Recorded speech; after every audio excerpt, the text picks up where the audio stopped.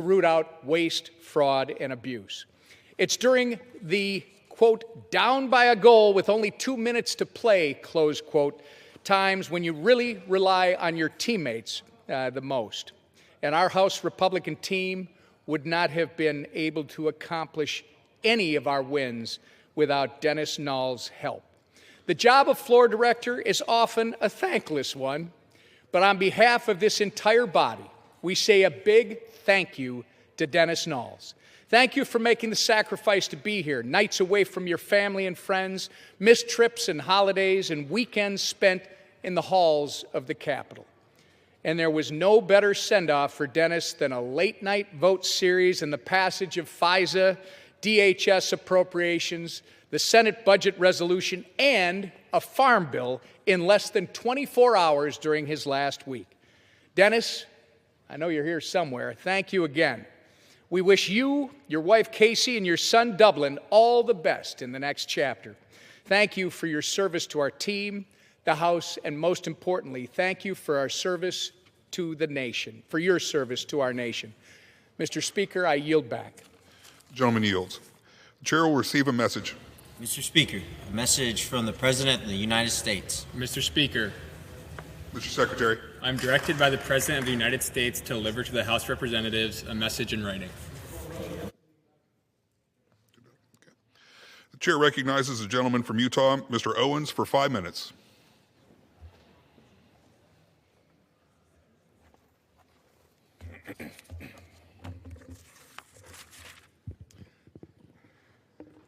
Thank you, Mr. Speaker. I rise today to share an incredible essay written by a student from Utah's 4th District to celebrate America's 250th anniversary of our country's founding.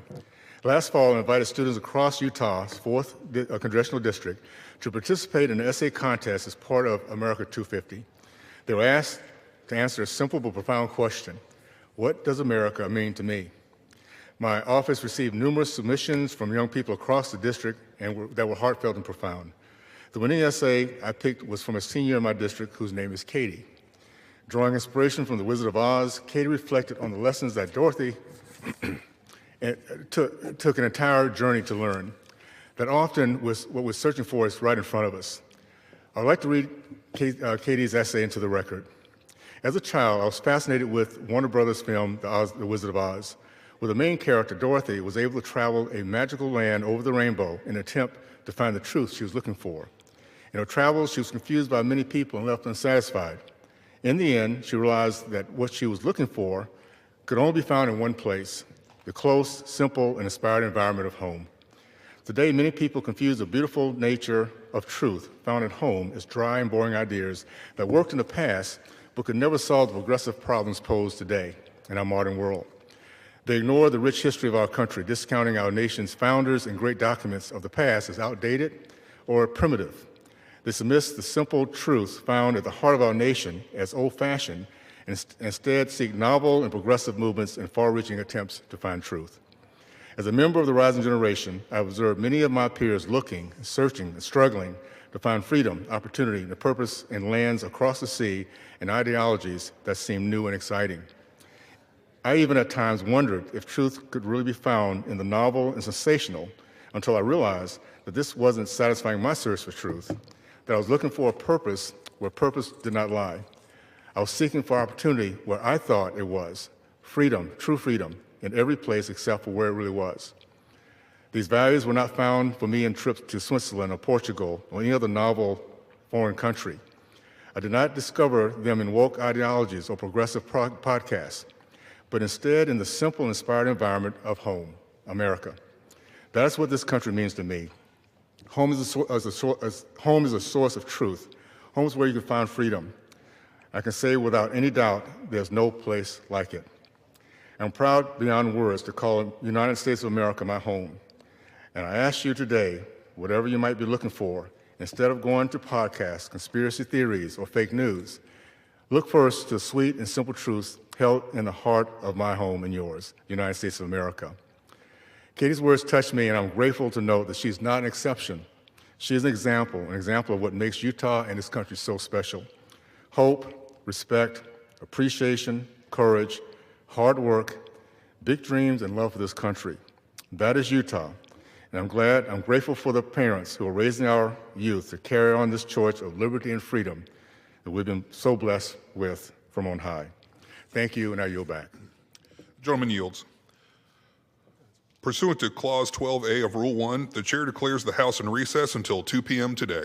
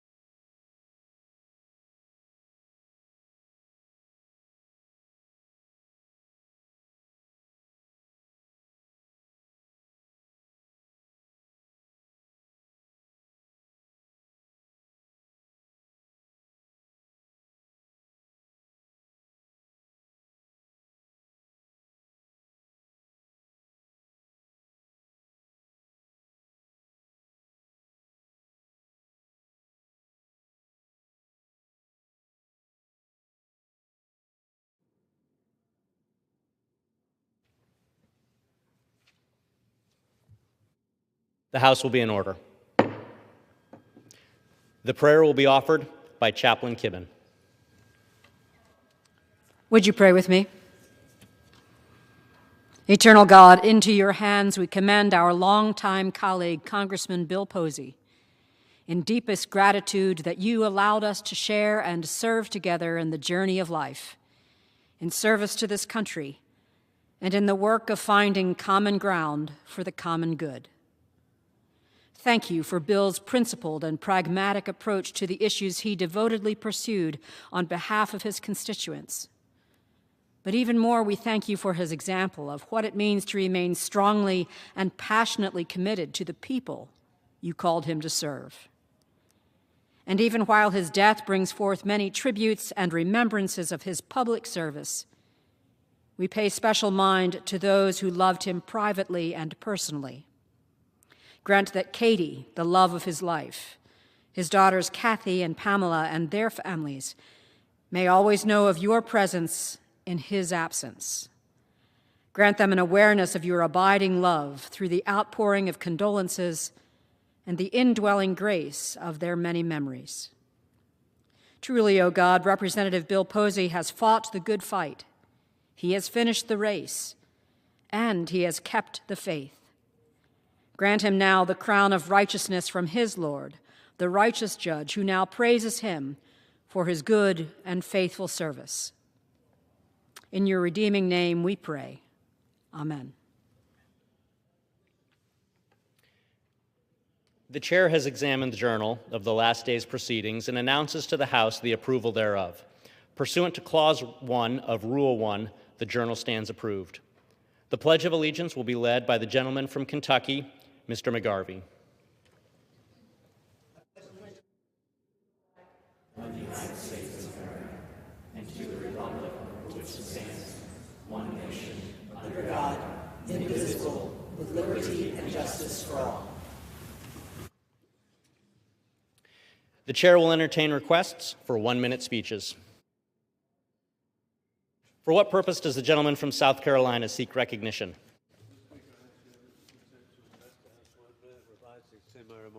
Without objection, the gentleman is recognized for 1 minute. Thank you, Mr. Speaker. I am grateful that President Donald Trump has achieved deregulation, creating jobs and strengthening opportunities for American families and new graduates. In the first 100 days, President Trump achieved reducing regulations. This goal continues as last month House Republicans led by Speaker Mike Johnson passed 2 bills that refocus on deregulation, improve infrastructure, lowering costs for our families, choosing results over radicalism, promises made, promises kept. Superstars of deregulation are Education Secretary Linda McMahon, EPA Administrator Lee Zeldin, Energy Secretary Chris Wright, and NRC Commissioner David Wright. In conclusion, God bless our troops as the global war on terrorism continues. Trump is reinstituting peace through strength, revealing war criminal Putin lies, insulting Trump and mocking Trump, providing satellite targeting information to kill Americans and Israelis.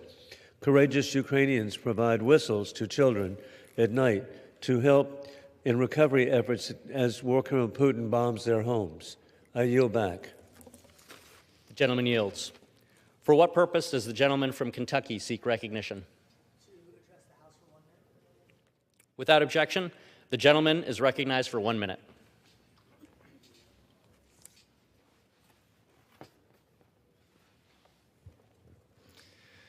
Mr. Speaker, nothing matches the pageantry and excitement of the Kentucky Derby.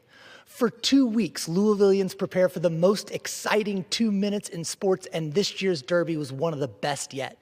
As the horses rounded the 4th turn, 23-1 long shot Golden Tempo came from the back of the pack, ridden by Jose Ortiz, to finish first, charging into the record books and the history books in the process. Because Golden Tempo wasn't the only one to beat the odds this Derby. In fact, when he crossed the finish line, trainer Cherie DeVoe officially became the first woman trainer to ever win the Kentucky Derby. Now think about this, 152 derbies, 2,053 horses have made it to the starting gates, only 18 of them have been trained by women, and now 1 is in the winner's circle. Cherie, congratulations. On behalf of all Louisvillians, Kentuckians, horse boys, and girls the world over, thank you. And best of luck in this year's Belmont. Mr. Speaker, I yield back. For what purpose does the gentleman from Texas seek recognition? I ask unanimous consent to advise and address the House for 1 minute, sir. The gentleman is recognized. My remarks. Thank you. Mr. Speaker, I rise today to congratulate the Congressional App Challenge winner of Texas's 8th Congressional District, Shrikar Kari. A few weeks ago, I had the privilege of meeting Shrikar and learning about the app that he created. And I can assure you it is nothing short of absolutely amazing. Shrikar's app, Onco GAT, is an AI system that can identify types of breast cancer and generate a treatment plan in a matter of seconds. He also built a companion tool which analyzes patient reports and provides molecular tumor board-level recommendations to neurologists. But what's really inspiring is the reason behind the app. So he noticed a problem. Harris County reports more new breast cancer cases than any other county in the state of Texas, with over 2,200 each year. It's not often you see someone at Shrikar's age who has the unique ability to combine his God-given talent and desire to help others. Thank you very much, young man. Go forward and do great things. And on behalf of the Texas 8th Congressional District, I congratulate Shrikar, his family on outstanding work, and I look forward to hearing about his future accomplishments. Mr. Speaker, with that, I yield back. The gentleman yields. The chair lays before the House a message.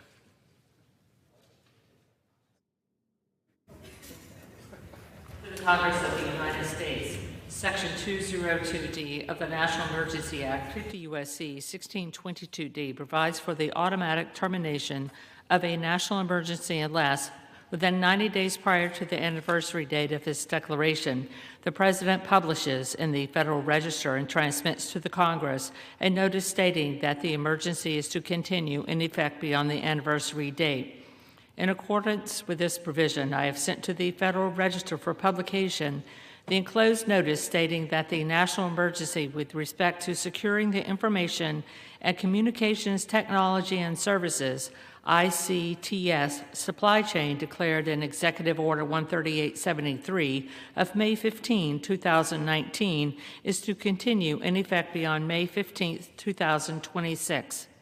Certain ICTS transactions and classes of transactions involving a foreign country or foreign national can allow for exploitation and vulnerabilities in the information and communications technology or services supply chain, resulting in potentially catastrophic effects. This threat continues to pose an unusual and extraordinary threat to the national security, foreign policy, and economy of the United States.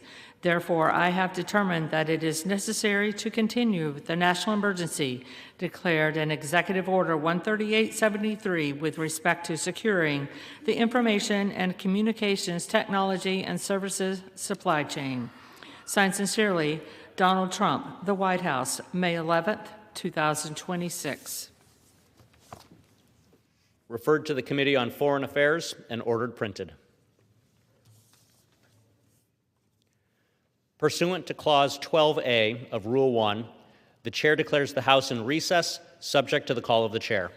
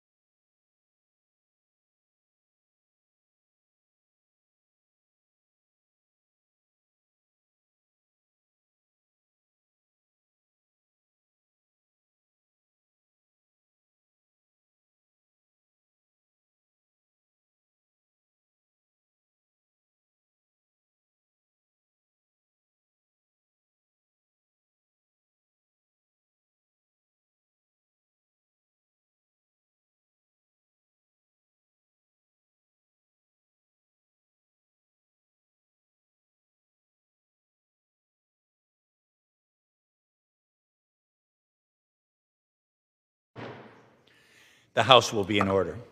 The chair will receive a message. Mr. Speaker, messages from the Senate. Mr. Speaker, Madam Secretary. I have been directed by the Senate to inform the House that the Senate has passed S-71, an act to require Amtrak to install baby-changing tables in bathrooms on passenger trains, in which the concurrence of the House is requested. Pursuant to Clause 8 of Rule 20, the chair will postpone further proceedings today on motions to suspend the rules on which a recorded vote or the yeas and nays are ordered, or votes objected to under Clause 6 of Rule 20. The House will resume proceedings on postponed questions at a later time. For what purpose does the gentleman from Arkansas seek recognition? Mr. Speaker, I move to suspend the rules and pass the bill H.R. 2071 as amended. The clerk will report the title of the bill. Union Calendar Number 491, H.R. 2071, a bill to prohibit federal funds from being made available to international financial institutions for the purposes of financing foreign shrimp farms and for other purposes.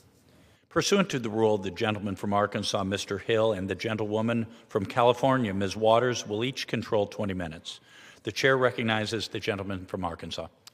Mr. Speaker, thank you very much. I ask unanimous consent that all members may have 5 legislative days to revise and extend their remarks and include extraneous material on this bill. Without objection. Mr. Speaker, I yield myself such time as I may consume. The gentleman is recognized. I rise today in strong support of my friend Mr. Neal's bill, the Save Our Shrimpers Act. Across our coastlines, our communities believe it is crucial that we protect our domestic shrimping industry and the hard-working men and women that keep it alive every day, day in and day out. For far too long, U.S. shrimpers along the Gulf and other coastal communities across our country have been put in a serious disadvantage by a wave of cheap imported shrimp. As the largest shareholder of multilateral lenders like the World Bank, the United States must ensure that these institutions are not financing competing shrimp producers with our domestic family growers. Representative Neal's bipartisan bill addresses this issue. Mr. Speaker, it requires that U.S. representatives at the international financial institutions to oppose financing activities related to shrimp farming, shrimp processing, or the export of shrimp in a foreign country. I thank Mr. Nels for his leadership on this important issue and for helping ensure that our international financial institution policy prioritize a level playing field for our shrimp producers here at home. I urge my colleagues to support the bill, and I reserve the balance of my time. The gentleman reserves. Gentlewoman from California. I yield myself such time as I may consume. I Gentlewoman rise in reserves. support of H.R. 2071, the Save Our Shrimpers Act. Communities in places like Louisiana, Texas, Florida, and Georgia have deep historic connections to the shrimping industry. They have raised concerns that foreign shrimping projects funded by international financial institutions, that is IFIs, are helping to dramatically increase the farmed shrimp supply, causing a glut that is driving down the price of shrimp and harming American business. This bill would direct the United States government to oppose financial assistance by the World Bank and other international financial institutions to projects that support foreign shrimp farming, shrimp processing, or the export of shrimp. So I would encourage members to support this bill, and I reserve the balance of my time. The gentleman reserves. The gentleman from Arkansas. I thank the Speaker. I yield, Mr. Speaker, 2 minutes to the gentleman from Texas, Mr. Nels, who's the chairman of the T&I Subcommittee on Aviation, who is the author of the bill we have before us this afternoon. I yield 2 minutes. Gentleman is recognized. Mr. Speaker, thank you. Chairman, thank you so much. I rise today in support of H.R. 2071, the Save Our Shrimpers Act. For far too long, folks, hardworking American shrimpers have been devastated by the flood of foreign shrimp imports entering our markets, driving down the prices, undermining fair competition, and forcing generations after generation of fishing families out of business. For decades, billions of dollars tied to international development financing have helped support foreign shrimp production overseas. According to publicly available data from the Department of Treasury, U.S. executive directors at international financial institutions have voted in favor of nearly 89% of multilateral shrimp and aquaculture projects over the last 30 years. Think about that, 89%. American taxpayer dollars have effectively helped finance foreign shrimp industries, while our own shrimpers are being forced to compete against foreign producers benefiting from the subsidies, the unfair trade practices, and lower labor and environmental standards, allowing imported shrimp to be sold below the cost of production. It's unacceptable. Meanwhile, the men and women in our Gulf Coast and coastal communities wake up before dawn, work long hours in dangerous conditions to help feed this country. They deserve a level playing field, not a federal government helping bankroll their foreign competition. The Save Our Shrimpers Act directs U.S. representatives at international financial institutions to use the voice and vote of the United States to oppose projects that finance foreign shrimp farming, shrimp processing, or shrimp exports overseas. The Save Our Shrimpers Act stands up for American jobs, American seafood producers, and the coastal communities that depend on the shrimping industry to survive. I urge my colleagues to stand up for our shrimpers and protect the American industry. I vote yes. I ask a vote yes on H.R. 2071. I yield. The gentleman yields back. I'll reserve. The gentleman reserves. Mr. Speaker, I have no further speakers, and I'm prepared to close if the gentleman from Arkansas has no further speakers. Gentlewoman is recognized to close. Mr. Speaker, I yield myself the balance of the time. I'm supportive of American workers, including the shrimpers communities. For that reason, I recommend that my colleagues support this bill, and I yield back the balance of my time. The gentlewoman yields back. Gentleman from Arkansas. Thank you, Mr. Speaker. I want to thank the gentlewoman from California. I yield myself the remainder of my time. Mr. Speaker, as I mentioned earlier, I think Mr. Nels has done good work on behalf of our hardworking men and women in the shrimping industry, particularly in his native Gulf Coast, that get up at the crack of dawn every day to make a living and serve a delicious product to Americans and neighbors alike.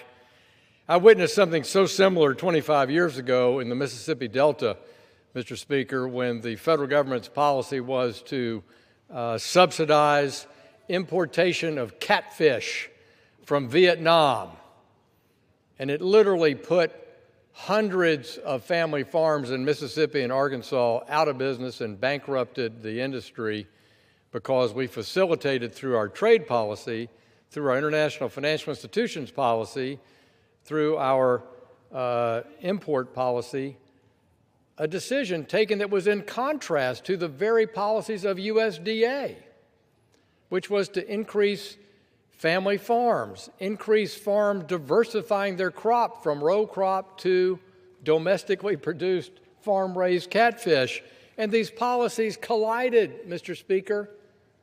So I think what the gentleman from Texas is arguing, let's have common sense in our policy that supports our producers, our family shrimp growers, and support them and put them first in this channel of providing high-quality seafood to the American consumer.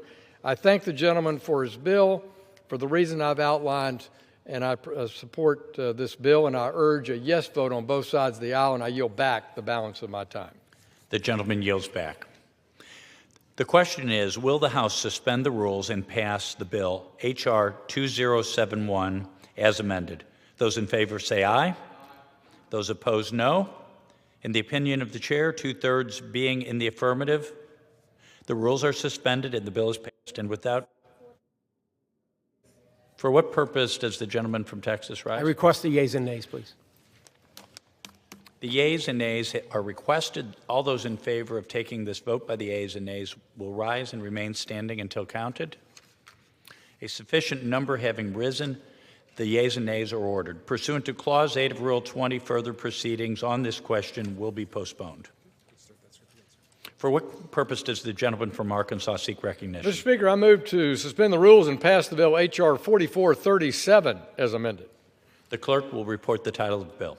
Union Calendar Number 206, H.R. 4437, a bill to reduce the regulatory burden on certain well-managed and well-capitalized financial institutions and for other purposes. Pursuant to the rule, the gentleman from Arkansas, Mr. Hill, and the gentlewoman from California, Ms. Waters, will each control 20 minutes. The chair recognizes the gentleman from Arkansas. Mr. Speaker, thank you. I ask unanimous consent that all members may have 5 legislative days to revise and extend their remarks and include extraneous material on this bill. Without objection. Thanks, Mr. Speaker. Mr. Speaker, I yield myself such time as I may consume. The gentleman is recognized. Mr. Speaker, I rise today in enthusiastic support of my friend from South Carolina, Mr. Timmons' SMART Act. Community banks and credit unions play a vital role in all of our local communities across our nation, often serving as the primary source of credit, particularly in rural and underserved communities. These institutions support small businesses and small farms and help hardworking Americans achieve home ownership and long-term financial stability. Too often, well-managed institutions are burdened by duplicative and outdated regulatory requirements. These unnecessary burdens divert time, staff, and resources away from lending and supporting their local economies and move towards a check-the-box compliant process that does not make the financial system any safer, any sounder. The SMART Act offers a practical, common-sense solution by streamlining and simplifying limited-scope exams for smaller, well-capitalized, and well-managed institutions, while fully preserving the safety and soundness standards. This targeted supervisory relief reduces unnecessary burden and eliminates duplicative reviews and free community banks to focus on lending and those goals of serving their customers. Regulators should recognize that financial institutions with a strong track record should not be subject to the same regulatory scrutiny as institutions that are under financial stress or poorly managed or quite large and complex. Furthermore, the SMART Act makes further improvements to bank and credit union examinations, including the federal regulators to improve the examination practices by assigning experienced examiners, minimizing unnecessary on-site disruptions, and ensuring that exams are conducted in a more efficient and predictable manner. Washington should not create unnecessary burdens that make it even harder for small, public or privately held community banks and their credit union competitors to try to compete and serve their Main Street customer base. The SMART Act is a practical, bipartisan step that preserves the strength of community institutions, keeps regulators focused on the areas of greatest risk, and supports a healthier, more balanced financial system for all Americans. I urge my colleagues to support the SMART Act, and I reserve the balance of my time. The gentleman reserves. The gentlewoman from California is recognized. I yield myself such time as I may consume. The gentlewoman is recognized. I rise in support of H.R. 4437, the Supervisory Modifications for Appropriate Risk-Based Testing Act of 2025, sponsored by Representative Timmons and our Financial Institutions Subcommittee Ranking Member, Representative Foster. This is a good bipartisan bill that will support our community banks and our credit unions. I've heard many community banks and credit unions raise concerns about their bank exams and ask how they might be streamlined. The bill provides these institutions with alternating full scope and limited scope opportunities. In order to qualify for this relief, community banks and credit unions must be well capitalized and well managed. For example, that means that in order to receive this relief, they cannot be subject to an enforcement order. The bill also clarifies that regulators retain the discretion to do additional exams if something unexpected develops related to safety and soundness, and ensure that these institutions are complying with the law. I also appreciate that Chairman Hill and the sponsors worked with me to include my amendment to require that regulators have examiners with significant experience before they conduct exams of smaller banks and credit unions. My amendment would also minimize the number of examiners and time at the institution to carry out an on-site exam to reduce the burden on smaller institutions. Finally, Congress must receive statistics from the regulators every year about these changes so we can understand how they are being implemented. If members want to do something meaningful to help our community banks and credit unions, then I urge you to support this bill, and I reserve the balance of my time. The gentlewoman reserves. The gentleman from Arkansas is recognized. Thank you, Mr. Speaker. I want to yield 2 minutes to my good friend and a great member of our House Financial Services. Oh, I'm sorry, Mr. Speaker, let me retract that and say, Mr. Speaker, I want to include in the record the CBO estimate for the bill. Without objection. Yeah, thank you. Mr. Speaker, let me yield 2 minutes to my friend, the gentleman from South Carolina, the chairman of Oversight Subcommittee on Military and Foreign Affairs, and an outstanding, very active member of our House Financial Services Committee, Mr. Timmons of South Carolina. The gentleman from South Carolina is recognized. Mr. Speaker, I rise in support of my bill, H.R. 4437, the Supervisory Modifications for Appropriate Risk-Based Testing Act, also known as the SMART Act. I am proud to partner with Rep. Foster on this bipartisan legislation to provide targeted, risk-based regulatory relief for well-managed, well-capitalized financial institutions with assets under $6 billion. The SMART Act modernizes the examination process for qualifying institutions by allowing full-scope, on-site examinations every other cycle, alternating with more limited reviews focused on key risk areas.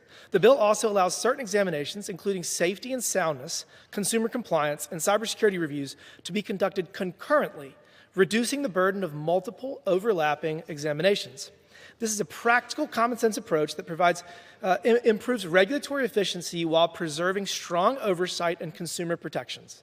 The SMART Act is built on a principle familiar in other regulated industries, including the restaurant sector, where institutions with a strong track record and demonstrated compliance benefit from a more streamlined oversight process.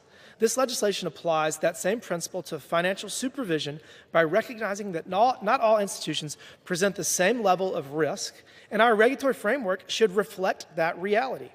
At the same time, regulators would retain full authority to conduct additional examinations whenever necessary, and institutions with recent enforcement actions or major changes in control would not qualify for this streamlined process. Smaller financial institutions are essential to local economies, helping finance small businesses, first homes, and community development projects across the country. This bill gives them greater capacity to serve their customers and communities while maintaining the strong safeguards that consumers expect and deserve. I urge my colleagues on both sides of the aisle to support this bipartisan legislation that promotes efficiency and smarter regulation. Thank you, and I yield back the balance of my time. The gentleman yields back. I reserve, Mr. Speaker. The gentleman reserves. Gentlewoman from I California. now yield 4 minutes to the gentleman from Illinois, Dr. Foster. Without objection. The gentleman is recognized. Mr. Speaker, I rise in support of the Bipartisan Supervisory Modifications and Appropriate Risk-Taking, or SMART Act, which provides thoughtful examinations relief to qualifying community banks and credit unions while maintaining appropriate safeguards. Specifically, the SMART Act allows community banks and credit unions with fewer than $6 billion in assets to qualify for alternating full and limited scope examinations, provided that their prudential regulator gave them a strong review at their last full scope examination, and that they are not subject to an enforcement action, and they have not recently merged, which can be often a challenging time for recently merged institutions. If they meet these criteria, qualifying community banks and credit unions may also request that regulators combine certain types of exams so they can take place at the same time. Many employees of the smallest firms wear multiple hats and have daily duties outside of the examination process. This provision allows firms with a strong track record to better coordinate with regulators and spend more time working with the communities that they serve. It will also provide regulatory staff with greater flexibility to focus their limited resources on poorly rated institutions that need greater oversight. And I reemphasize that this bill includes important safeguards that accompany this added flexibility. As I mentioned, the relief provided in this bill will only be available to well-managed and well-capitalized community bank and credit unions with fewer than $6 billion assets, and they're in good standing with the regulatory agency. And the regulators will always be able to step in if there is a threat to the stability of a covered institution.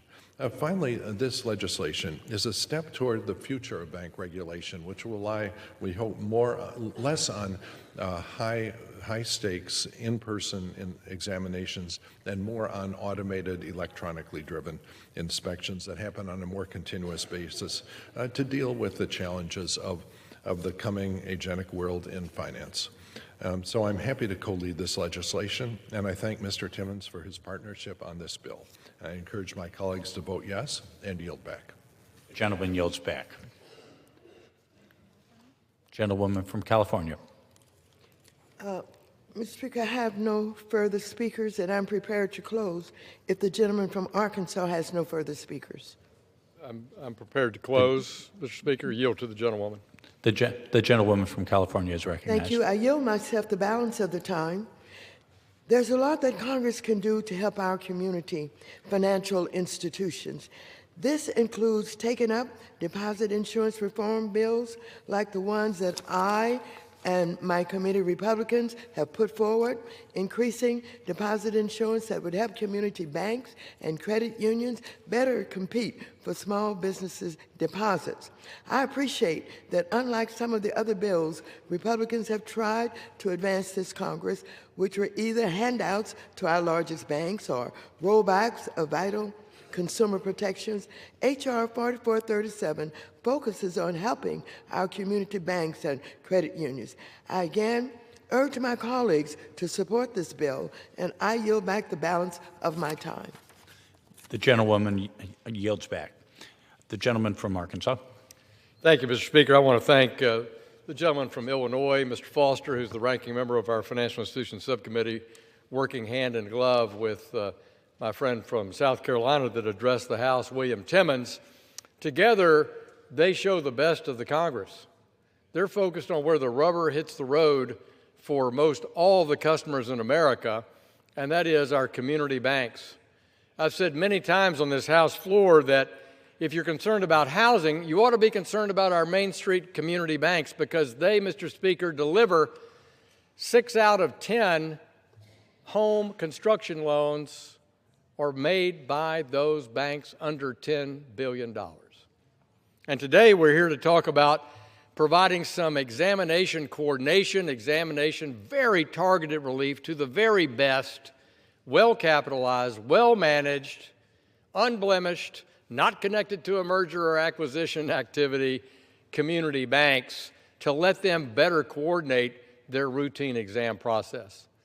Mr. Speaker, I worked at banks of that size, and I know the confusion of multiple exams that are uncoordinated between the agencies and come like waves one after another, from which there is no relief, and the same small compliance group dedicated in that bank under $6 billion is avalanched by these requests from the FDIC, the Federal Reserve, the OCC, the State Bank Department, the NASD, now FINRA for broker-dealer, a trust exam, an IT exam.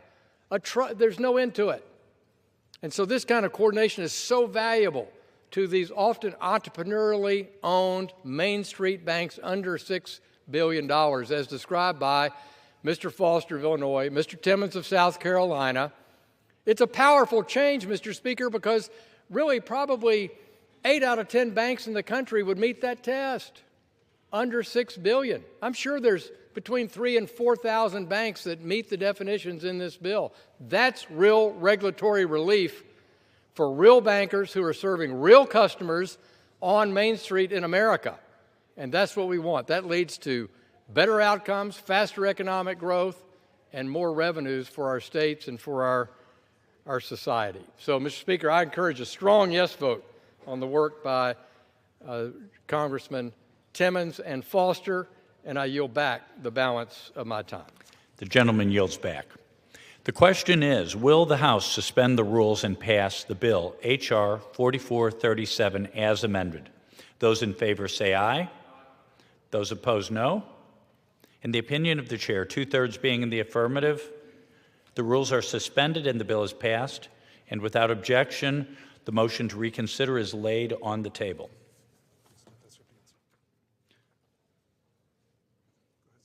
For what purpose does the gentleman from Arkansas seek recognition? Mr. Speaker, I move to suspend the rules and pass the bill H.R. 3709 as amended. The clerk will report the title of the bill. H.R. 3709, a bill to amend the Financial Institutions Reform, Recovery, and Enforcement Act of 1989 to establish a financial agent mentor-protege program within the Department of the Treasury and for other purposes. Pursuant to the rule, the gentleman from Arkansas, Mr. Hill, and the gentlewoman from California, Ms. Waters, will each control 20 minutes. The chair recognizes the gentleman from Arkansas. I thank the Speaker. Mr. Speaker, I ask unanimous consent that all members may have 5 legislative days to revise and extend their remarks and include extraneous material on this bill. Without objection. Thank you, Mr. Speaker. I now yield myself such time as I may consume.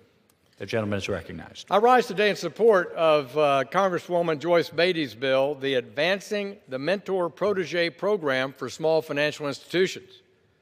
Small financial institutions, as we have discussed this afternoon, play a vital role in providing financial services to our families and our small businesses across our communities that often lack robust access to financial products and services, particularly outside our urban areas.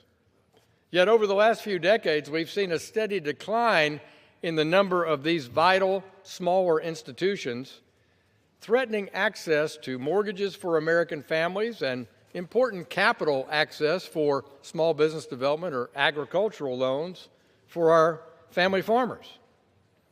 Representative Beatty's bipartisan legislation helps ensure that smaller banks and credit unions remain viable by formally codifying the Financial Agent Mentor-Protege Program within the United States Department of the Treasury. Since 2018, the Treasury has launched the program to strengthen partnerships between the nation's largest banks and some of our smallest financial institutions across our land. This program pairs small and rural financial institutions with larger banks and credit unions, giving them access to resources, training, and technical assistance so that they can better serve their communities and better position themselves to qualify to serve as a financial agent for the Treasury.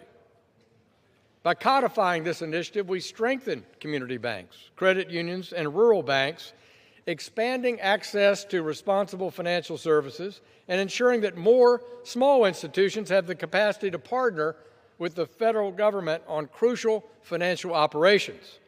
I want to thank my friend from Ohio, Ms. Beatty, for her leadership on this critical issue. I'd encourage members on both sides of the aisle to support this bill, and I reserve the balance of my time.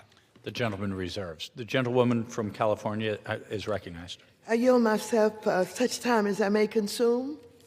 The gentlewoman is recognized. I rise in support of H.R. 3709, the Advancing the Mentor-Protege Program for Small Financial Institutions Act, sponsored by our colleague and former chair of our Diversity and Inclusion Subcommittee, Representative Joyce Beatty.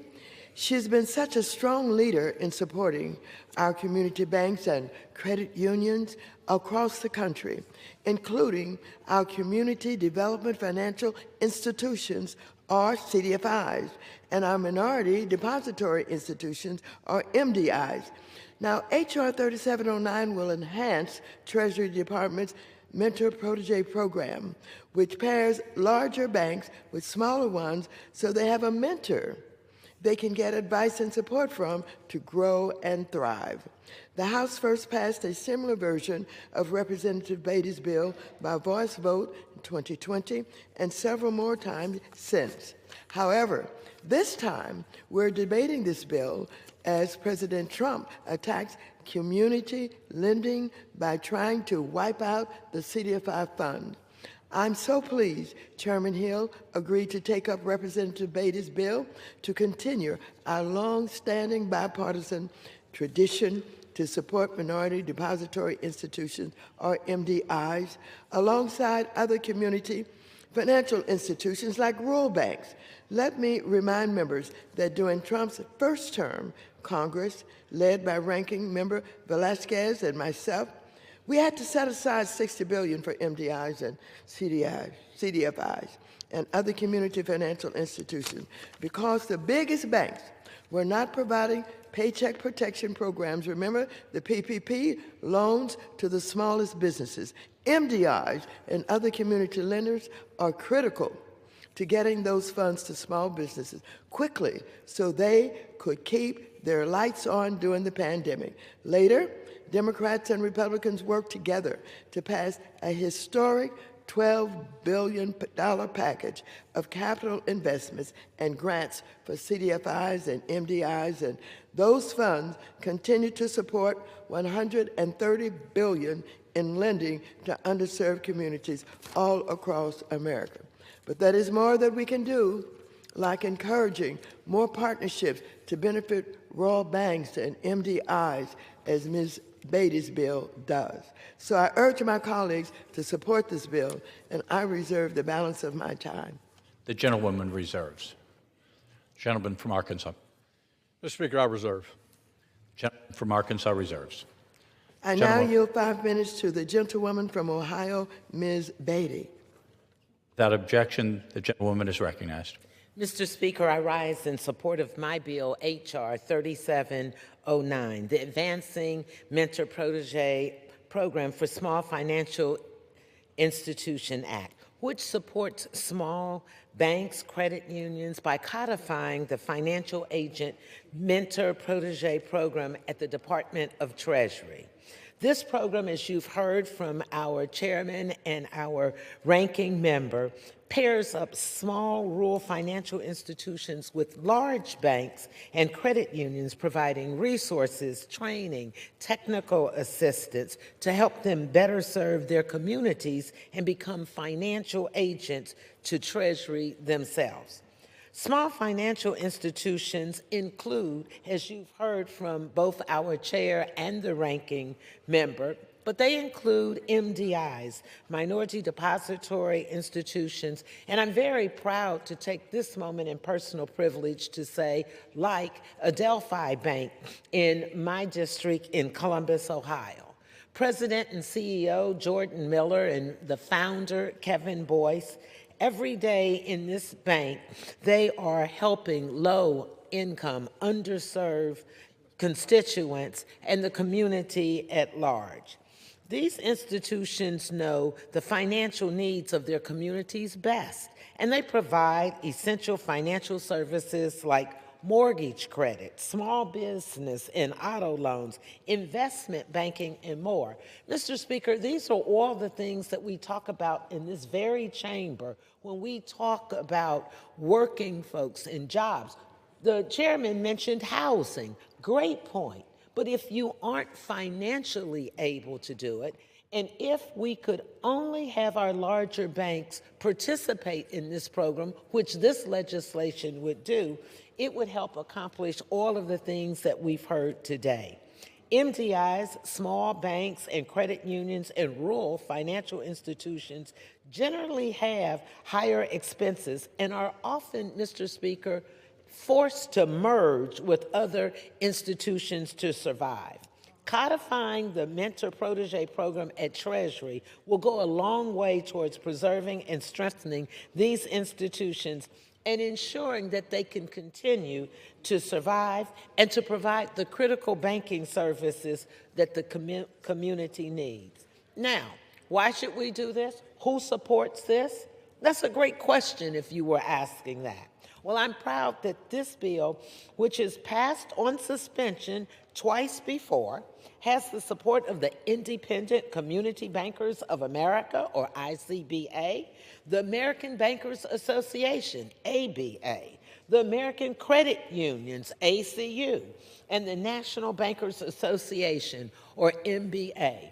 I have been working on this bill for the entire congressional session because it is so important, and I am so proud that it is a bipartisan piece of legislation. Let me just also share this. My bill has been endorsed by Ohio regional banks like Huntington Bank, which is headquartered in the capital city of the great state of Ohio, Columbus, Ohio, Fifth Third Bank, headquartered in Cincinnati, Ohio, and KeyBank, headquartered in Cleveland, Ohio. On this, we can all agree, I am sure, Mr. Speaker, supporting small, mission-driven credit unions and community banks directly benefits American consumers and the economy overall. Therefore, Mr. Speaker, I urge my colleagues to support this bipartisan bill, and I yield back. Thank you. The gentlewoman yields back. Gentlewoman from California.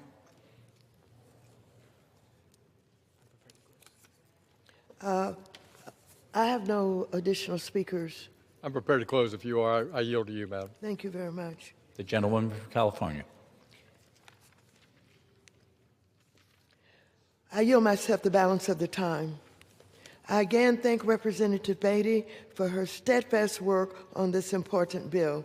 This is one of the several bills today, and I am glad we are considering to strengthen MDIs and CDFIs, community banks, and credit unions. I urge my colleagues to support this bill, and I yield back the balance of my time. The gentlewoman yields back. Gentleman from Arkansas. Thank you, Mr. Speaker. I'm including in the record the CBO estimate for this bill. Without objection. I thank the Speaker. Let me again urge all members on both sides of the aisle to support Congresswoman Beatty's good bill. It really helps. So many of these small institutions just don't have the capacity building to cope with some of the things that we've talked about on the House floor today in terms of the compliance burden, the requirements they have to be successful. And if we really want to help our smallest institutions do that, they have to have a peer network. They have to have expertise in some select areas to enhance their ability to serve not only the Treasury's needs, but just to run a more successful financial institutions, be able to grow it, serve their community.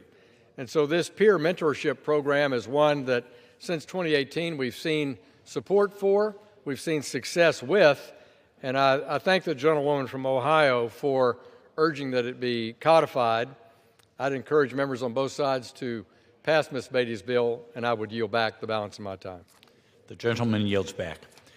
The question is, will the House suspend the rules and pass the bill, H.R. 3709, as amended? Those in favor say aye. Those opposed, no.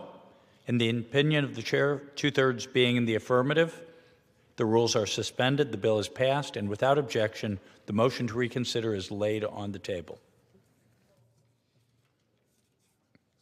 For what purposes does the gentleman from Arkansas seek recognition? Mr. Speaker, I move to suspend the rules and pass the bill H.R. 4478. The clerk will report the title of the bill.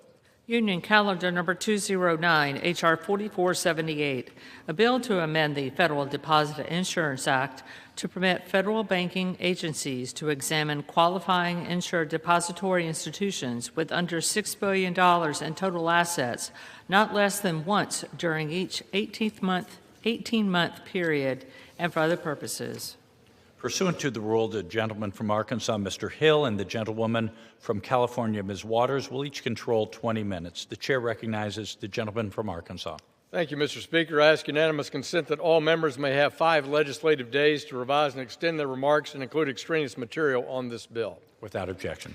Mr. Speaker, I yield myself such time as I may consume. The gentleman is recognized. Thank you, Mr. Speaker. I rise in support of the gentleman from North Carolina, Mr. Moore's bill, H.R. 4478, the Trust Act. For many community banks across the country, the challenge is not lack of demand for loans, it's the growing weight of compliance costs and administrative burden that has steadily increased over time, dramatically in the years since the global financial crisis. These institutions play an essential role in our local communities, providing capital to help local farmers expand operations, support entrepreneurs, allow families to meet their goals of building a house or doing a renovation.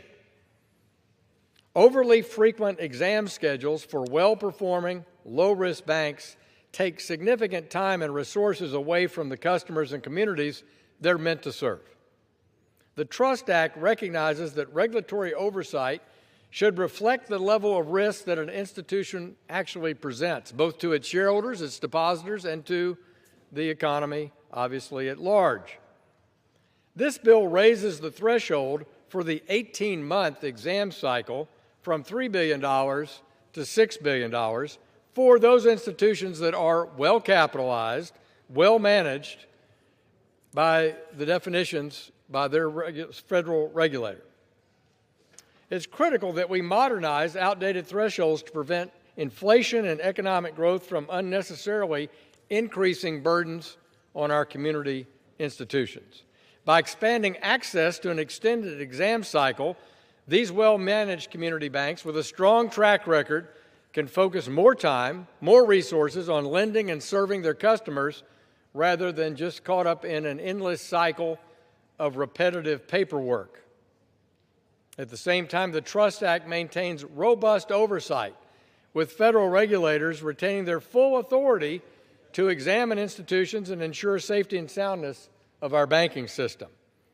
By balancing effective oversight with reduced burden for well-managed institutions, this bill allows community banks to better serve families, farmers, and small businesses that rely on them every single day.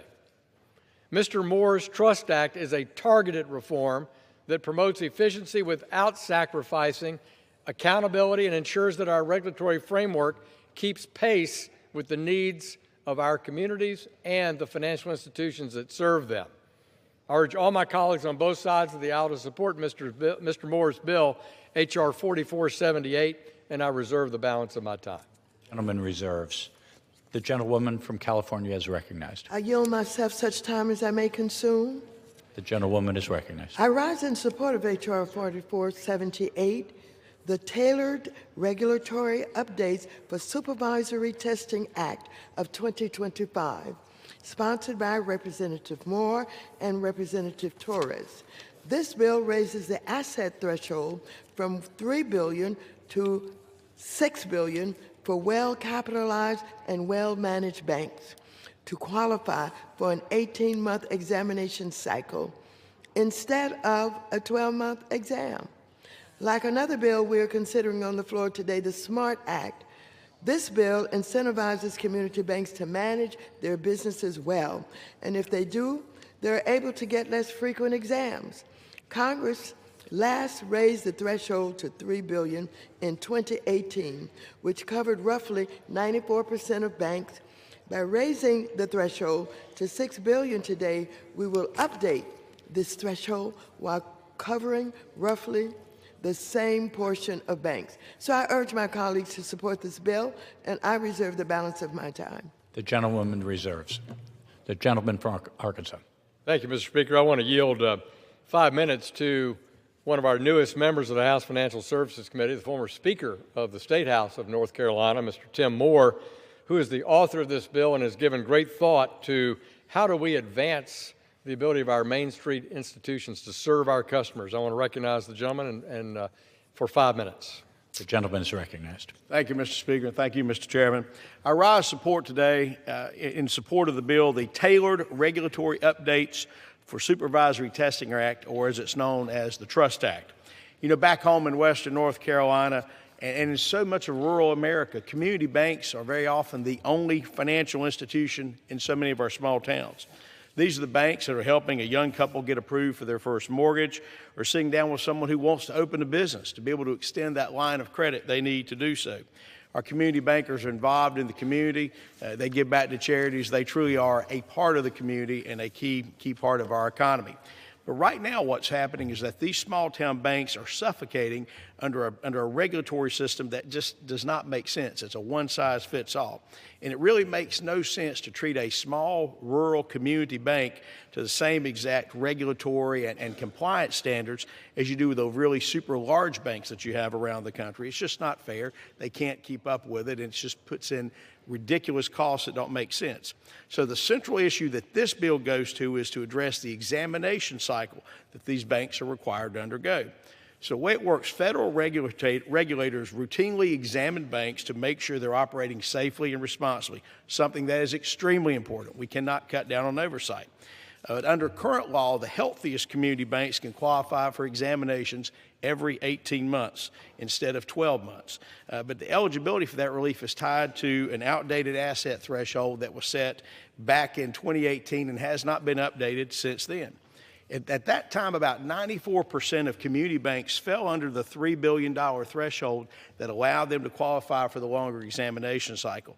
Today, because of inflation and economic growth alone, it takes nearly $6 billion in assets to cover that same share of banks. So let's call it like it is. These banks did not suddenly become reckless overnight or stop serving their communities responsibly. The only thing that changed was the economy grew, and Washington never bothered to modernize the rules. So that means that well-run community banks are now being pushed to more frequent exam cycles simply because of an outdated number on paper that no longer reflects the reality. And here's what happens. Every hour, every dollar that is spent preparing paperwork for regulators is an hour or money that's not spent helping small business, helping individuals who need to get access to credit. What has to happen is that this has to be updated, and Congress can do this, and I believe we'll do this today.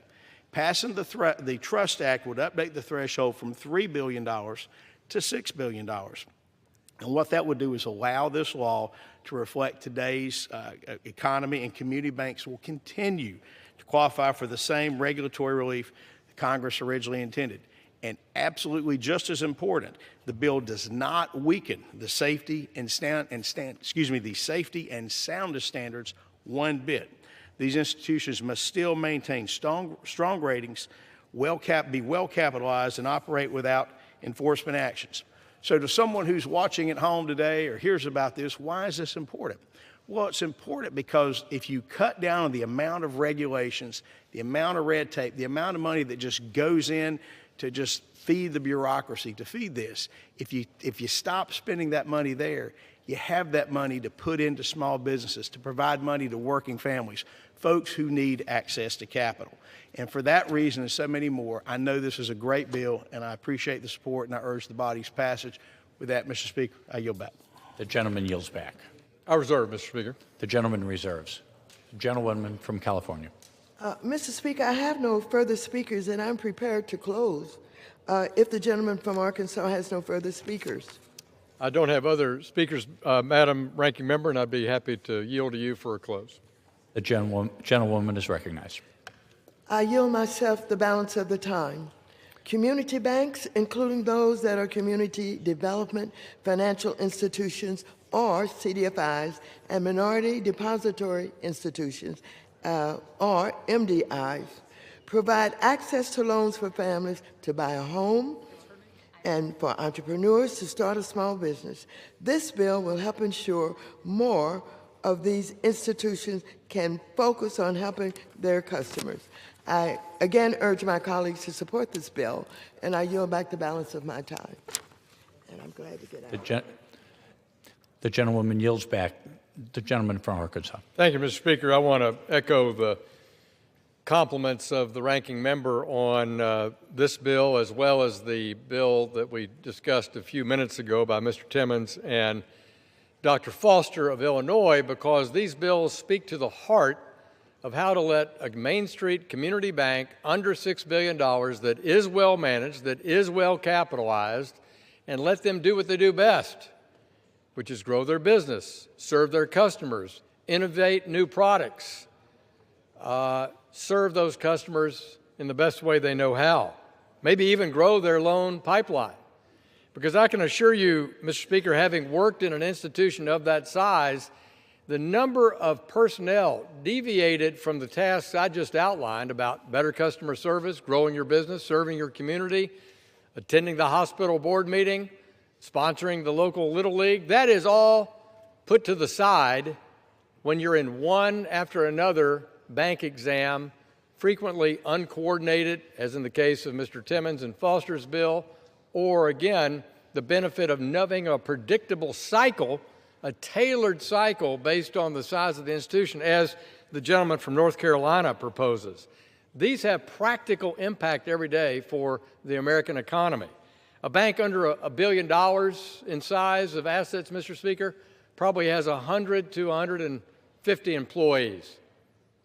And in any exam, you're going to pull off, I'd say at least 10% of that total employment base hours focused on exam prep, exam service, exam follow-up. So these have practical implications, and I want to thank the gentleman from North Carolina for speaking out on smaller financial institutions across this country to see the practical, hands-on benefits of this strong bipartisan bill that he's brought to the House floor today. So I urge all my colleagues to vote yes on the Trust Act.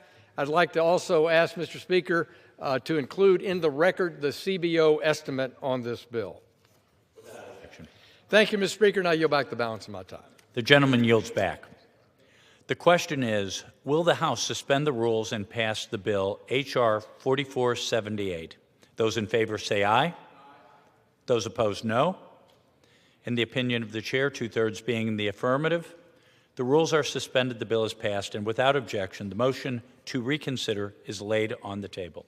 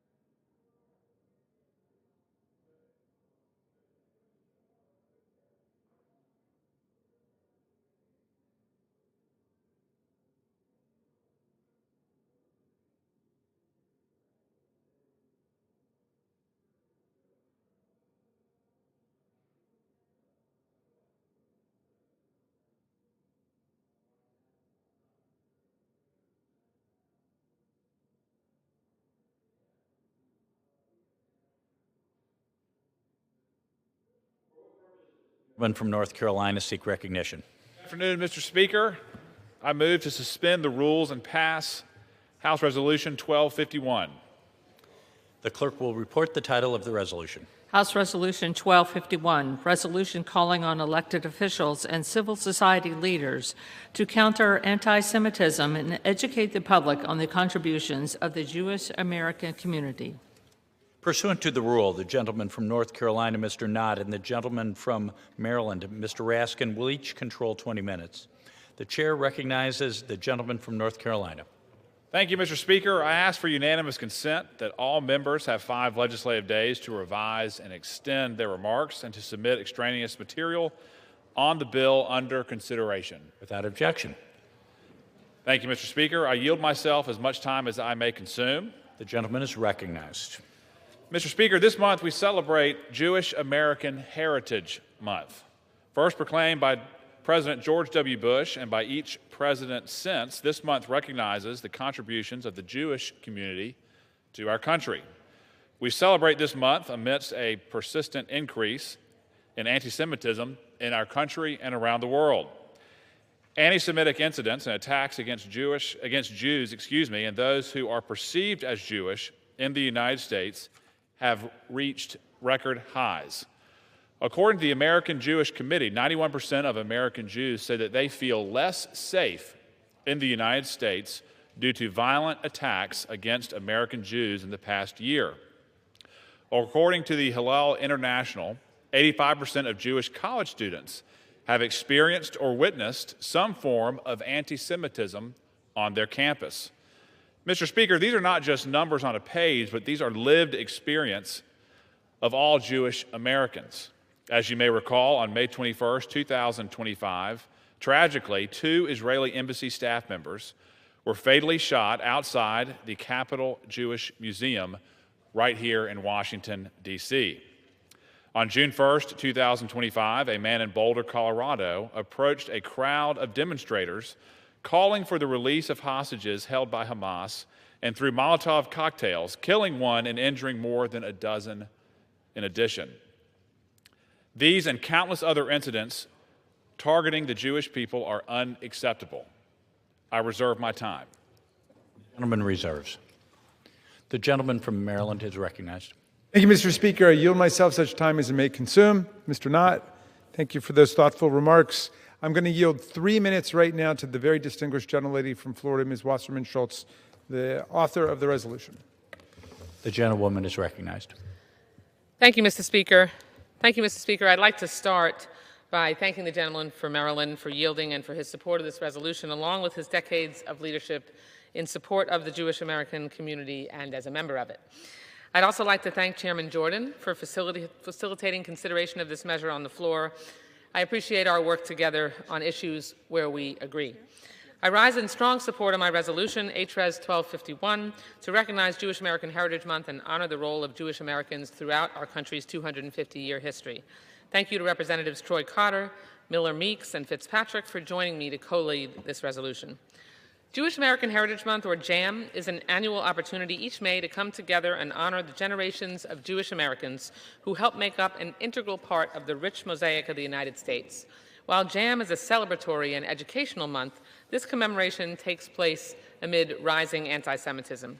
As the resolution notes, anti-Jewish bias was identified in 2/3 of 2024 FBI hate crime reports, and American Jews, who are just 2% of the population, were targeted in 15% of all hate crimes. 91% of Jews feel less safe in America after violent attacks in Colorado, Pennsylvania, New York, and here in Washington, D.C., some of which were deadly. And as these threats surge, more than half of Jewish institutions like synagogues, preschools, and community centers lack the resources to protect themselves. The status quo is unacceptable.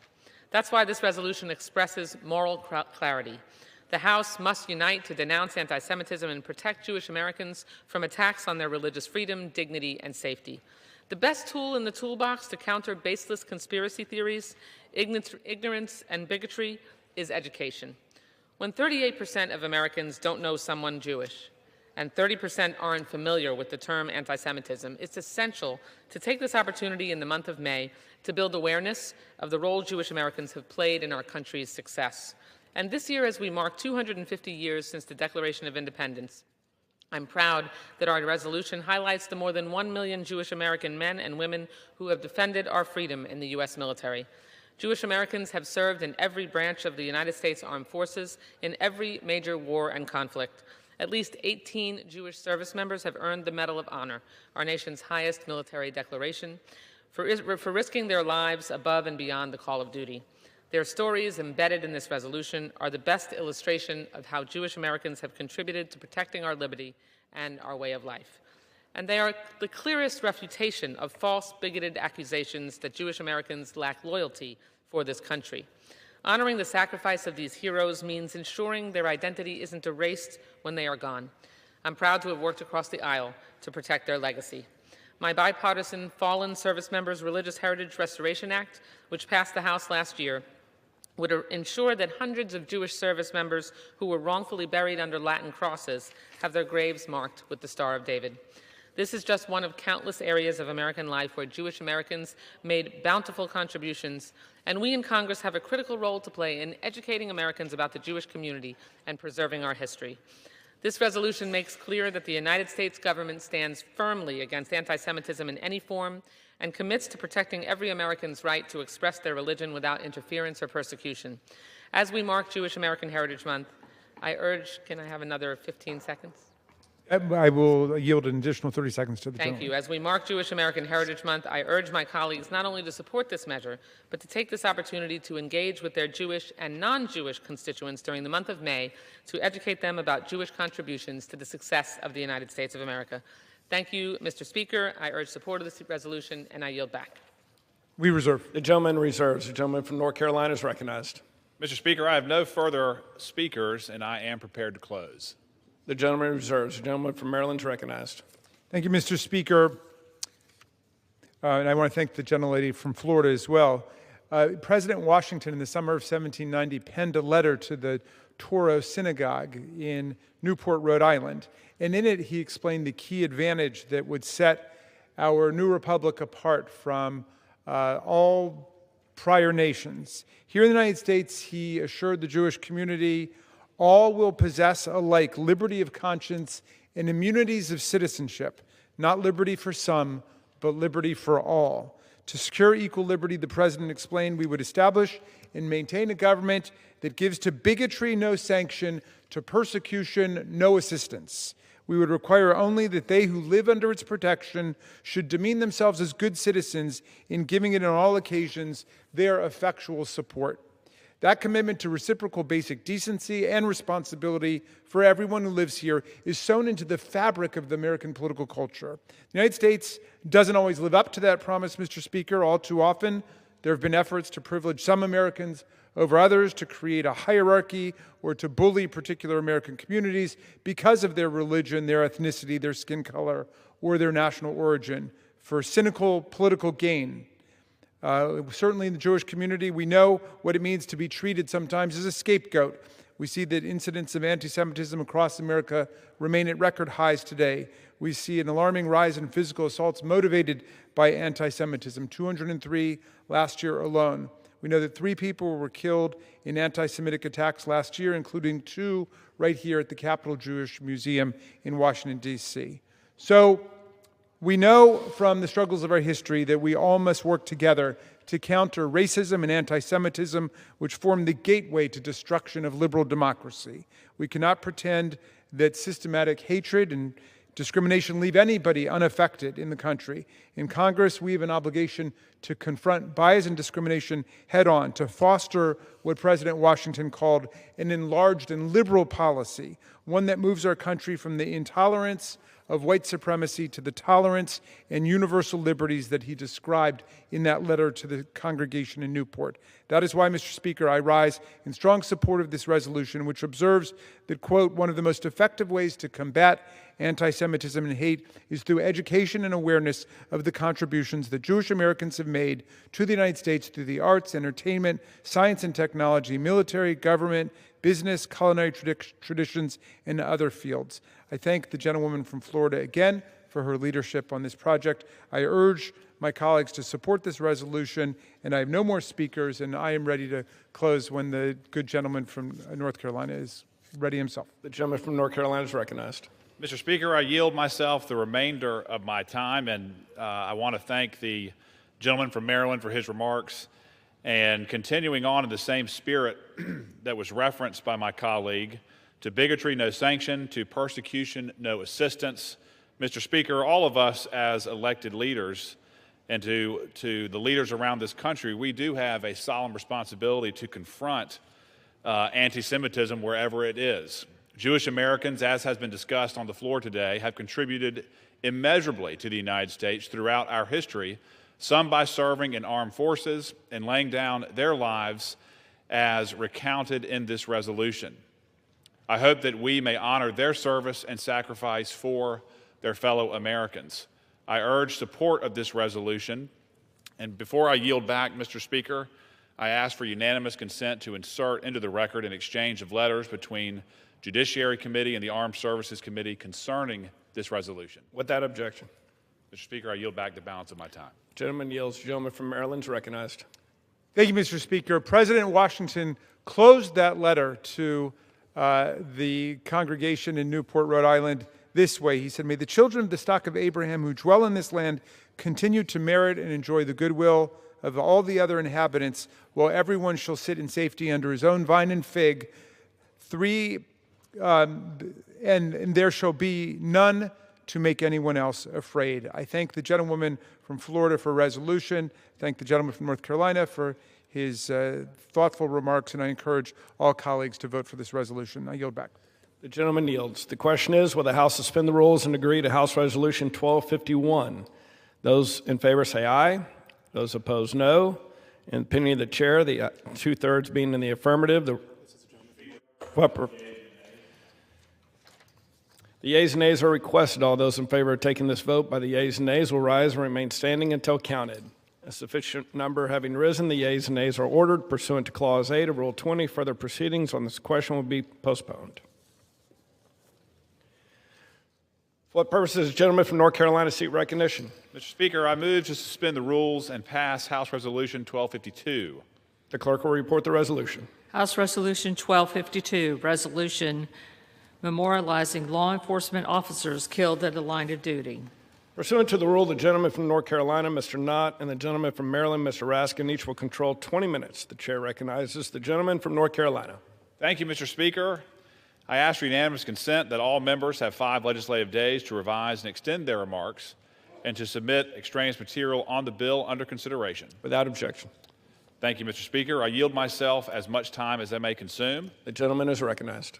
Thank you again, Mr. Speaker. Mr. Speaker, I rise in support of House Resolution 1252, introduced by my colleagues, Representative Guest, Letlow, and Representative Pappas. It is National Police Week, and countless men and women who serve in law enforcement at every level of government have come here to our nation's capital, Washington, D.C.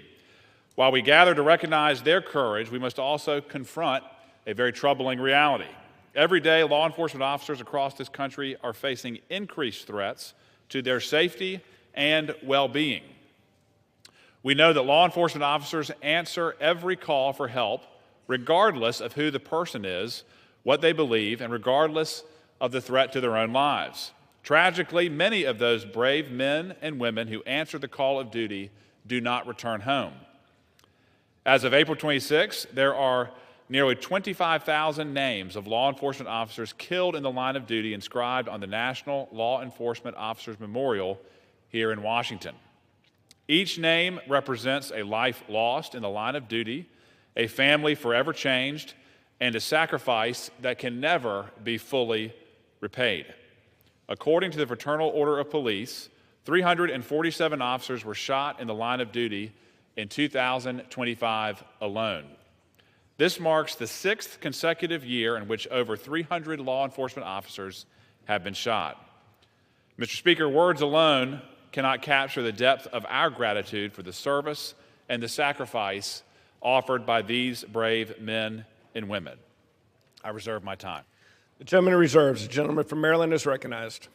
Thank you, Mr. Speaker. I yield myself such time as I may consume. The gentleman is recognized. I rise today also in strong support of this resolution, which recognizes the sacrifices made by law enforcement officials across America every day and honors the bravery of those who have fallen in the line of duty and given the rest of us the last full measure of their devotion. These two often unsung heroes have our eternal gratitude, and we must offer our unwavering support to their families and loved ones. 111 officers died in the line of duty last year, and 30 more have fallen already in 2026. They leave behind wives and husbands, fathers and mothers, sons and daughters, partners and colleagues to remember them, and we must remember them too. This year, 363 names will be added to the National Law Enforcement Officer Memorial here in D.C., including 2 officers from Maryland I'd like to mention. Sergeant Brenda J. Lowry of the Cecil County Sheriff's Office died suddenly on June 4, 2024, after working the night shift at the Cecil County Detention Center. Those who knew her recalled how through her nearly 2 decades of service, she managed to make a positive impact in the lives of not only her fellow deputies, but to all that she interacted with during the day. A dedicated servant to her community and country, Sergeant Lowry, like many officers, also a military veteran, of the United States Air Force, never stopped serving her country and her community. Former Chief Edward E. Ivey, Jr. of the Fairmount Heights Police Department in Prince George's County has been described by colleagues as a natural leader and pillar of his community that he served for 28 years. Chief Ivey passed away after an occupational illness on June 14, 2022. He was posthumously honored by the Police Chiefs Association of Prince George's County in their Hall of Fame award.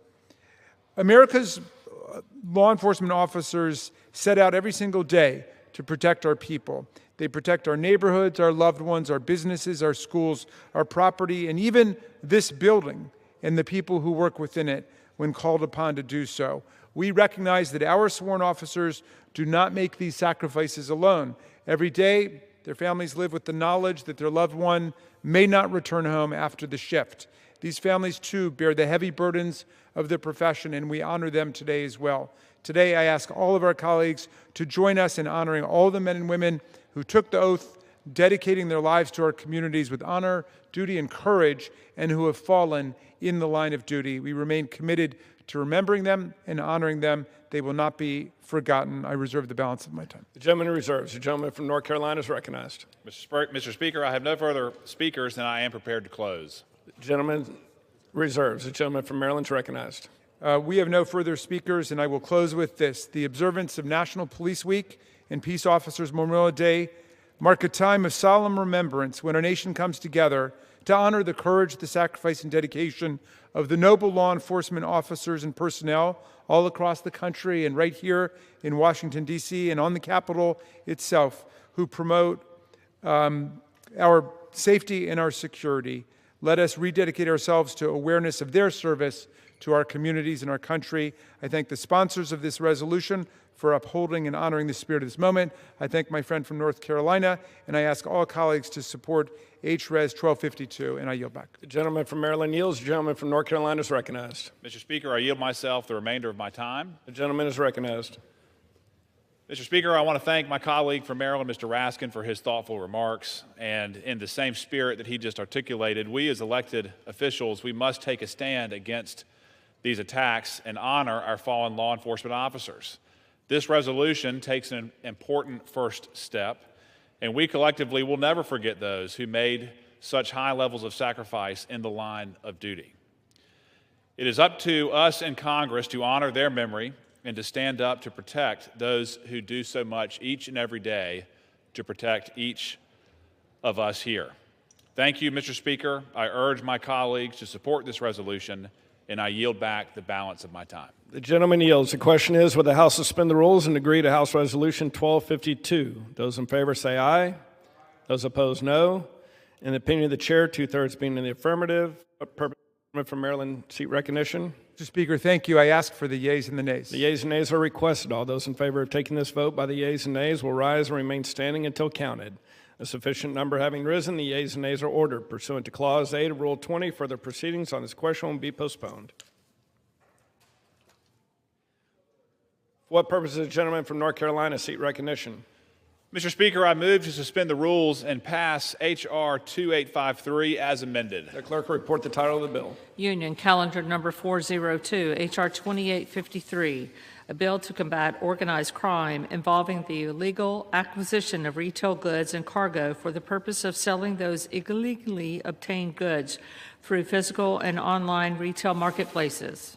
Pursuant to the rule, the gentleman from North Carolina, Mr. Knott, and the gentleman from Maryland, Mr. Raskin, each will control 20 minutes. The chair recognizes the gentleman from North Carolina.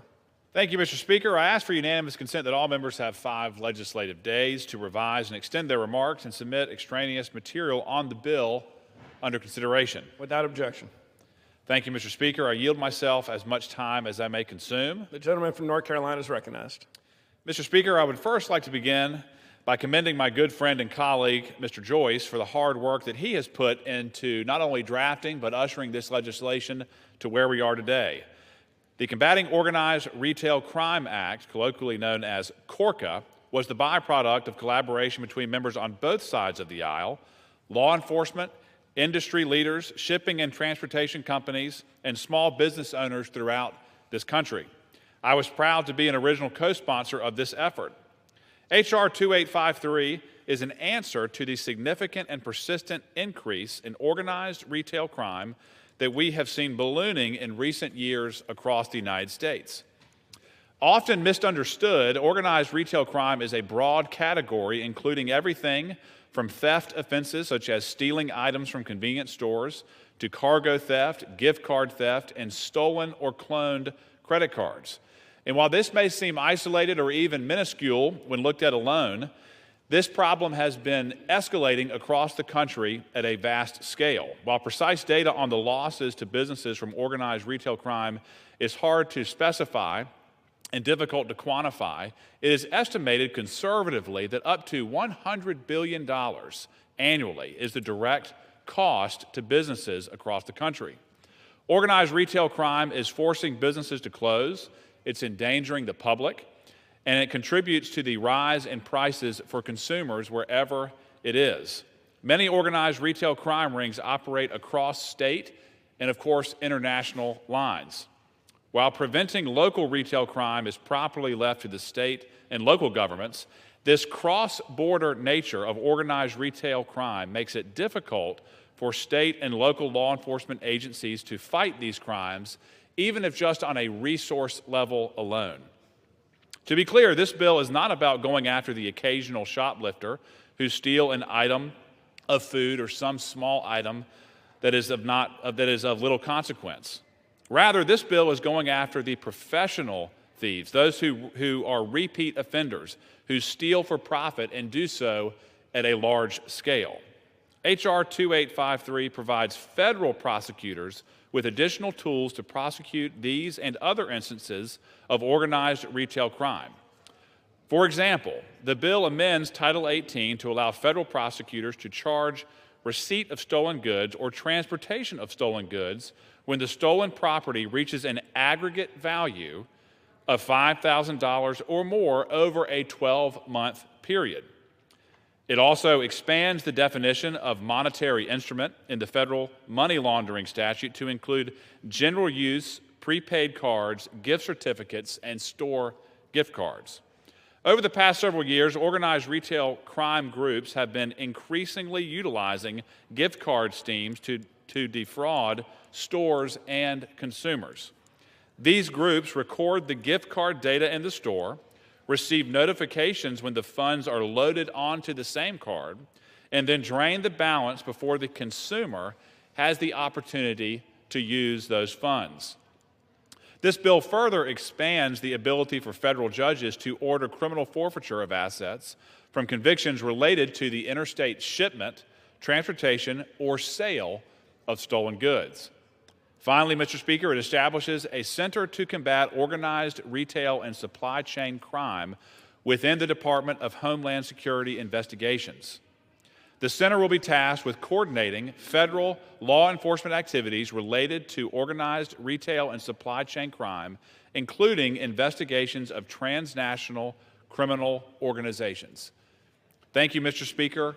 I reserve. The gentleman reserves. The gentleman from Maryland is recognized. Thank you, Mr. Speaker. I'll yield myself such time as I may consume. The gentleman from Maryland is recognized. I rise in strong support of H.R. 2853, the Combating Organized Retail Crime Act. This bipartisan legislation will address the crisis of organized interstate criminal theft schemes that are costing the retail sector and consumers tens of billions of dollars a year, but are often too complex for state law enforcement and prosecutors to address on their own. In recent years, retailers have sounded the alarm about this crisis, expressing urgent concern that organized retail crime has become a significant threat both to public safety and to the viability of a retail sector already hard hit by online commerce, threatening the viability of businesses of all sizes, from cargo brokers, shippers, big box stores, and online marketplaces to small family-owned mom-and-pop retailers. This is a problem that members of Congress are hearing about all the time from our constituents.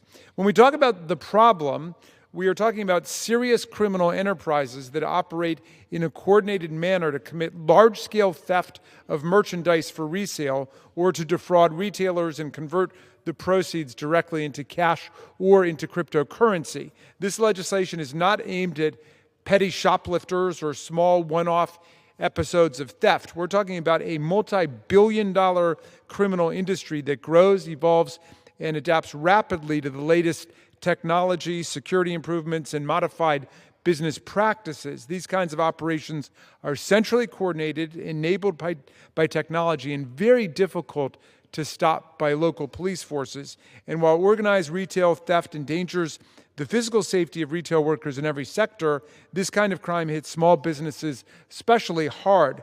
Family-owned businesses simply cannot afford to replace lost inventory, increase security, make unplanned repairs, and pay the higher insurance premiums that are associated with this criminal epidemic. Small businesses do not have the funds set aside to recruit new employees to replace those who quit because they fear for their safety. Organized retail crime is centralized and sophisticated. Combating it requires a coordinated federal law enforcement response.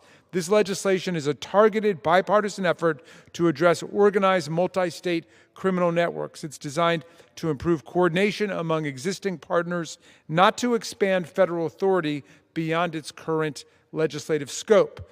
But so we're clear, let's go through exactly what CORCA does. It creates the Organized Retail and Supply Chain Coordination Center to help local, state, and federal law enforcement agencies across America better analyze the problem and formulate more targeted and effective solutions. The information sharing provisions are intended to help police forces work together, along with private sector entities, to prosecute and disrupt the large criminal enterprises that are perpetrating networks of organized retail crime. The law also authorizes prosecutors to aggregate thefts over a 12-month period to meet the $5,000 minimum threshold for federal jurisdiction over certain crimes, and it fixes some loopholes in money laundering statutes so that those using gift cards to launder the proceeds of their organized retail crime can no longer dodge money laundering charges. Finally, the bill directs DHS and DOJ to review and make recommendations to Congress for strengthening grant programs for training and technical assistance. Importantly, this legislation, which sunsets after 7 years unless it's extended, gives the federal government no new authorities. These new activities will take place entirely within existing legal frameworks. It leverages the strengths of local, state, and federal law enforcement to foster a coordinated response across state lines and indeed international borders. In an era in which the Department of Homeland Security often seems to have lost its way completely, this bill is intended to focus its agents on a staggeringly serious problem that demands their focused attention and expertise. Some of my colleagues have raised concerns that the $5,000 threshold in this bill would trigger the involvement of DOJ in what could be a local shoplifting case. In practice, however, longstanding DOJ policy advises federal prosecutors to prioritize cases with much higher dollar amounts, leaving most retail theft cases to be charged by state authorities, which cannot effectively pursue cases across state lines. This policy disparity creates an enforcement gap that organized retail theft rings have learned to exploit. It is precisely this reason that gives rise to this legislation. H.R. 2853 is focused on organized criminal enterprises engaged in cargo theft, gift card fraud, and other large-scale retail theft. These are not isolated incidents or opportunistic low-level offenses. They involve structured networks that move goods and money across jurisdictions, operating with a level of coordination that makes them difficult to detect and prosecute. H.R. 2853 is a bipartisan effort to address a nationwide problem that indeed requires coordination across agencies, different levels of government, and private industry sectors. By strengthening information sharing and aligning existing resources, this bill will help law enforcement agencies at every level of government more effectively identify, disrupt, and prosecute coordinated criminal enterprises. I support this legislation, and I will reserve. The gentleman who reserves. The gentleman from North Carolina is recognized. Mr. Speaker, I yield such time as he may consume to the gentleman from Ohio, Mr. Joyce. The gentleman from Ohio is recognized. Thank you, Mr. Speaker, and I thank my distinguished colleague. I'm proud to rise today in strong support of my legislation, the Combating Organized Retail Crime Act. Organized retail crime is far beyond isolated shoplifting. It is a highly coordinated criminal enterprise that harms businesses, workers, and families in every corner of our country. Whether you're a truck driver, a small business owner, or an everyday consumer, this issue affects you. These criminal organizations are engaging in large-scale theft operations involving violence and intimidation, putting the lives of retail workers, small business owners, and everyday shoppers at risk. They disrupt supply chains, drive up costs, and create economic shockwaves that reach far beyond the retail sector. Cargo theft and supply chain fraud are surging nationwide, and the consequences are serious. First, it puts hardworking Americans in danger. Our truck drivers and rail workers play an essential role in keeping this country running, and they should not have to fear for their safety on the job. Second, these crimes disrupt supply chains and raise consumer prices. As we've seen in recent years, supply chains break down. It is hardworking families who are ultimately paying the price. The goods stolen by these criminal organizations are not simply resold for profit. In many cases, the proceeds are used to finance broader criminal activity, including drug trafficking, human trafficking, and weapons trafficking. The Combating Organized Retail Crime Act gives law enforcement the tools they need to combat this growing epidemic. By establishing an organized retail and supply chain crime coordination center with the Department of Homeland Security, this legislation will improve coordination along federal, state, local, and tribal law enforcement agencies. This bill also strengthens prosecutors' ability to pursue those criminal organizations and hold those threatening our businesses and our communities accountable. From small businesses on Main Street to retailers operating nationwide, organized retail crime threatens a key pillar of the American economy. We cannot allow criminal organizations to intimidate hardworking Americans, threaten jobs, or destabilize communities across our country. That is why I urge my colleagues to support this legislation, especially this police week, and to demonstrate that Congress will always stand with law enforcement, protect small businesses, and fight organized crime. Thank you, and I yield back. The gentleman from North Carolina reserves. The gentleman from Maryland is recognized. Thank you, Mr. Speaker. I now yield 2 minutes to the gentlelady representing the 3rd District of Nevada, Ms. Lee, who's been such a great champion for this legislation and has educated a lot of the Congress about it, along with her colleague, Ms. Titus, representing the 1st District. The gentlewoman from Nevada is recognized. Thank you, Mr. Chairman. During Police Week, I am proud to stand in support of Combating Organized Retail Crime Act. Listen, organized retail crime puts all of us in danger. This isn't typical shoplifting. It involves integrated, organized networks, often transnational, who are very sophisticated in planning and reselling their items. Quite simply, it is a coordinated criminal enterprise that hurts consumers, taxpayers, and businesses of all sizes. In fact, it's especially small businesses that often lack security teams, can't absorb large losses, and face higher insurance costs that are hurt the most. These crimes have more widespread consequences for public safety because these organized groups often resell their stolen goods to finance other illicit activities, including drug and human trafficking operations. My hometown of Las Vegas is ranked 6th in the nation for cities affected by organized retail crime. And in Nevada alone, organized retail crime has caused an estimated loss of $85 million in tax revenues and close to $500 million in the total amounts of goods stolen each year. This isn't just a financial issue, however, it's a public safety one. Shoppers and retail employees face intimidation, threats, and real physical danger. We need to work to dismantle these criminal networks. Our local and state law enforcement agencies are doing incredible work, but this shouldn't be left up to local police alone. We need coordination at the federal level to investigate and prosecute these crimes and link activity across state and transnational lines. CORCA would update the law to designate organized retail crime as a federal offense and give law enforcement the tools they need to crack down on criminal operations. I'm grateful that over 200 of my colleagues co-sponsored this legislation, and I ask both Democrats and Republicans to join me in passing it to support our local businesses, equip our law enforcement with the resources they need, and keep our retail workers and customers safe. Thank you. Thank you. We will reserve. The gentleman reserves. The gentleman from North Carolina is recognized. Thank you, Mr. Speaker. I have no further speakers, and I am prepared to close. The gentleman reserves. The gentleman from Maryland is recognized.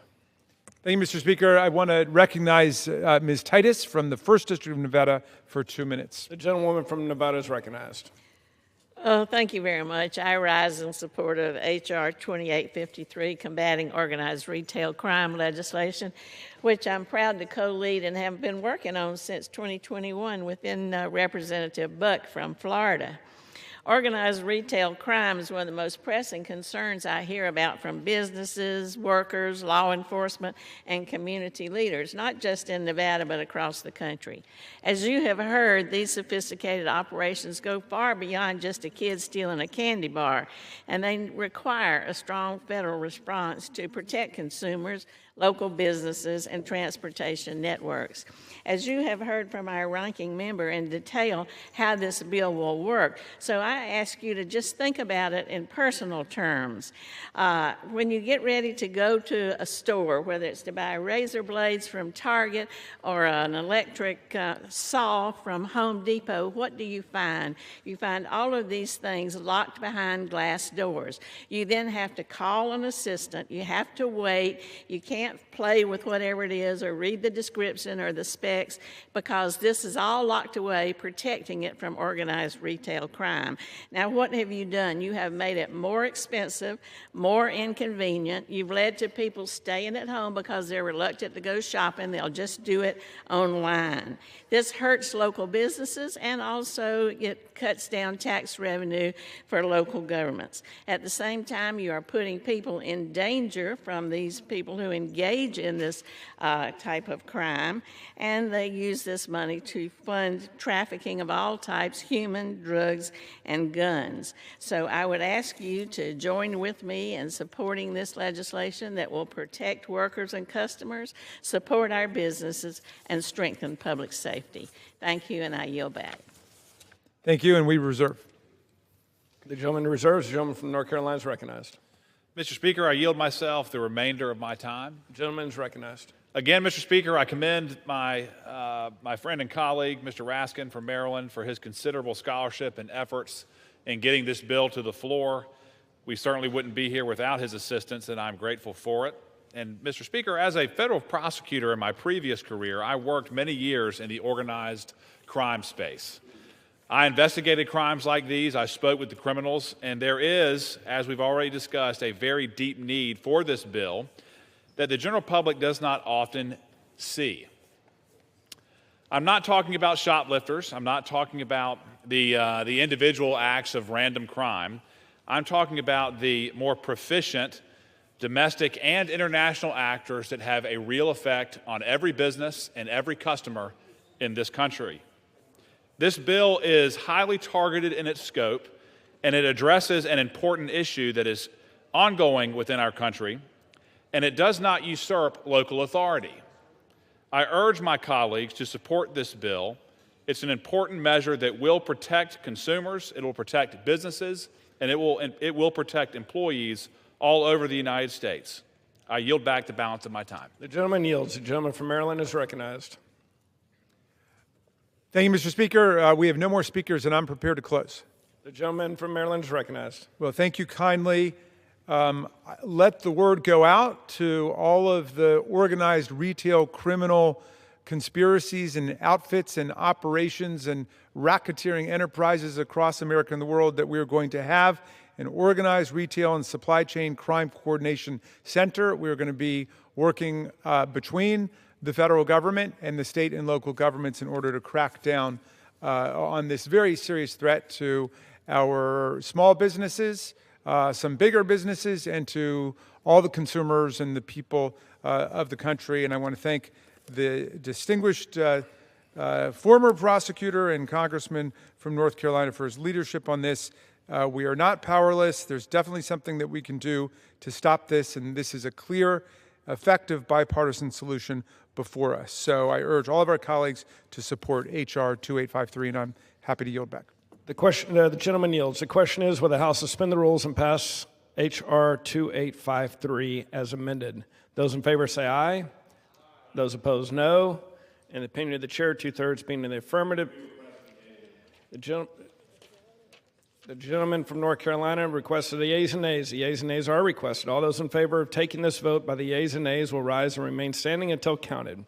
A sufficient number having risen, the yeas and nays are ordered. Pursuant to Clause 8 of Rule 20, further proceedings on this question will be postponed.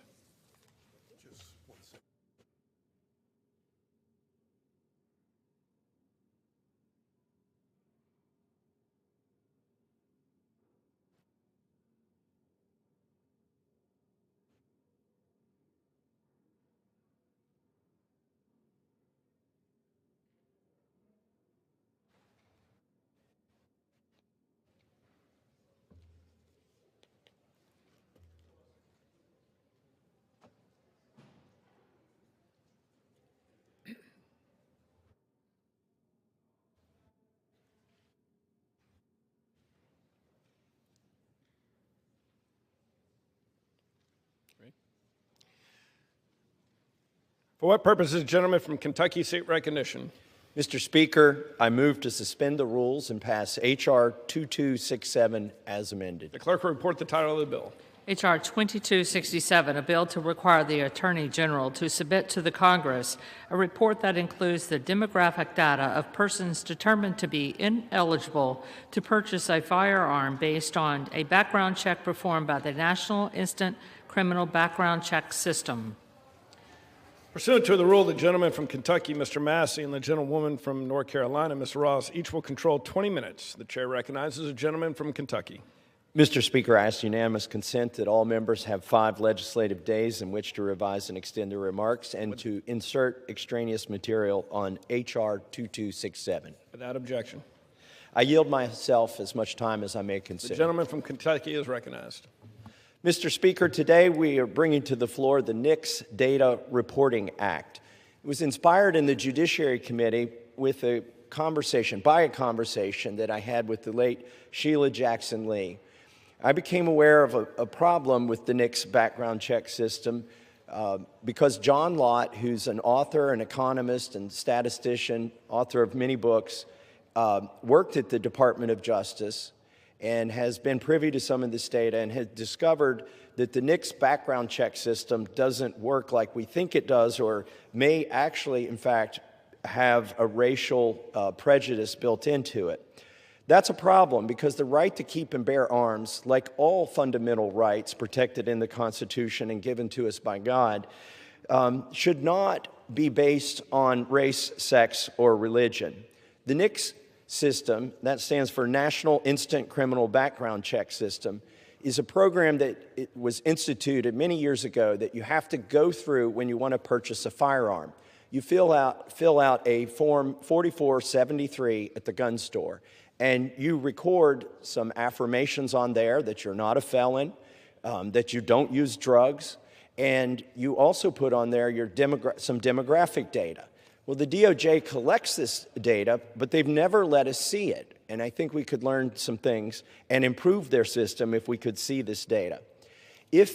Now, as soon as you fill out the form, they send it in to the central database, and they check to see if you are a prohibited person. In other words, have you been convicted of a crime for which you could serve a year or more? Or have you been mentally adjudicated as defective according to this system? What happens when it does this check is the computers will look for phonetically similar names. And if you share a name, unfortunately, with somebody who is a criminal, even if you're not a convicted criminal yourself, you could be denied the purchase of a firearm. In fact, there have been 2 million denials since this system was put into place in the 80s. And in any given year, we've seen over 100,000 denials, but we know these are mostly false denials because there have only been 12 federal convictions in a year where there were 100,000 denials. And the problem is you can appeal this, and if it's your first appeal, you don't get it overridden, you have to employ lawyers. And now when you have to spend a lot of money to exercise a constitutional right, you're effectively being deprived of that right. And here's what we believe, that if you looked at the data, what you will find is that Black Americans are 3 times more likely to get a false denial in the NICS background check system, and that Hispanic Americans are twice as likely to get a false denial from the NICS background check system as a white American might be. Why is this? Because they share similar names, surnames, and first names within racial and ethnic groups. And so if you're in one of these groups and share one of these names with somebody who's been convicted, you can be deprived of the ability to purchase the gun. So this is a problem. We want to see the data, and that's the purpose of this bill. And with that, I reserve the balance of my time. The gentleman reserves. The gentlewoman from North Carolina is recognized. Thank you, Mr. Speaker. I yield myself such time as I may consume. The gentlewoman from North Carolina is recognized. Mr. Speaker, I rise in support of H.R. 2267, the NICS Data Reporting Act, which would require the Attorney General to submit an annual report to Congress providing demographic data about the individuals who receive denials from the National Instant Criminal Background Check System, NICS, as part of an attempted firearm purchase in the preceding year. The NICS background system has processed more than 300 million checks since the FBI launched the system in 1998. NICS checks are critical to enforcing our laws that keep certain disqualified individuals from possessing a firearm. The overwhelming majority of NICS checks determine that a prospective purchaser may legally purchase a firearm, and these checks are typically completed in just a few minutes. But in some instances, a NICS search determines that a person may not legally purchase a firearm because the person is matched to a serious criminal conviction, a domestic violence restraining order, a dishonorable discharge from the armed services, a wanted persons list, or other disqualifying record. Since its inception, NICS has denied sales to more than 1.5 million transactions, keeping firearms out of the hands of dangerous people who should not have them. The sponsor of this legislation, Congressman Massey, has cited evidence suggesting that Black and Hispanic men may be more likely to experience false denials, since, due to over-incarceration, they are disproportionately likely to share a name with other Black or Hispanic men who are incarcerated.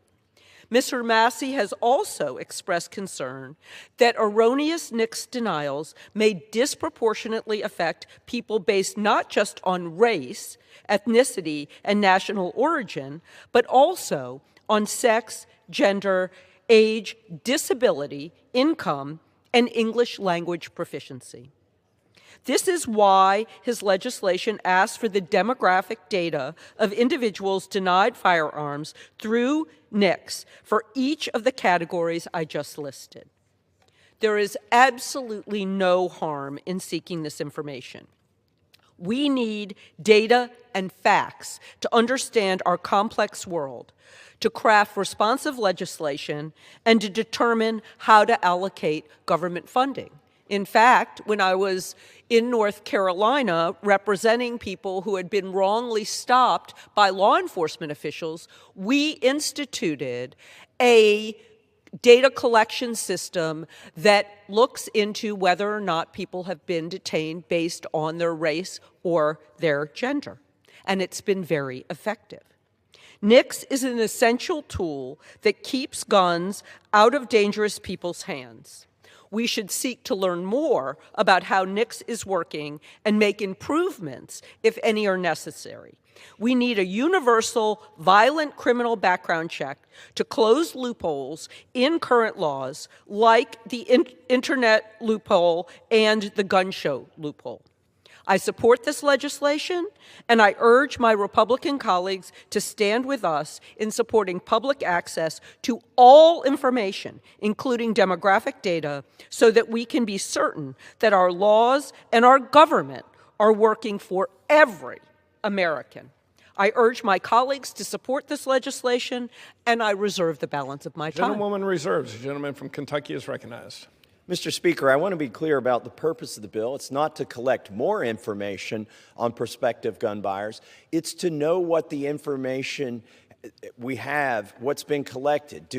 What can we infer from those things? So, for instance, on the form, we already collect race and ethnicity. The purpose of this bill is not to tell us individual details about the people who purchased the guns. We want to know these numbers in the aggregate so that nobody's particular traits or names will be disclosed as gun owners. We just need to know what it looks like statistically. There's been a question from some of my conservative colleagues as to why the bill asks for both gender and sex. The reason for that is before 2016, the Form 4473 used to ask what your gender was, and after 2016, it asks what your sex is. So the language of the law doesn't suggest that those two things are different things. It just acknowledges that the data that's been collected over the years has been collected under two different terms, and we want to know all of the data.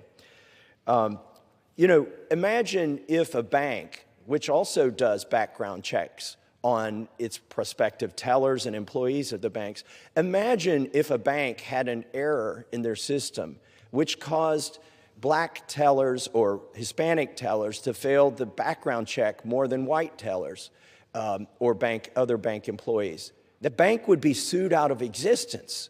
Yet we have a government system which we believe probably does this. And so that's why we need to know the data. And then my goal with this is that we improve the system, that we make it not sloppy, because what will the improvement yield? It will take out the racial bias in the system that exists right now, but it will also mean that all races, whether you're white, black, Hispanic, Asian, and whether you're male or female, there will be no bias because we will check for your actual name and your actual birthday and clean this system up. And with that, I would like to reserve my time. The gentleman reserves. The gentlewoman from North Carolina is recognized. I have no more speakers, and I'm prepared to close. The gentlelady is recognized to close. Mr. Speaker, this bill would require the Attorney General to provide demographic information about NICS denials. I support collecting data to better understand and evaluate the effectiveness of NICS and determine whether it needs to be strengthened in any way. In the memory of Sheila Jackson Lee, I urge my colleagues to join me in supporting this legislation, and I yield back. The gentlewoman yields. The gentleman from Kentucky is recognized. I thank you, and I want to also thank Mr. Hank Johnson from Georgia, who's also a member of the Judiciary Committee, who, in fact, improved this bill before it came to the floor. We marked it up in Judiciary. He had a suggestion, and in order not to delay the bill or the passage of it through committee, I assured him that I would work with him before it came to the floor. A lot of times that's a euphemism, and it never happens, but we did, in fact, insert the language from Hank Johnson's office directly into this bill, and not because I wanted to cut a deal, but because it actually made the bill better. We will find out not just the demographics of the denials, but also the demographics of the people who overturned their denials. And this is important, too, for improving the system. So with that, I urge passage of this bill, and I yield back the balance of my time. The gentleman yields. The question is, will the House suspend the rules and pass the bill, H.R. 2267, as amended? Those in favor say aye. Those opposed, no. In the opinion of the chair, 2/3 being in the affirmative, the rules are suspended. The bill is passed, and without objection, the motion reconsidered is laid on the table.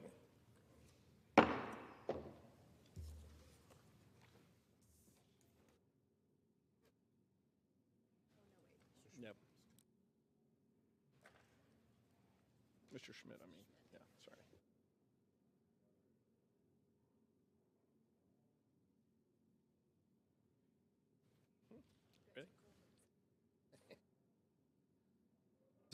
For what purpose is the gentleman from Kansas seek recognition? Mr. Speaker, I move to suspend the rules and pass H.R. 8352 as amended. The clerk will report the title of the bill.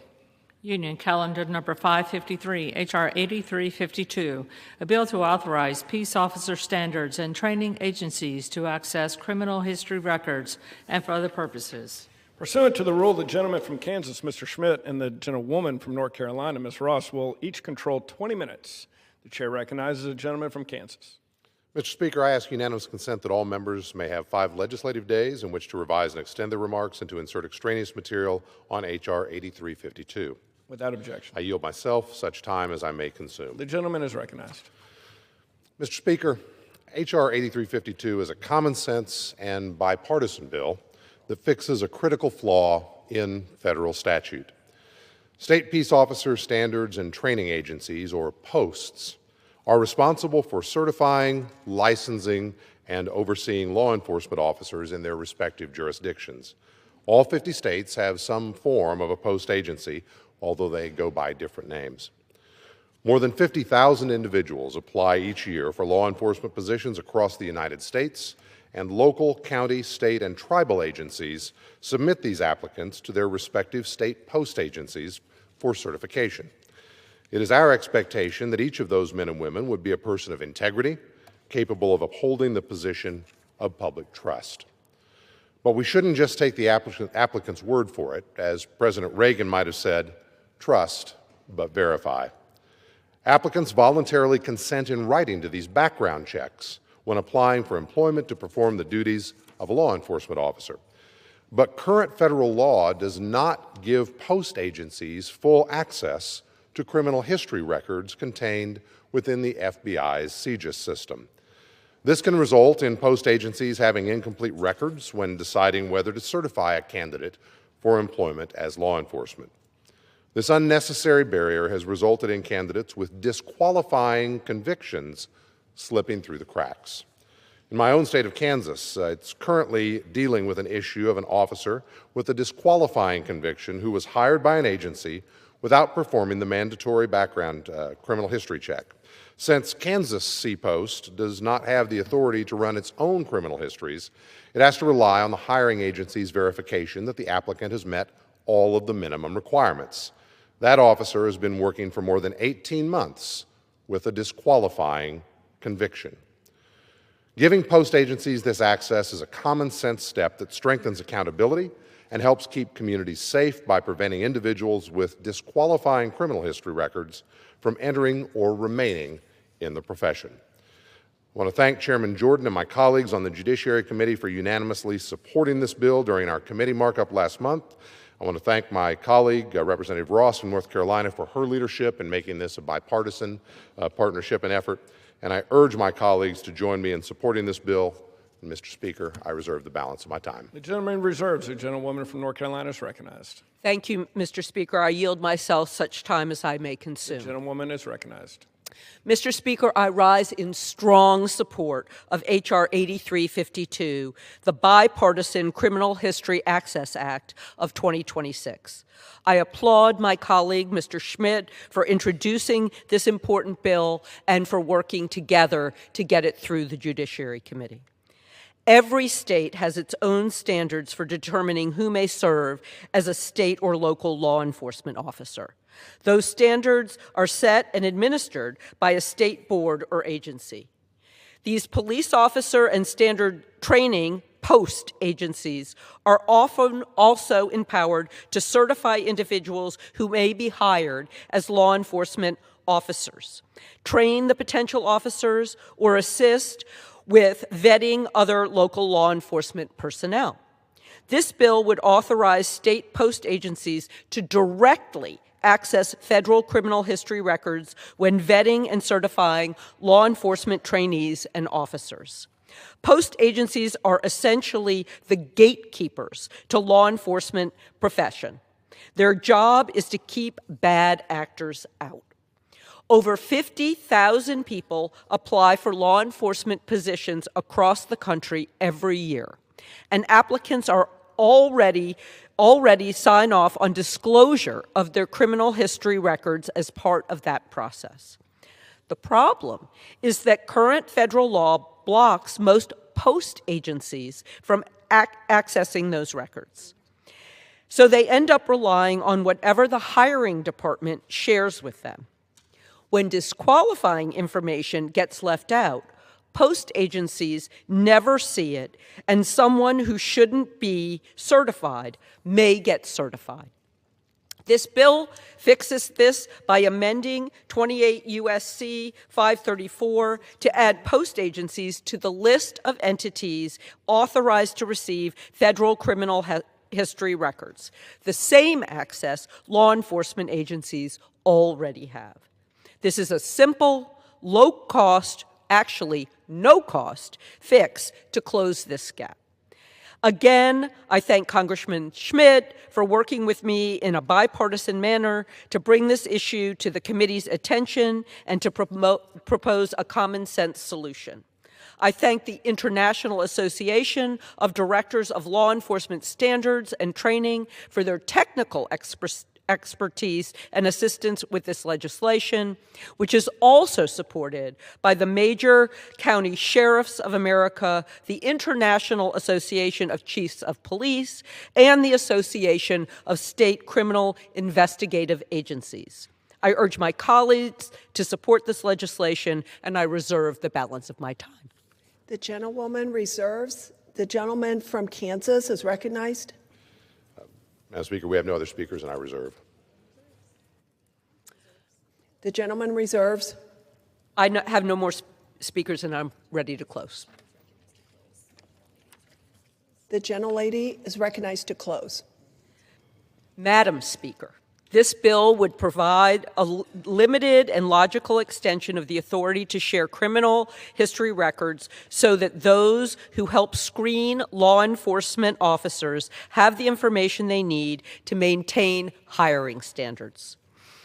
As we observe National Police Week, I'm pleased to support this legislation that strengthens our law enforcement agencies and improves public safety by ensuring that applicants are appropriately screened. I encourage my colleagues to join me in supporting this bipartisan legislation, and I congratulate Congressman Schmidt on a fine bill. I yield back.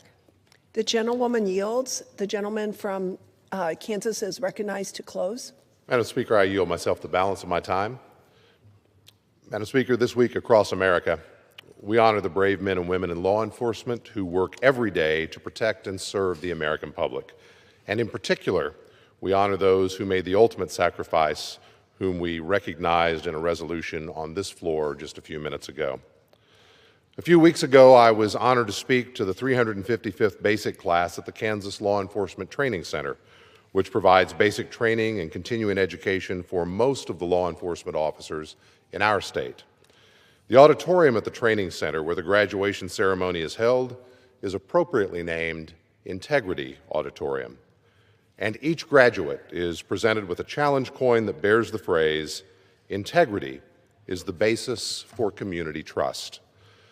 This bill is about ensuring that all law enforcement officers across our country are held to that standard of integrity and that disqualifying prior criminal convictions are properly disclosed to the appropriate state licensing agencies. I want to thank the International Association of Directors of Law Enforcement Standards and Training for bringing this issue to our attention. I want to thank my colleague and friend, Ms. Ross of North Carolina, for joining me in introducing this important bipartisan bill. I urge all of my colleagues to support this legislation. And Madam Speaker, I yield back the balance of my time. The gentleman yields. The question is, will the House suspend the rules and pass the bill, H.R. 8352? Those in favor, as amended. Those in favor say aye. In the opinion of the chair, those opposed say no. In the opinion of the chair, 2/3 being in the affirmative, the rules are suspended, the bill is passed, and without objection, the motion to reconsider is laid on the table.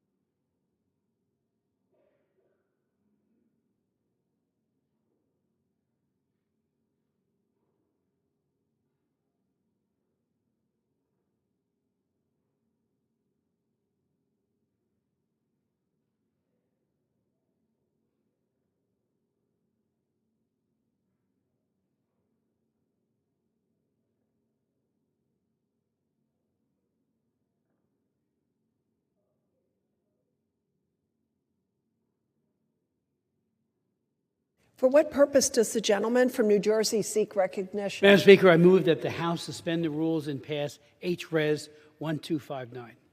The clerk will report the title of the resolution.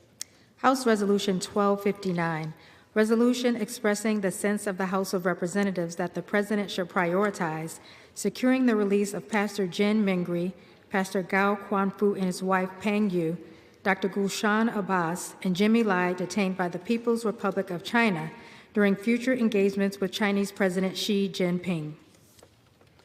Pursuant to the rule, the gentleman from New Jersey, Mr. Smith, and the gentleman from Maryland, Mr. Olszewski, each will control 20 minutes. The chair recognizes the gentleman from New Jersey. Madam Speaker, I ask for unanimous consent that all members may have 5 legislative days to revise and extend their remarks and include extraneous material on this measure. Without objection. Madam Speaker, I yield myself such time as I may consume. The gentleman's recognized.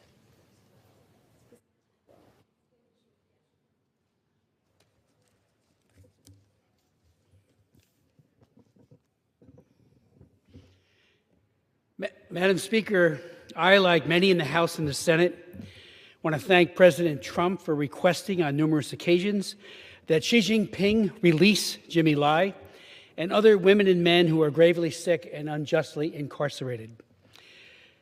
It is not largely known, but hundreds of innocent Americans languish in Chinese prisons today, including Nelson Wells of New Orleans and Dawn Michelle Hunt from Chicago.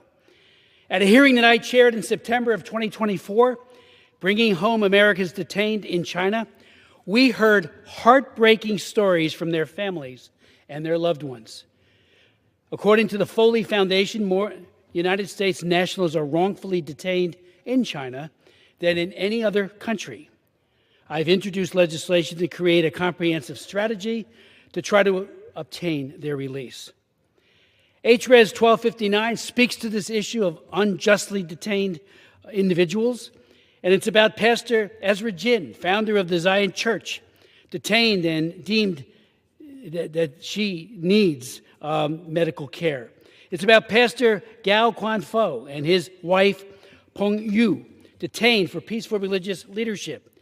It's about Gulshan Abbas serving a 20-year sentence because her sister, Rushan Abbas, dared to tell Congress the truth about the CCP's genocide against the Uyghurs. I alone, and she's testified before other committees, have had Rushan Abbas testify 3 different times. She's eloquent, she's nonviolent, and just wants her sister returned home and to be safe. The CCP has imprisoned one sister in this case in order to silence another, and that is hostage-taking, plain and simple. And of course, this resolution is about Jimmy Lai, the courageous founder of Apple Daily, in prison because he defended freedom of the press, democracy, and the rule of law in Hong Kong. His son, Sebastian Lai, testified in 2023 at a hearing that I chaired of the Congressional Executive Commission on China.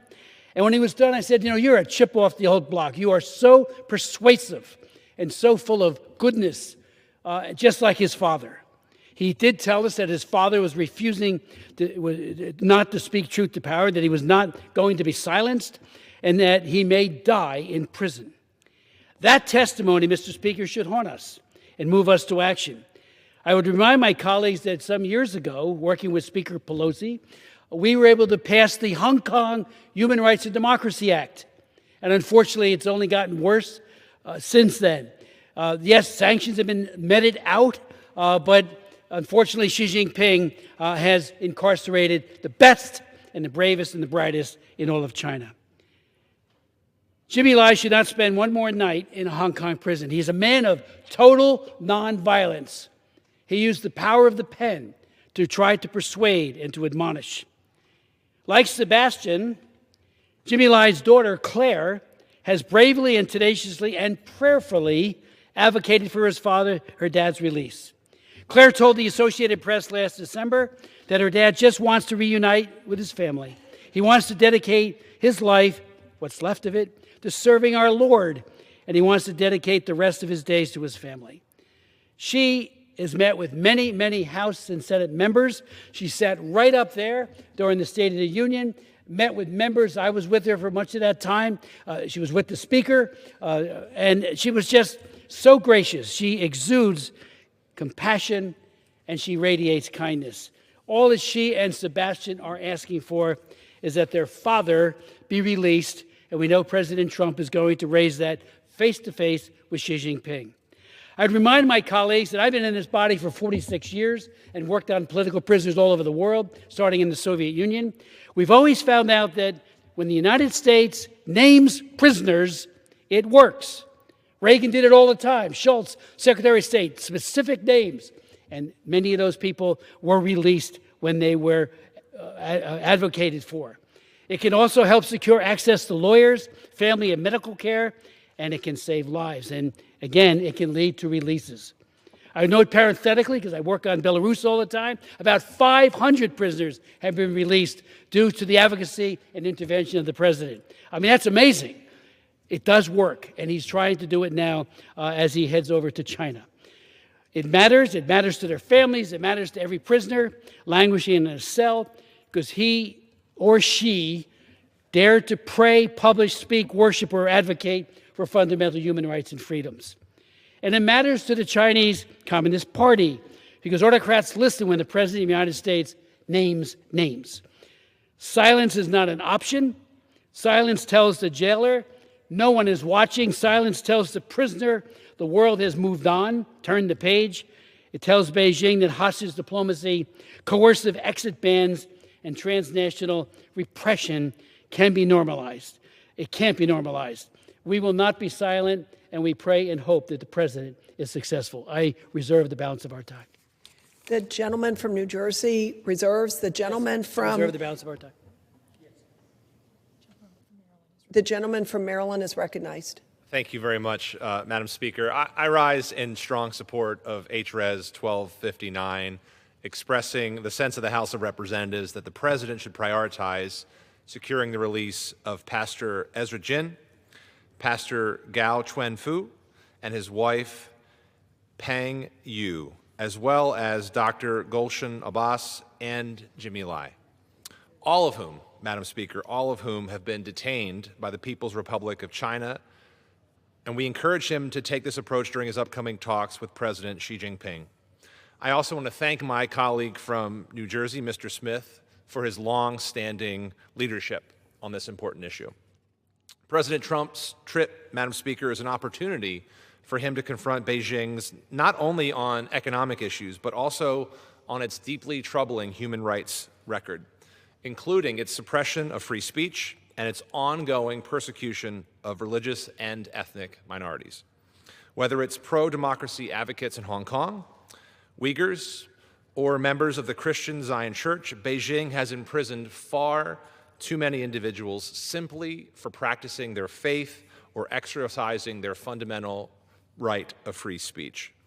Across China, underground churches are raided, pastors like Pastor Jin are surveilled, congregations are harassed, believers are detained simply for worshiping outside state control. Pastor Jin's wife, despite having no direct role in the church, has also been arrested without cause and denied access to all necessary medical care.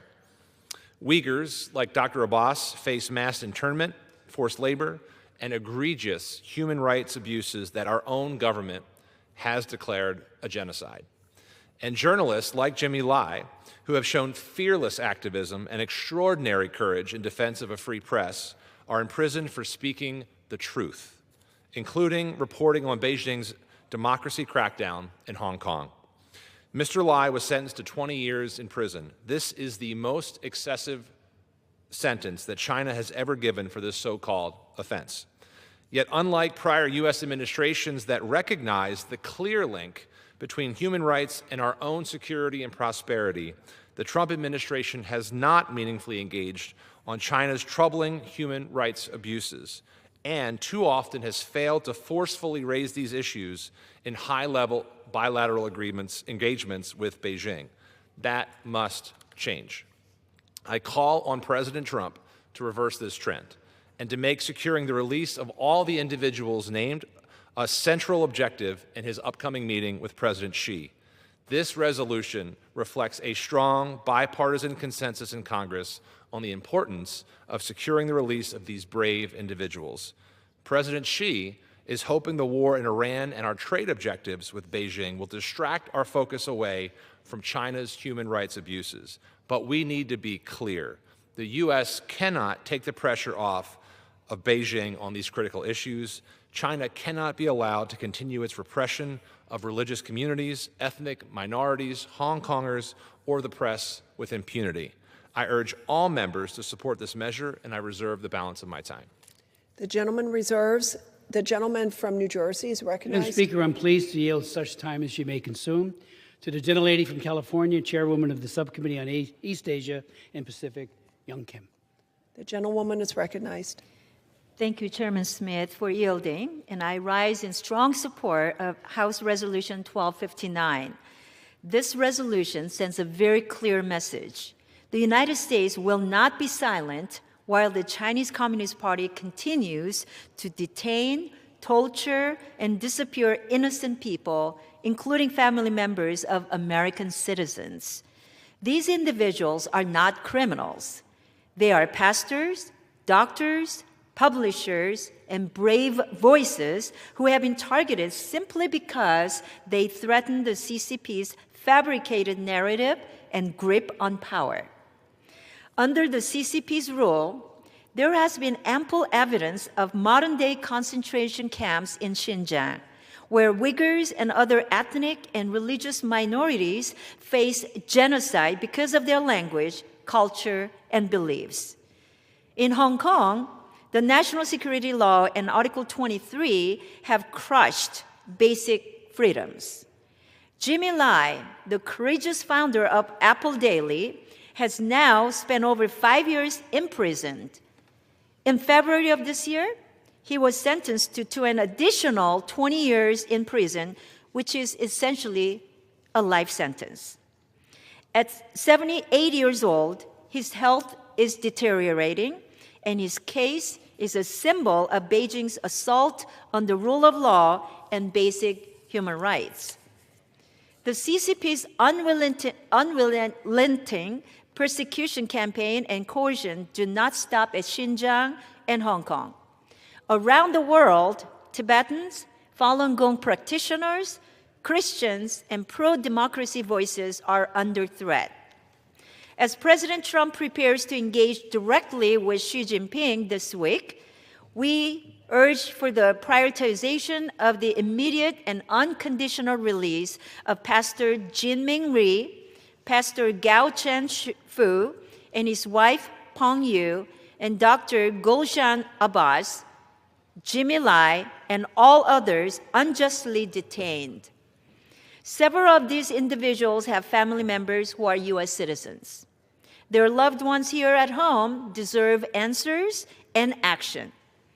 I commend President Trump for always putting America first and demonstrating strength and resolve on the world stage.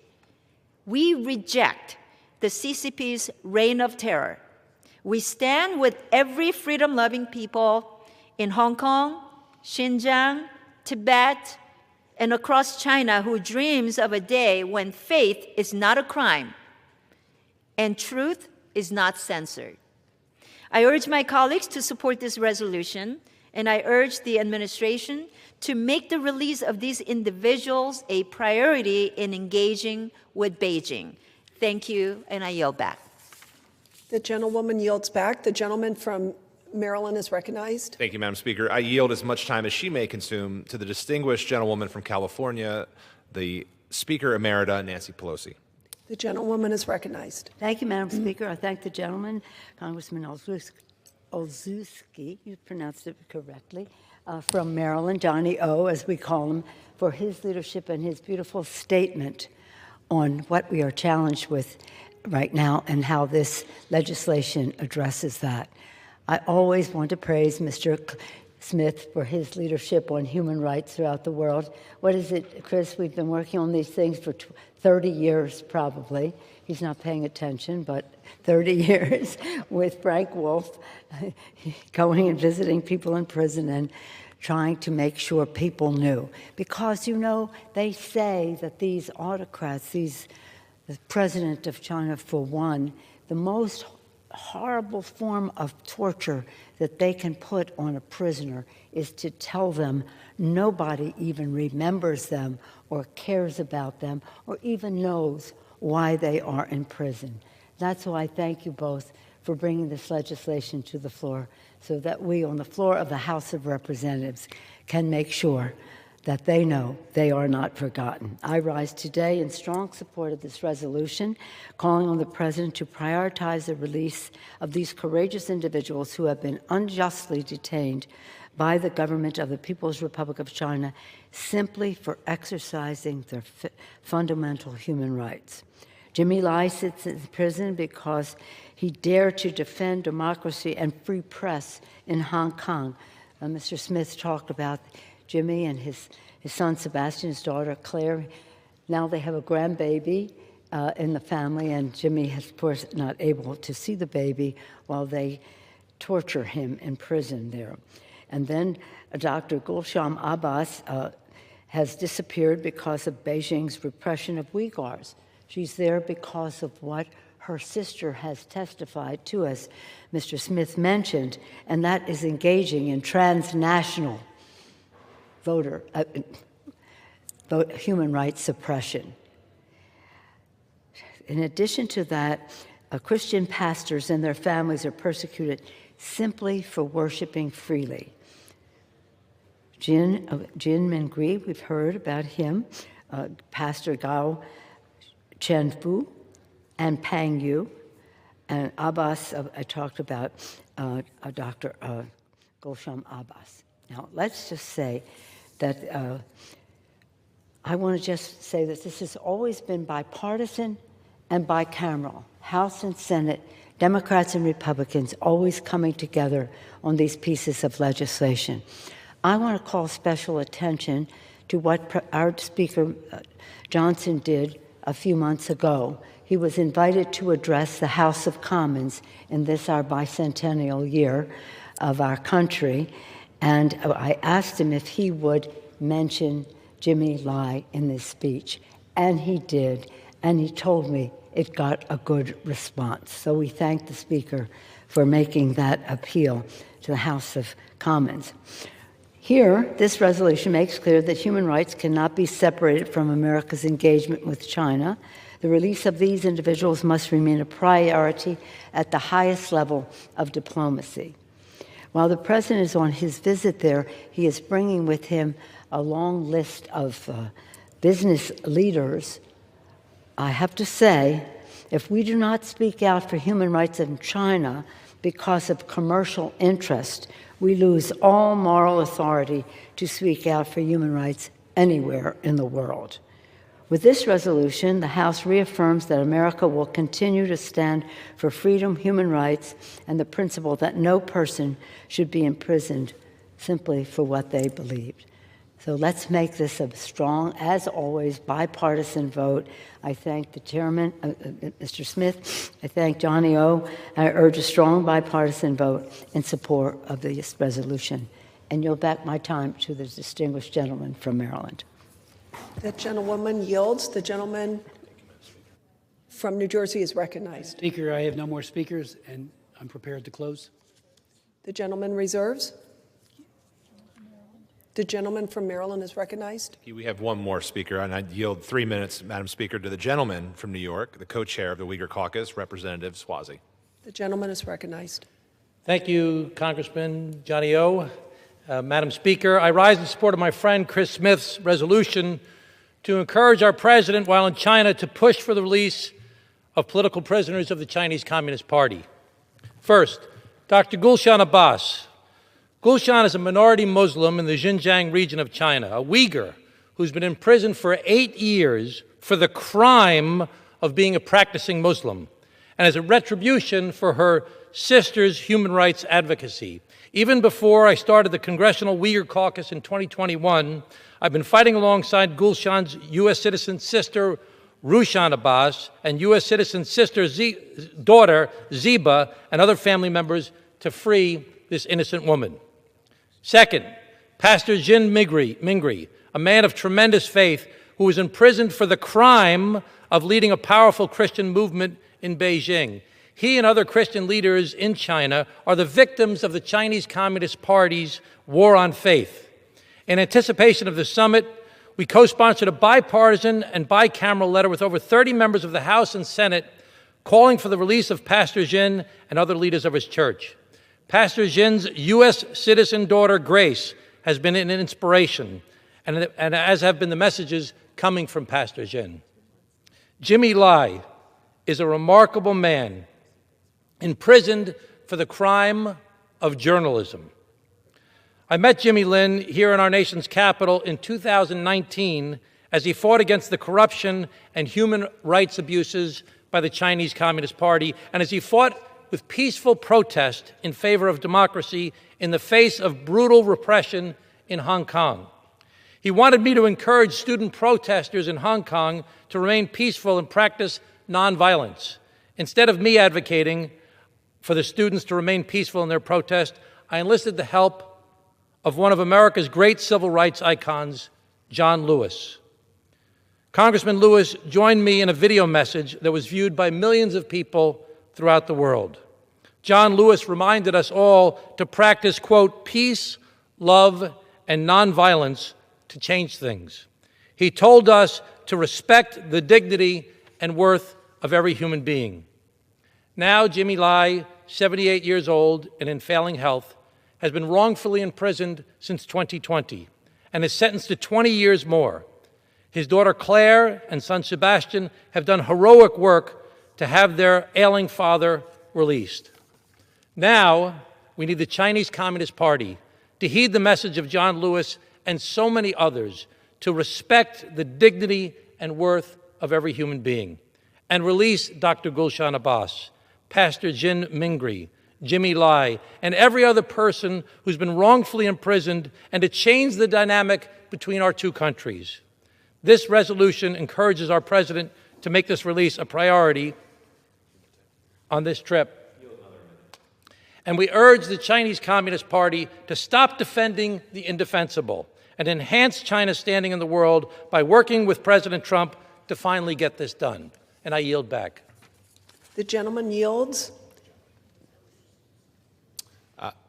No further requests at this time for speakers. I'm prepared to close as well.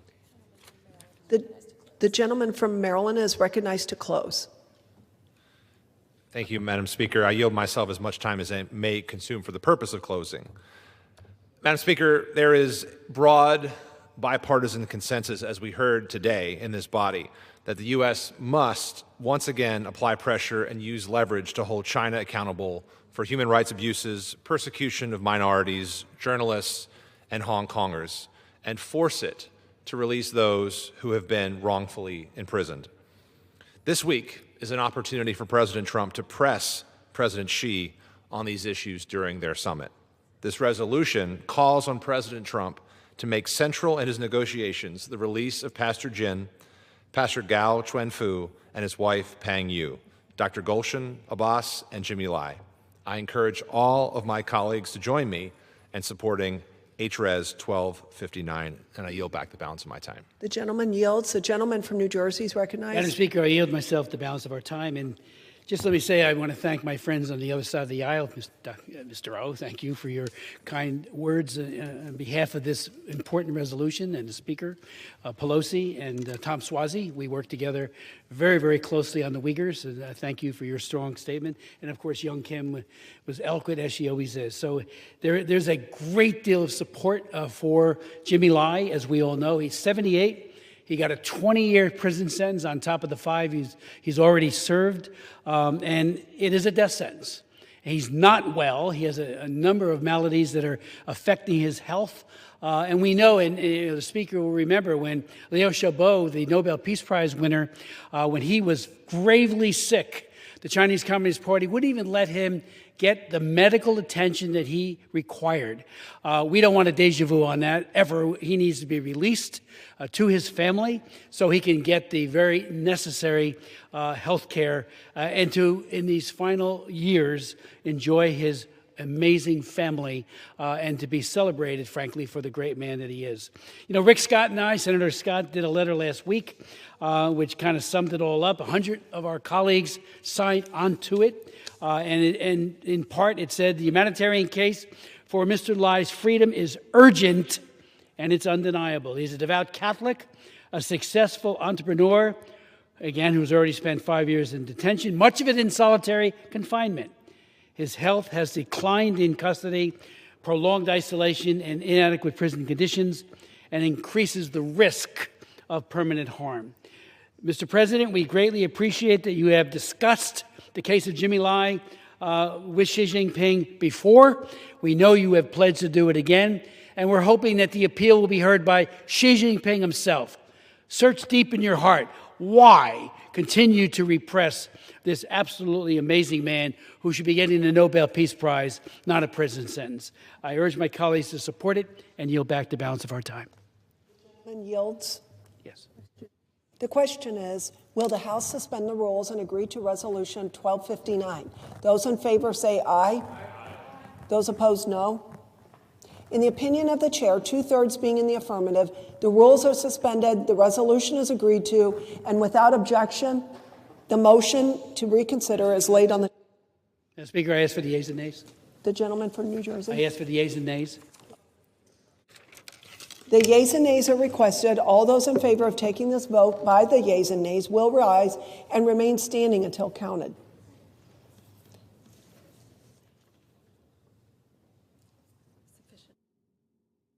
A sufficient number having risen, the yeas and nays are ordered. Pursuant to Clause 8 of Rule 20, further proceedings on this question will be postponed.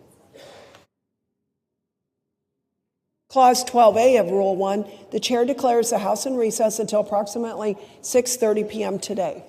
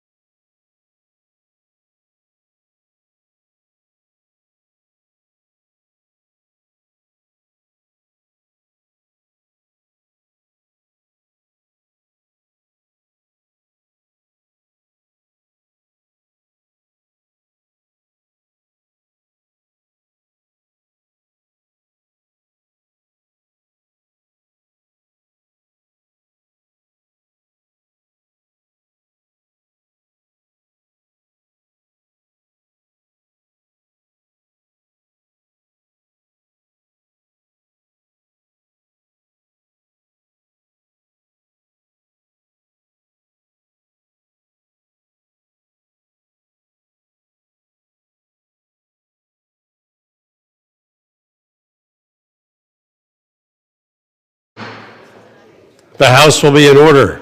Proceedings will resume on motions to suspend the rules previously postponed. Votes will be taken in the following order: H.R. 2071 and H.R. 2853. The first electronic votes will be conducted as a 15-minute vote pursuant to Clause 9 of Rule 20. Remaining votes, electronic votes, will be conducted as 5-minute votes. Pursuant to Clause 8 of Rule 20, the unfinished business is the vote on the motion of the gentleman from Arkansas, Mr. Hill, to suspend the rules and pass H.R. 2071 as amended, on which the yeas and nays are ordered. The clerk will report the title. Union Calendar Number 491, H.R. 2071. A bill to prohibit federal funds from being made available to international financial institutions for the purposes of financing foreign shrimp farms and for other purposes. The question is, will the House suspend the rules and pass the bill as amended? Members will record their votes by electronic device. This is a 15-minute vote.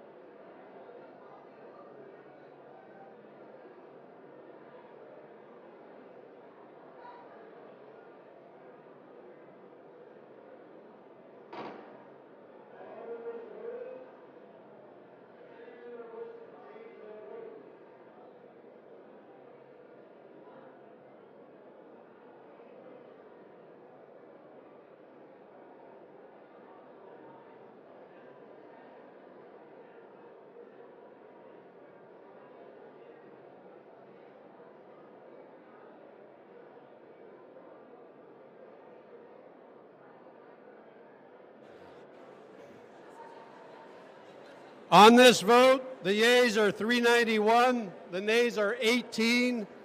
One is recorded as present. 2/3 being in the affirmative, the rules are suspended, the bill is passed, and without objection, the motion to reconsider is laid on the table.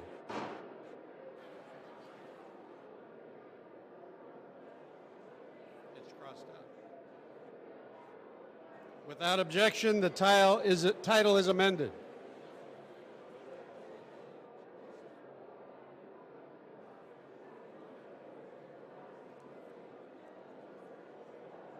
Pursuant to Clause 8 of Rule 20, the unfinished business is the vote on the motion of the gentleman from North Carolina, Mr. Knott, to suspend the rules and pass H.R. 2853 as amended, on which the yeas and nays are ordered. The clerk will report the title. Union Calendar Number 402, H.R. 2853, a bill to combat organized crime involving illegal acquisition of retail goods and cargo for the purpose of selling those illegally obtained goods through physical and online retail marketplaces. The question is, will the House suspend the rules and pass the bill as amended? Members will record their votes by electronic device. This is a 5-minute vote.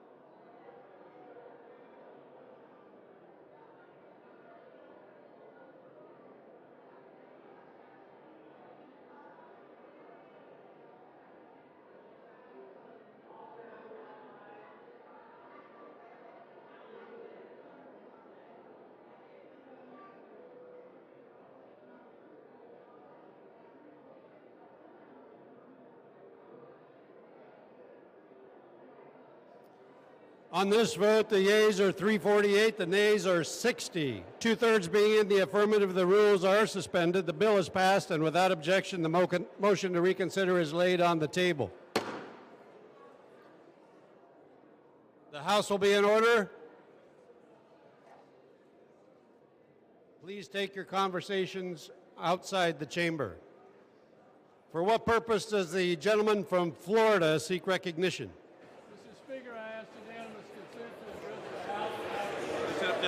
House. Over here, yeah. I think they added. The gentleman is recognized, but I would ask the chamber to please come to order. Thank you. Mr. Speaker and colleagues, as many of you know, this National Police Week is dedicated to the brave men and women of law enforcement who have fallen in the line of duty.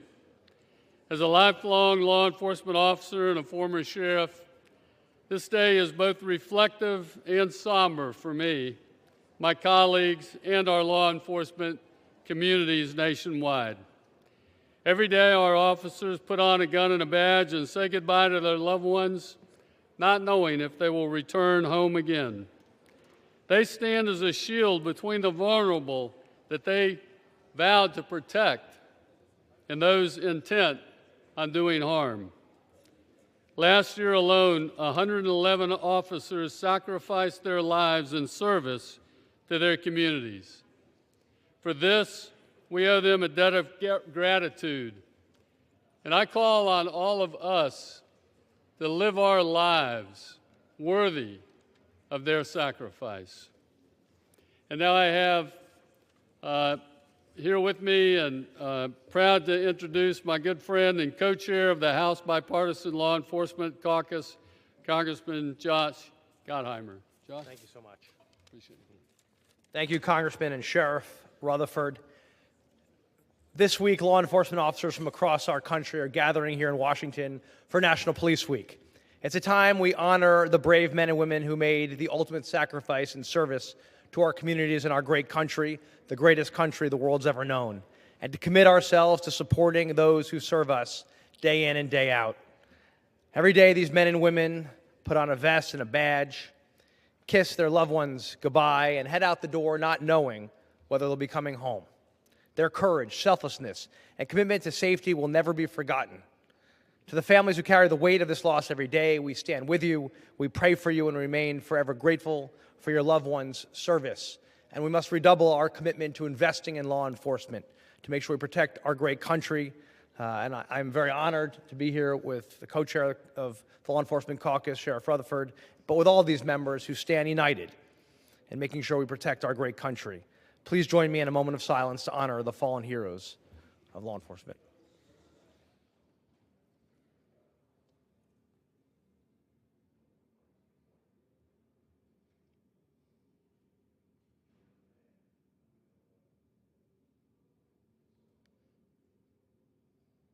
Thank you.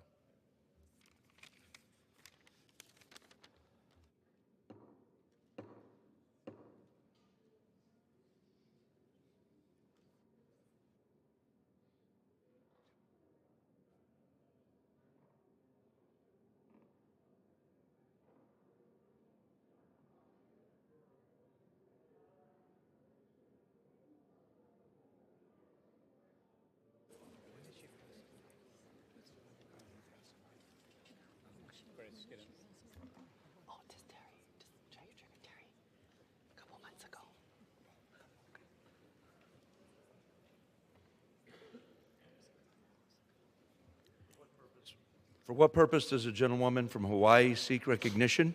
Mr. Speaker, I ask unanimous consent to address the House out of order. Without objection, gentlewoman. Thank you, Mr. Speaker. I rise today to honor the life and service of Colleen Hanabusa, a proud daughter of Waianae, a Tita at heart, and a former member of the House who represented Hawaii's 1st Congressional District.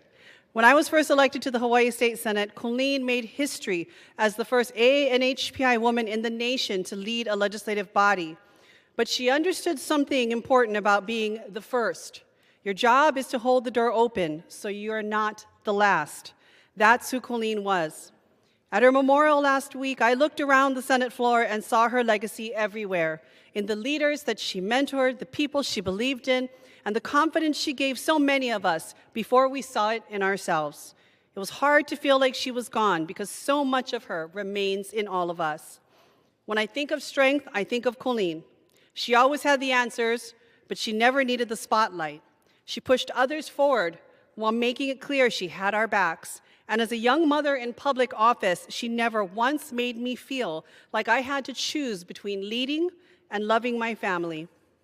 To her husband, John, who was her rock, and to her beloved fur babies, Franny and Puppers, and Little, who's up there with her now, they were her soul. Thank you for sharing Colleen with all of us. They definitely broke the mold when they made her, and I dearly miss my friend.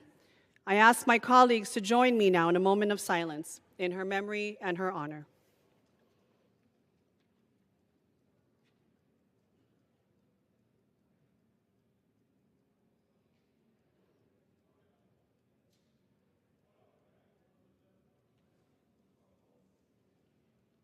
I yield back.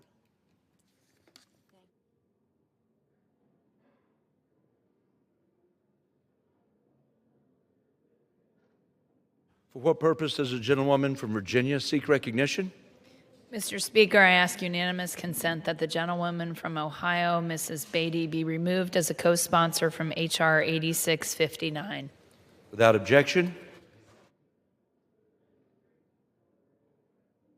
the chair will now entertain requests for 1-minute speeches.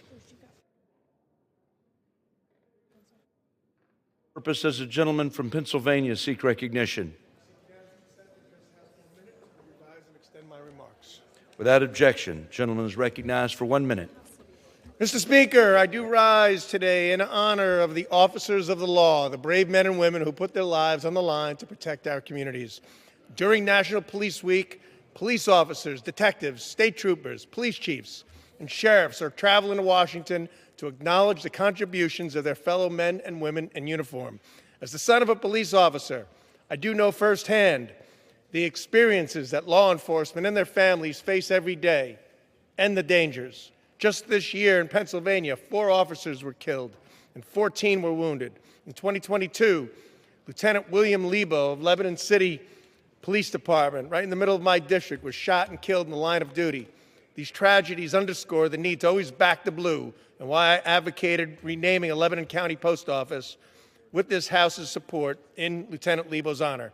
To commemorate all the fallen heroes, last police week the House passed my resolution, the Gold Shield Families Resolution. It recognizes the families of and supports nonprofits for fallen first responders. I call on all Americans to join me in thanking law enforcement by never failing in our duty to back the blue. I yield back. The gentleman yields back. For what purpose does the gentleman from New York seek recognition?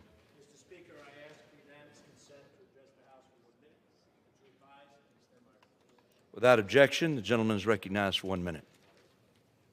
Thank you, Mr. Speaker. Mr. Speaker, I rise today to recognize an organization in my district that is turning asphalt into opportunity. Sustainable Westchester, a pioneering regional nonprofit serving the Hudson Valley, has launched a bold new initiative called Black Gold. The concept is innovative. Install solar canopies over the vast parking lots that dot our region, transforming the pavement into clean power and energy savings at a time when we're all feeling the squeeze.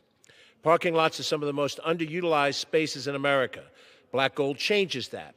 It generates renewable energy, reduces grid strain, shades vehicles, and creates good-paying jobs with critical help from Sustainable Westchester. This is exactly the kind of homegrown innovation that drives economic development and fights climate change at the same time. Mr. Speaker, Black Gold isn't just good energy policy, it's smart economic policy, and it's happening in my district in the Hudson Valley. I urge those interested to visit sustainablewestchester.org for more information on this vital initiative. Thank you, Mr. Speaker, and I yield back. The gentleman yields. For what purpose does the gentleman from Georgia seek recognition? Ask unanimous consent to address the House for 1 minute and to revise and extend my remarks. Without objection, the gentleman is recognized for 1 minute. Mr. Speaker, I rise today to recognize Cohen and Collins Trolio, who helped the Ole Miss Rebels win the SEC Golf Championship in Sea Island, Georgia. Cohen finished third in the stroke play championships, and Collins won all matches, beating the #1 amateur in the world, Jackson Covan of Auburn University. The outstanding performance from these young men helped Ole Miss secure a semifinal victory over the Tigers in defeating the Florida Gators 4-1. Cohen, a senior, and Collins, a junior, have distinguished themselves on the course as high school and college players with solid scoring averages. I'd like to congratulate them on their outstanding performance in their SEC championship match. Thank you, Mr. Speaker, and I yield back. Thank you, sir. Gentlewoman from Oregon, does she seek recognition? Mr. Speaker, I ask unanimous consent to address the House for 1 minute and to revise and extend my remarks. Without objection, the gentlewoman is recognized for 1 minute. Mr. Speaker, Mr. Speaker, Mr. Speaker, gas prices are out of control. The average gas price for a gallon of gas in Oregon is $5.30. $5.30. Now, before the start of this Iran war, it was under $4 a gallon, which was high enough already. Americans can't afford the gas to drive to work, pick up their kids from daycare, or make it to doctor's appointments with these kinds of prices. Now, the president wants to suspend the federal gas tax to fix it. He's trying to put a Band-Aid on a bullet wound. Suspending the 18 cents a gallon gas tax is a fine step, but it falls far short of what Oregonians need. Mr. Speaker, Mr. Speaker, Mr. Speaker, we need to put Americans first. Right now, that starts at the gas pump. I yield back. Gentlewoman yields back. For what purpose does the gentleman from Pennsylvania seek recognition? The gentlewoman from Colorado seek recognition. Mr. Speaker, I ask for unanimous consent to address the House and to revise and extend my remarks. Without objection, the gentlewoman is recognized for 1 minute. Thank you, Mr. Speaker. I rise today to honor the Department of Homeland Security's Federal Protective Service and its brave law enforcement officers for their essential role in protecting federal facilities and the homeland. FPS law enforcement officers are on the front lines defending federal properties and the people who work in and visit them. I appreciate the sacrifices of our FPS law enforcement officers. They make every day to protect federal facilities and ensure the safety of federal employees and visitors. Their dedication and commitment to safeguarding our nation's critical infrastructure often go unnoticed, and their professionalism, courage, and selflessness are crucial to our homeland security. In my home state of Colorado, the fentanyl epidemic has devastated communities and stolen thousands of lives. FPS officers serve as a critical shield that is essential to intercepting fentanyl trafficking networks and stopping this weapon of mass destruction from reaching our families and neighborhoods. During National Police Week especially, I am proud to introduce this resolution to honor the FPS, to recognize their service, to promote greater awareness for their important work, and to show our unwavering support for their vital mission. This resolution recognizes and appreciates the dedication of FPS law enforcement officers and extends gratitude to them and their families for their sacrifice and service, and honors the memories of those who have fallen in the line of duty and encourages continued collaboration. Thank you, Mr. Speaker. I yield. The gentlewoman yields. For what purpose does the gentlewoman from Vermont seek recognition? Without objection, the gentlewoman is recognized for 1 minute. Mr. Speaker, at the Oval Office yesterday, Dr. Oz said, quote, 1 in 3 Americans are underbabied. First of all, that's not a thing. What are you even talking about, Dr. Oz? If Americans are having fewer kids, maybe it's because people don't think they can afford to have a family right now. They're working longer hours for flat wages while the cost of housing is crushing them. Maybe it's because millions of Americans can't afford health care for themselves, let alone their kids. Maybe it's because people are drowning in student debt, paying outrageous rents, and can't imagine adding childcare to their list of expenses. Dr. Oz, Americans are overworked, they're underpaid, they're struggling to get by, while you, among the rich and powerful, stand and lecture them in a gold-plated room among other people who are clearly and totally out of touch with the American people. You can't serve in an administration that cuts health care, attacks Medicaid, drives up costs for working people, and then act shocked because people say they can't afford to have kids. I yield back. Members are reminded to send their remarks to the chair. For what purpose does the gentleman from Pennsylvania seek recognition? Mr. Speaker, request unanimous consent to address the House for 1 minute and to revise and extend my remarks. Without objection, the gentleman is recognized for 1 minute. Mr. Speaker, for the 8th consecutive year, the Du Bois Area School District has received a National Music Education Honor.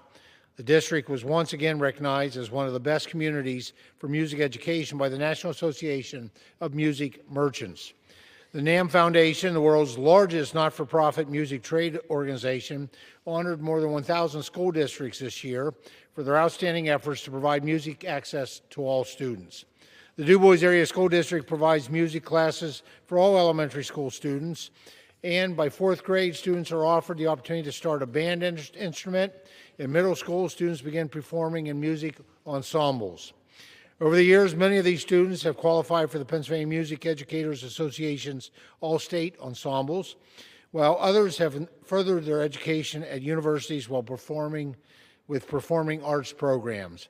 Mr. Speaker, as a senior member of the House Education Workforce Committee, I commend the Du Bois Area School District for this fantastic achievement and for providing students with the opportunity to immerse themselves in music. Thank you, Mr. Speaker, and I yield back the balance of my time. The gentleman yields. For what purpose does the gentlewoman from Arizona seek recognition? Without objection, the gentlewoman is recognized for 1 minute.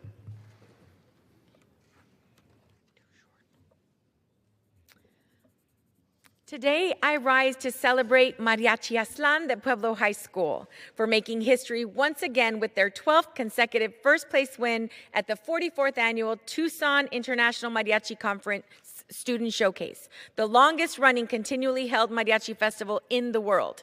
For 12 straight years, these talented young musicians have carried the spirit of Pueblo warriors and Tucson onto the stage with excellence, talent, and pride. Under the outstanding leadership of Director John Contreras, Mariachi Aztlán continues to set the standard for high school mariachi programs across our nation. This moment is especially meaningful to me as a proud Pueblo alumna and mom of a recent grad of this amazing mariachi. Driving these students and their instruments all across Tucson as a mariachi mama, I witnessed firsthand the dedication and corazón that make this group so extraordinary. To the students, families, fans, and Director Contreras of Mariachi Aztlán, your community could not be prouder of you. Estoy muy orgullosa de todos ustedes y muchas felicidades por esta victoria histórica. I yield back. The gentlewoman yields back. For what purpose does the gentlewoman from Ohio seek recognition?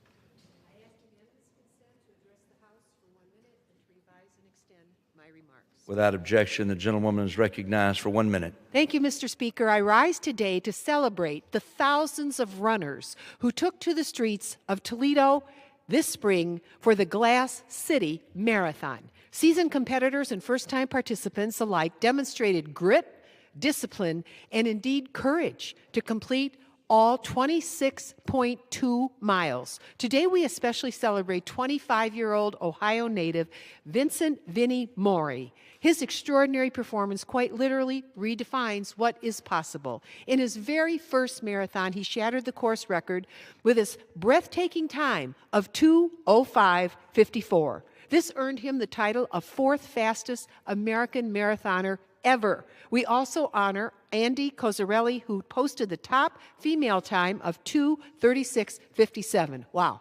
Vinnie and Andy's times qualified them for the U.S. Olympic trials and a chance to compete in Los Angeles in 2028. Congratulations also to Kevin Kirk, Matt Carter, Ashton Swinford, and Andrea Klima, who took home 2nd and 3rd place medals. To everyone, runner, volunteer, and supporter, you show the very best of America. We are so proud of you. Bravo. Thank you, Mr. Speaker. I yield back. The gentlewoman yields. For what purpose does the gentleman from Indiana seek recognition? Without objection, the gentleman is recognized for 1 minute. Mr. Speaker, I rise today in solidarity with the hardworking men and women of the United Steelworkers who have been locked out of their jobs for almost 2 months at the British Petroleum in Whiting, Indiana. Since day one under the administration's Project 2025, we've seen attacks against organized labor, the gutting of the Department of Labor, and a National Labor Relations Board that only sides with corporate interest. At the same time, an estimated $8 billion hydrogen project at the same British Petroleum facility was canceled after the administration demanded that the tax credits be removed in the Republican reconciliation bill to offset tax cuts for corporations and the most wealthy. This project would have created new energy, put these union men and women on the job today, creating new economic activity and jobs for a generation, and instead they are locked out. Union workers also undergo specialized training to operate in this high-risk environment at a refinery. And today, the replacement workers not only put their lives at risk, but everyone in my community. I continue to call on British Petroleum to lift the lockout, to realize negotiations is not accepting the terms that created the lockout, and be able to return in good faith negotiations and put skilled workers back on the job before a preventable tragedy occurs, simply due to corporate greed. Thank you, and I yield back. The gentleman yields back. For what purpose does the distinguished gentleman from North Carolina seek recognition?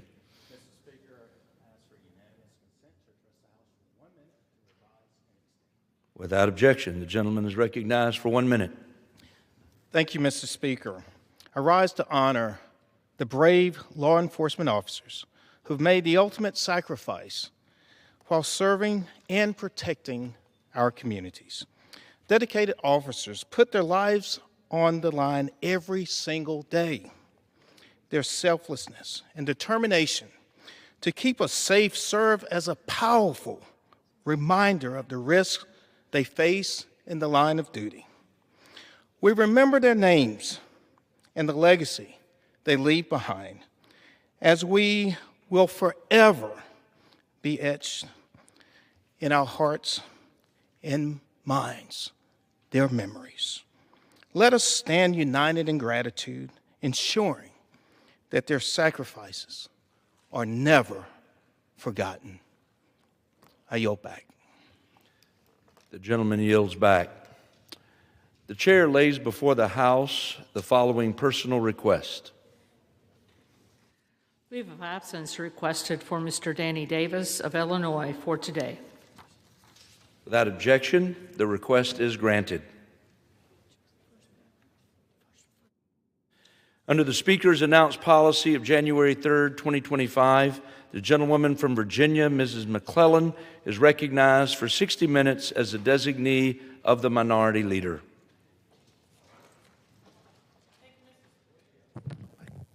Thank you, Mr. Speaker. I rise on behalf of the Congressional Black Caucus to anchor this special order hour.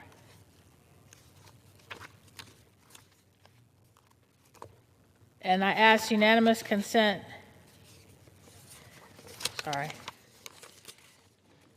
As unanimous consent that all members have 5 legislative days to revise and extend their remarks and include any extraneous material on the subject of this special order. Without objection. Mr. Speaker, I rise on behalf of the Congressional Black Caucus to address another blight on American history. 250 years ago, Thomas Jefferson wrote in the Declaration of Independence that all men were created equal and endowed by their Creator with the inalienable rights of life, liberty, and the pursuit of happiness. Yet Mr. Jefferson did not include the nearly 500,000 enslaved men, women, and children in the 13 colonies, including at his beloved Monticello. 11 years later, the Constitution of the United States created a government by, of, and for we the people in order to form a more perfect union. Yet it considered the enslaved people 3/5 of a person for purposes of House of Representative apportionment and taxation, and excluded indigenous people altogether. And since 1789, the history of our country has been one of each generation attempting to make true for all Americans the promise of American democracy embedded in our founding documents by expanding suffrage beyond white land-owning men. It is a story of cyclical trauma. As the Civil War tore this country apart, Reconstruction sought to bind its wounds, and a violent backlash of white supremacy erased gains made by formerly enslaved men. In the wake of the Civil War, Congress passed the Reconstruction Amendments to end slavery, guarantee equal civil, legal, and voting rights to formerly enslaved Americans. And all three granted Congress the power to enforce their provisions.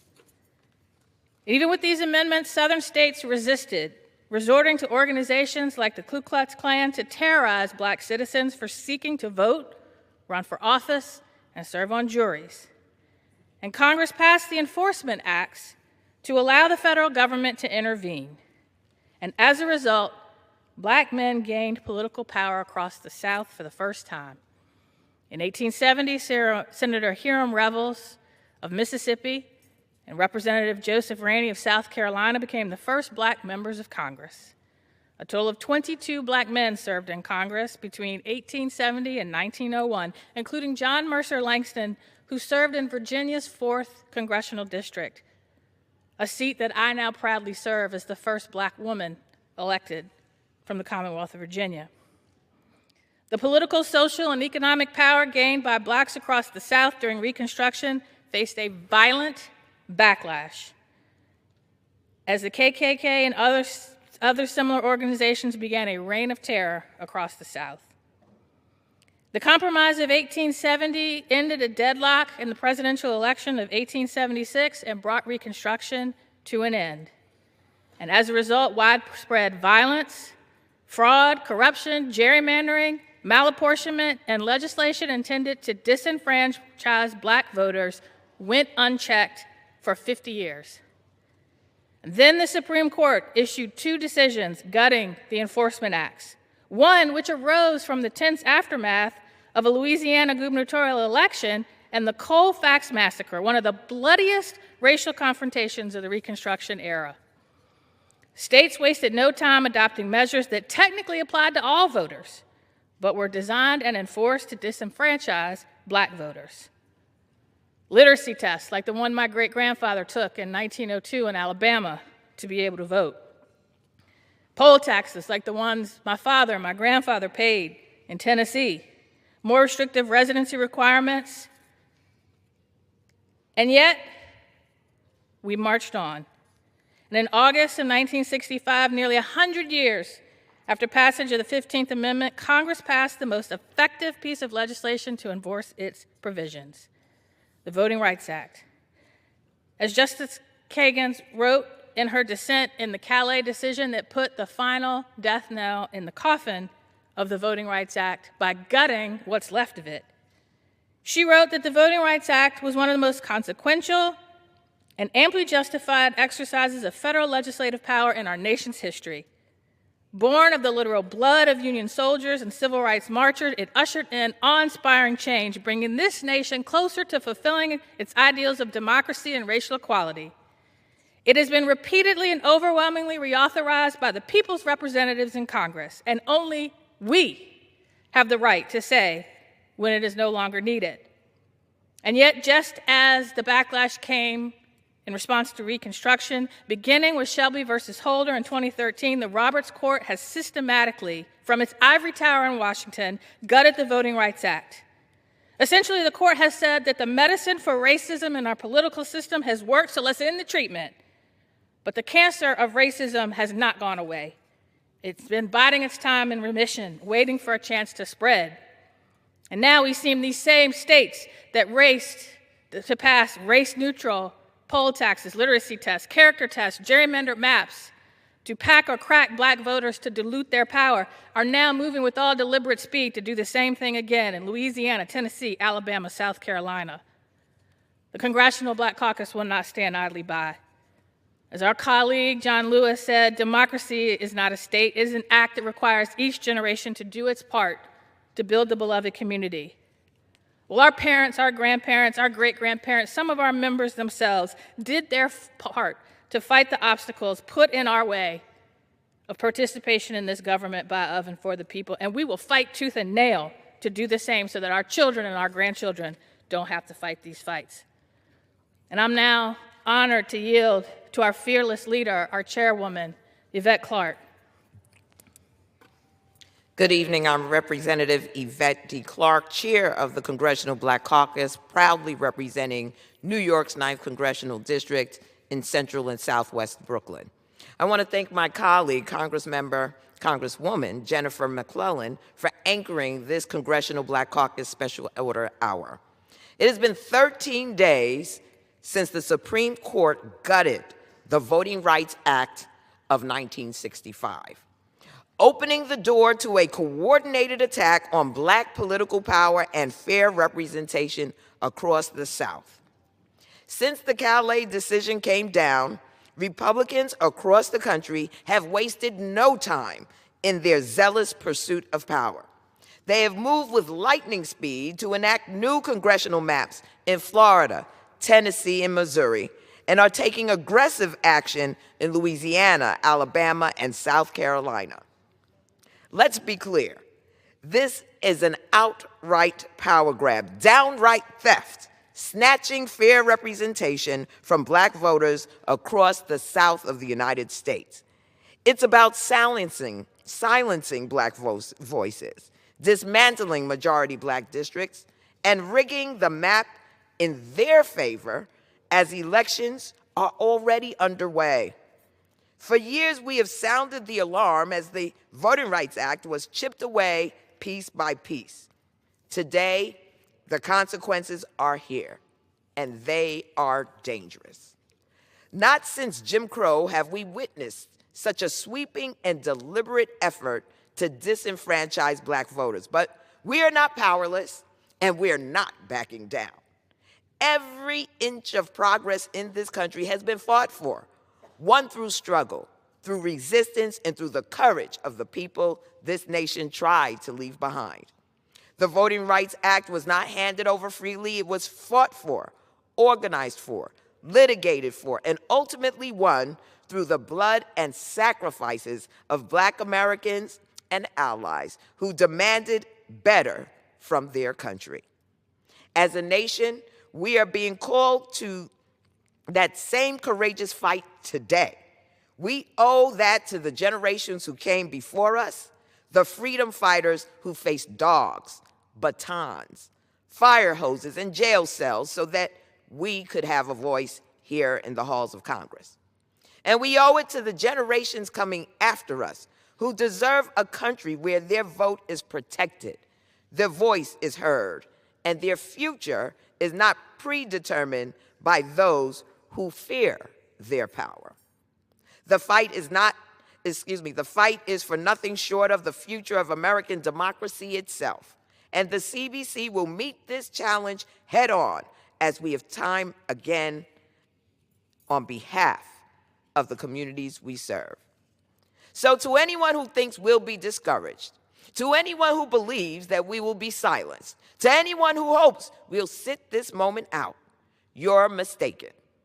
A setback is just an opportunity for a comeback. And we have no intention of allowing Republicans to drag us backward. And when November comes, we'll show up in numbers too big to ignore and too powerful to suppress. Because our history has taught us that progress is never given, it is won. Won by ordinary people with extraordinary courage and by communities that refuse to be erased. That is the legacy we've inherited, and that is the legacy we intend to protect. We're still here, we're still fighting, and together we will win. So I thank the gentlelady from Virginia, and I yield back. Thank you, Mr. Speaker. I now yield to Representative Terry Sewell, who picked up the baton from John Lewis. I rise tonight with my colleagues of the Congressional Black Caucus to sound the alarm about the crisis unfolding before our eyes. The systemic dismantling of the Voting Rights Act of 1965. Let me begin by thanking the gentlelady from Virginia for leading this special order hour and my colleagues in the CBC for their steadfast leadership in this fight. The Congressional Black Caucus has always stood on the front lines in defense of democracy. Tonight's special order hour comes at a time when that leadership is urgently needed. For me, this fight is personal. I grew up in Selma, in the shadow of the civil rights movement. I represent the historic cities of Birmingham, Tuscaloosa, Marion, and the Black Belt. Our communities carry the scars of Bloody Sunday, the Birmingham church bombing, fire hose, police dogs, and violent resistance to the simple idea that Black Americans deserve the full promise of citizenship. People in my district bled for the right to vote. Some died for it.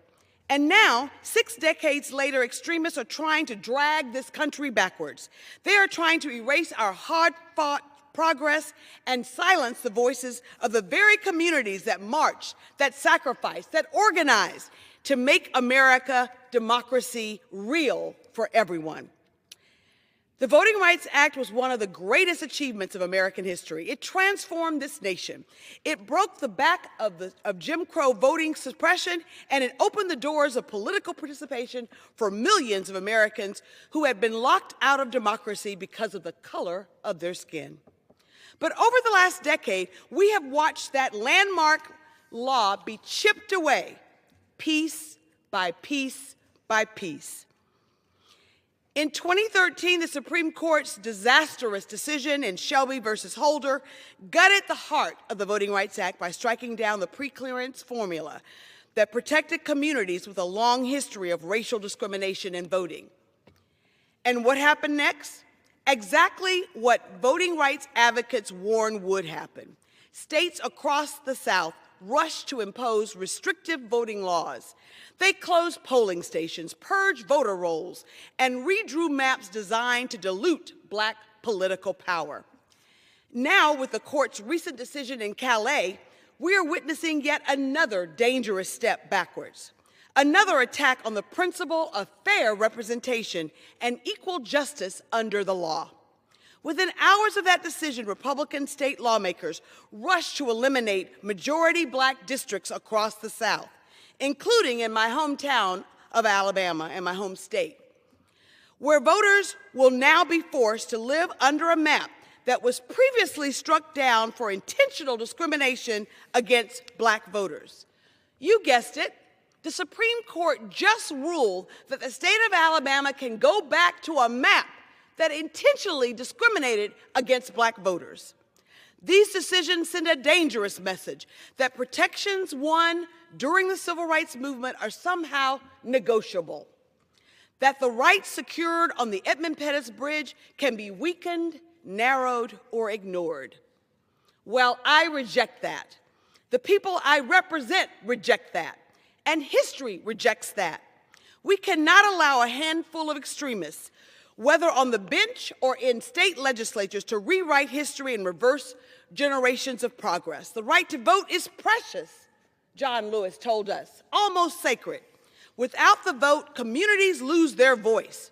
Without the vote, power becomes concentrated in the hands of the few. Without the vote, democracy itself is in danger. And that is why we must reform and reintroduce the John Robert Lewis Voting Rights Advancement Act to restore, reform, and modernize the protections of the Voting Rights Act of 1965. Our bill would rebuild the preclearance system that was destroyed by Shelby. It will once again require jurisdictions with repeated voting rights violations to move those changes to election laws so that they are not discriminatory. It will be reformed to do away with partisan gerrymandering that was unleashed in the Calais case. Let us be clear, the legislation that bears the name of John Lewis, because he understood better than anyone else that democracy is not self-executing. It requires courage. Democracy requires vigilance. It requires action. Only Congress can rewrite the law so that partisan gerrymandering is no longer the law of the land. Only Congress can act to overturn what the Supreme Court did, and we must act now.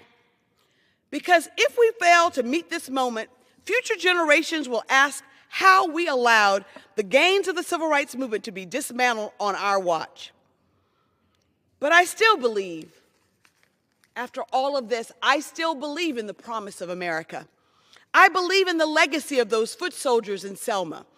I believe in the courage of ordinary people who refuse to be pushed backwards. I believe that if we stand together, organize together, fight together, we can protect the sacred right to vote for generations to come. I submit to you this: if your vote didn't matter, they wouldn't be working so hard to take it away. We have to vote like our lives depend upon it, because it does. We're not going back. Not today, not tomorrow, not ever. We don't want just some representation, no representation. We want fair representation. In the state of Alabama, that means where we are 28% of the vote, African Americans are 28% of the vote, 7 seats, we deserve 2, and we want nothing less. We will march, we will fight, we will organize, and we will vote until victory is won. Join me in Montgomery, Alabama for All Roads Lead to the South, National Day of Action, this Saturday, May 16th at 1 p.m. in Montgomery, Alabama at the foot of the state capitol. We will stand up, stand tall, and we will fight back, because guess what? We are not going back. Thank you, and I now yield to Representative Maxine Waters of California's 43rd District.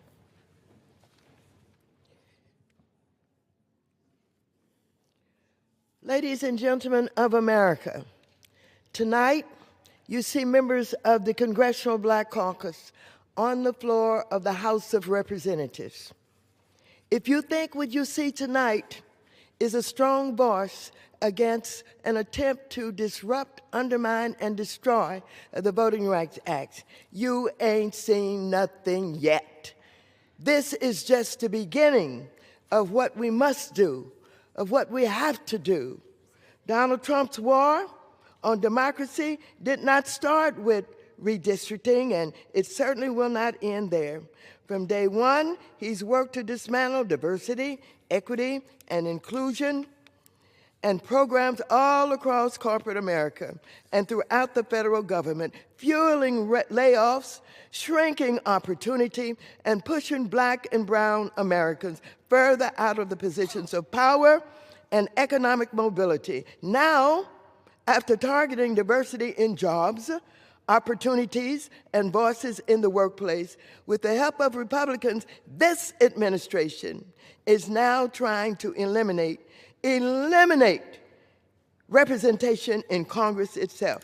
Let's call this exactly what it is: a coordinated and deliberate attempt to erase the political power of Black, brown, low-income communities and every other underserved and underrepresented group in America.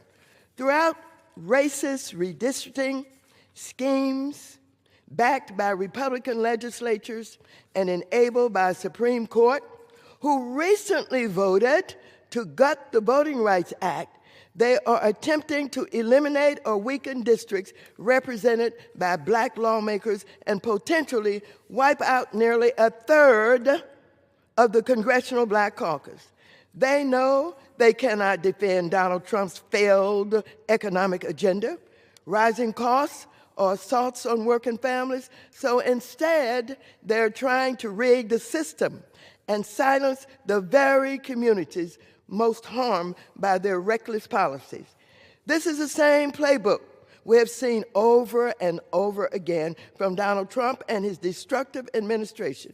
First, they attack DEI and celebrate the rollback of programs that help open the doors for Black and brown Americans in business, banking, and government. Then they turn around and act surprised when unemployment skyrockets, opportunities disappear, and entire communities are pushed further behind. Now they're taking the same dangerous agenda one step further by trying to erase black representation from the halls of Congress. And let me be very clear. This is bigger than politics. This is about whether America will continue moving forward as a democracy where every voice matters, or whether extremists will drag us backwards into a time when power was reserved for only a select few. Generations of Americans marched, bled, and died for the right to vote and the right to fair representation. Donald Trump and his allies are dishonoring that sacrifice with one of the most aggressive attacks on voting rights and black political representation we have seen in decades. Rest assured, I will not be silent. The Black Caucus will not be silent. People of goodwill will not be silent while extremists attempt to dismantle the hard-fought progress that black Americans built in this country. I will continue fighting to protect our democracy, defend the Voting Rights Act, and ensure black communities and all underserved communities are heard, represented, and respected in the United States Congress. Ladies and gentlemen of America, yes, as I started this presentation this evening, I talk about the fact that the Black Caucus are on the floor. But let me make sure you understand, it is not only on the floor. We will be everywhere. We will be in our churches. We will be in our universities. We will be in the halls of Congress. We will go to the White House. We will do everything that we need to do to show not only Trump, but America in general, that we're not about to be intimidated by someone who disrespects our history and disrespects the sacrifices that have been made by our forefathers and our foremothers. We know how to fight, and we're going to fight. And we're going to fight like you've never seen us fight before. We will be in the hills, we will be on the streets, we will be in the hallways, we will be in the suites everywhere. And so get ready for the struggle. Get ready for the fight. I'm not afraid of the Supreme Court, not afraid of the opposite side of the aisle, not intimidated by anything or anybody. Black Americans will fight for what is right. We've made this country stronger. We have fought to make this democracy what it is today, and we're not going back. Get that right. Thank you, Ms. Waters. I now yield to Representative Al Green from Texas 9th District. And still I rise, Mr. Speaker, and I must applaud the gentlelady from California and associate myself with her remarks. And as I do so, I will remind us that yes, the Voting Rights Act was signed by Lyndon Johnson, and he did sign it in ink. But the truth be told, it was written in blood. It was written in the blood of those who crossed the Edmund Pettus Bridge on Bloody Sunday, the blood of Schroeder, Goodman, and Cheney, signed in ink, but written in blood. But this is bigger than that.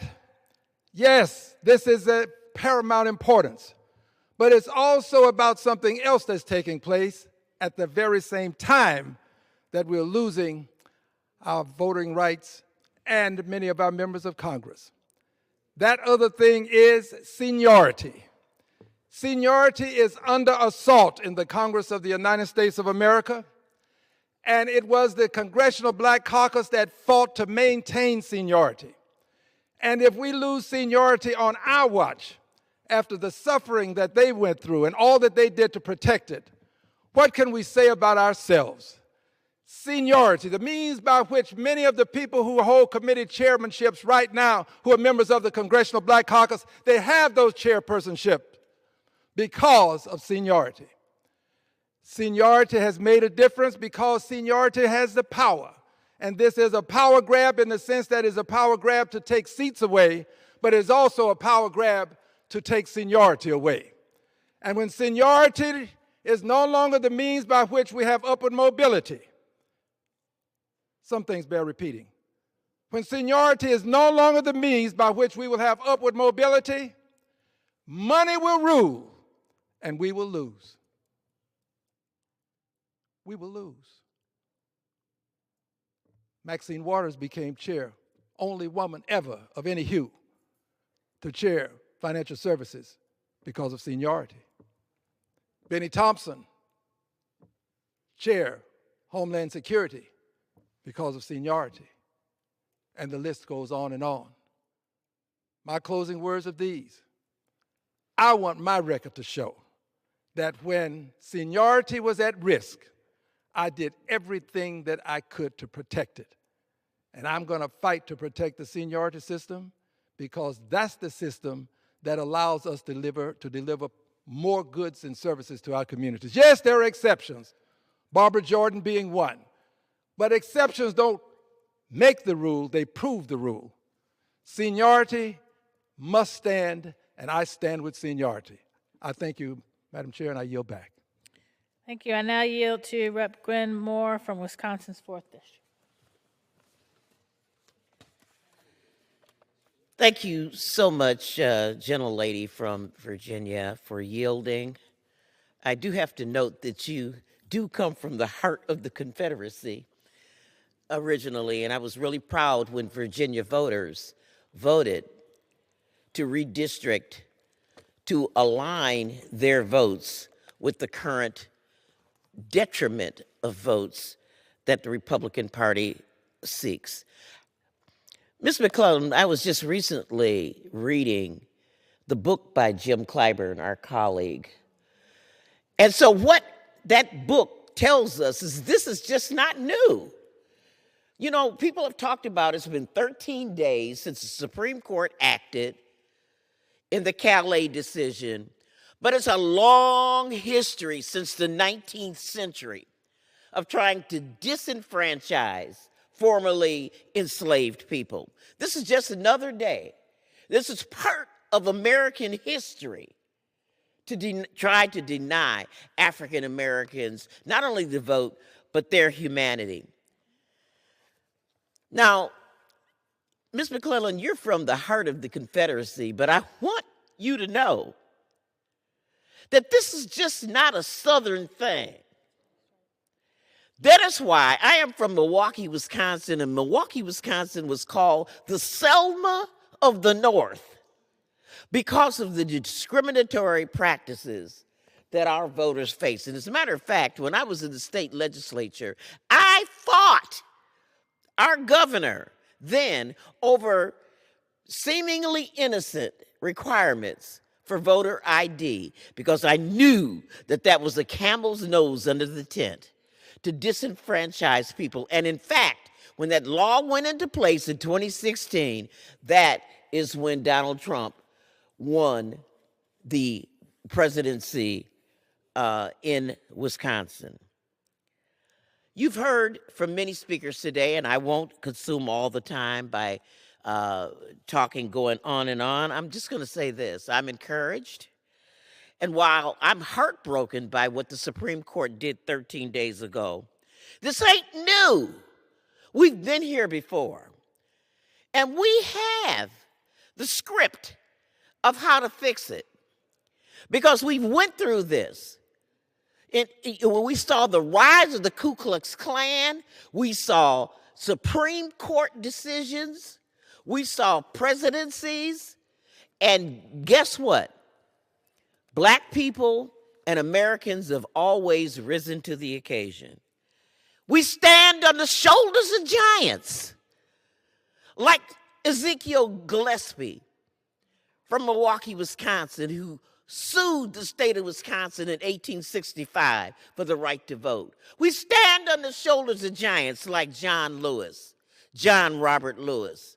And we know, Mr. Speaker, that a new day will surface again, and this will not be the end. Why?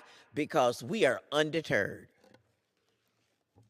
I yield back to you, gentlelady. Thank you, Representative Moore. I now yield to Representative Hank Johnson from Georgia's 4th District.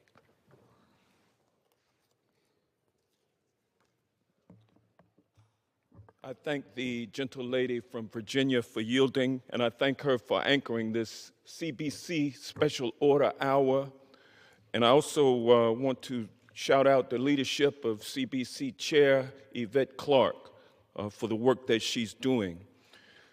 Mr. Speaker, I can't breathe. And I'm not saying those words to talk about what George Floyd said about 6 years ago before he was choked to death. Those are not from him. Those are the words that democracy is uttering, is crying. I can't breathe.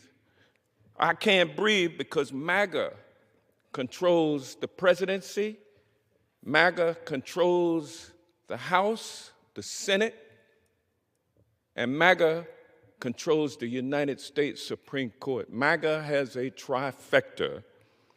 I can't breathe. Democracy can't breathe. For years, there's been a steady effort by the United States Supreme Court to overrule, get rid of the Voting Rights Act. They started with Shelby County, where they paralyzed the preclearance requirement of the Voting Rights Act. Then they went to Brnovich several years later, made it more difficult to sue for relief under the Voting Rights Act. And then April 29th, I think it was, of this year, they nailed the final nail in the coffin of the Voting Rights Act by gutting Section 2. And they did it.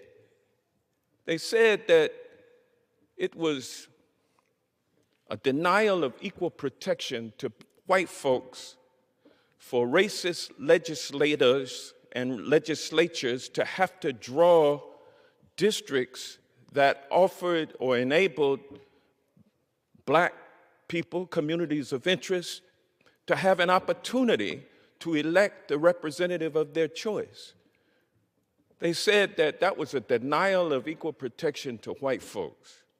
So in other words, political gerrymandering trumps the ability of black people to be able to elect the representative of their choice. And they did that premised on the conclusion, the false conclusion, that we're now living in a post-racial society, so there's no longer a need for the Voting Rights Act. So it was a fit of judicial activism, a predictable fit of judicial activism. We got to do something about this United States Supreme Court. We got to do something about this MAGA legislature, and we got to do something about the head MAGA at the White House. We do that through exercising our right to vote. We shall do so in November, and we shall do so in 2026. And we'll be prepared for 2030 redistricting. We'll be prepared for what happens. We're going to take your foot off of the neck of democracy, and it's not going to be just us, it's going to be right-thinking people around this country who are going to join us. And so that's why I appreciate us leading the way, and I look forward to better days ahead. We shall not stop. We won't slow down. You're not going to drive us off. You're not going to kick us out. We're going to be here. This is our country, and we're going to live in it together, like it or not. And with that, I'll yield back. Thank you. I now yield to Representative Robin Kelly of Illinois 2nd District.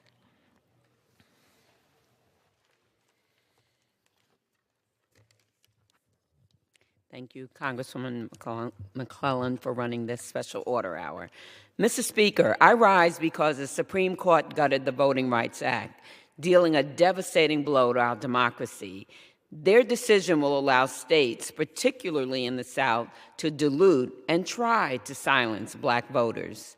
For decades, black Americans and activists fought and bled for our right to vote. Once again, we have to organize, mobilize, and fight for our right to vote. When I say we, I mean a collective we. Dems won't win if all Dems don't participate to revert this very, very racist action. We need everybody involved. It doesn't matter what state you come from, what the color of your skin is, or what your religion is. Now is the time to fight back. Make no mistake, Republicans are trying to steal this election because they know they cannot win it fair and square. They've gutted our health care, raised prices for everyday necessities, turned their backs on hardworking people, and now they want to stay in power. Democrats, now is not the time to grow weary, to shutter the windows, to close the door. Now is the time to show up, to stand up, and to speak up for democracy. I yield back. Thank you. I now yield to Representative Lucy McBath of Georgia's 7th District. Mr. Speaker, I rise today to speak to the Supreme Court's decision in Louisiana versus Calais and what this moment means for the future of our democracy. For generations, Americans have fought to make this nation live up to its promise. Our democracy did not become more inclusive by accident. It became stronger because people of color organized, marched, sacrificed, and demanded equal access to the ballot box. The Voting Rights Act of 1965 was one of the greatest achievements of that struggle, opening doors that had been locked to so many people of color for far too long. This decision weakens protections that helped ensure Black voters and communities of color could fully participate in our democracy and have fair representation in Congress. Let me be clear. This decision does not end our fight, and it does not weaken our determination. The Congressional Black Caucus has always understood that progress in this country is never permanent unless we continue to defend it. We have prepared for moments like this by rallying and building coalitions all across this nation, and we will continue doing exactly that. Because even in difficult moments, I still believe in the power of the people, in the power of my people. I still believe in the strength of our communities. And I still believe that when Americans come together to protect our democracy, we will prevail. That is why we will keep pushing forward. We will continue expanding access to the ballot box, protecting fair representation, and ensuring that every single voice in this country is heard. And when we reclaim the majority, and yes, that's coming too, we will work to pass the John R. Lewis Voting Rights Advancement Act and continue the work of building a democracy that truly reflects all of America. This is not the moment to retreat. It is a moment to organize, to vote, and to remind the American people that democracy is strongest when everyone has a seat at the table. The fight for voting rights did not begin with this court, and it will not end with this decision. We have overcome far too much, sacrificed far too much, and achieved far too much progress to turn back now. I look forward to working alongside my CBC colleagues as we move forward together. We will move forward together, united and committed to building a democracy that is more just and representative for all of our future generations. And I yield. I now yield to the gentlewoman from Ohio's 11th District, Representative Shontel Brown. Thank you, Representative McClellan, for leading tonight's special order hour. I am honored to stand with my CBC colleagues in this fight as we stand up for the people we represent. Mr. Speaker, for decades, the far right has sold this country a lie that racism ended in 1965, a lie that discrimination is ancient history. For years, that rhetoric lived in chat rooms in the ugliest corners of American life. Well, today, it lives in highest courts in the land, cloaked in robes. This conservative Supreme Court has taken a wrecking ball to the Voting Rights Act, one of the greatest achievements of the civil rights movement. And now, after Louisiana versus Calais ruling, there's barely any of the law left. Before this ruling, Black voters in the South had at least some defense against intentional political extinction, but now that's gone. And Mr. Speaker, what happens next tells you everything you need to know. The ink was barely dry before Republican states rushed to redraw maps and move election dates. Mississippi, Tennessee, Alabama, Louisiana, South Carolina, state after state after state. And let's be honest about what this is. This is a coordinated effort to engineer electorates so that Trump has all the white majority districts he needs. And the tragedy, the disgrace, is that this rush to redraw proves exactly why the Voting Rights Act was needed in the first place.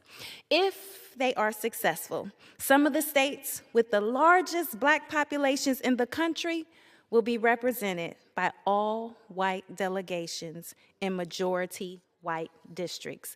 We cannot and we will not take this sitting down. We will organize and mobilize and use our voice. We will fight this in Congress. We don't have a voting rights majority in this body right now, but soon we will.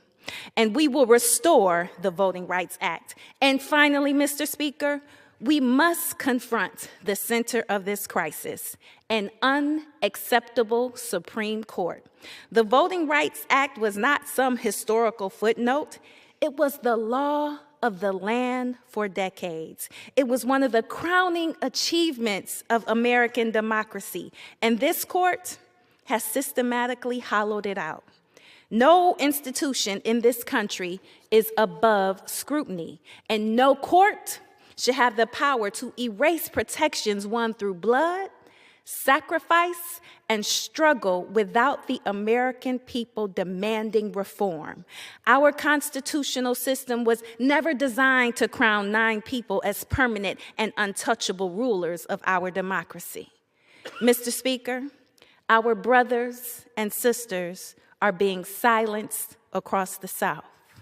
But this Congress will make sure those voices are heard loudly, clearly, and unapologetically. And with that, I yield back.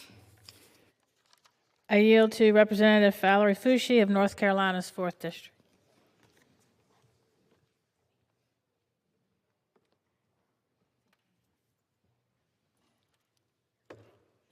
I thank the gentle lady for yielding and for anchoring this special order hour.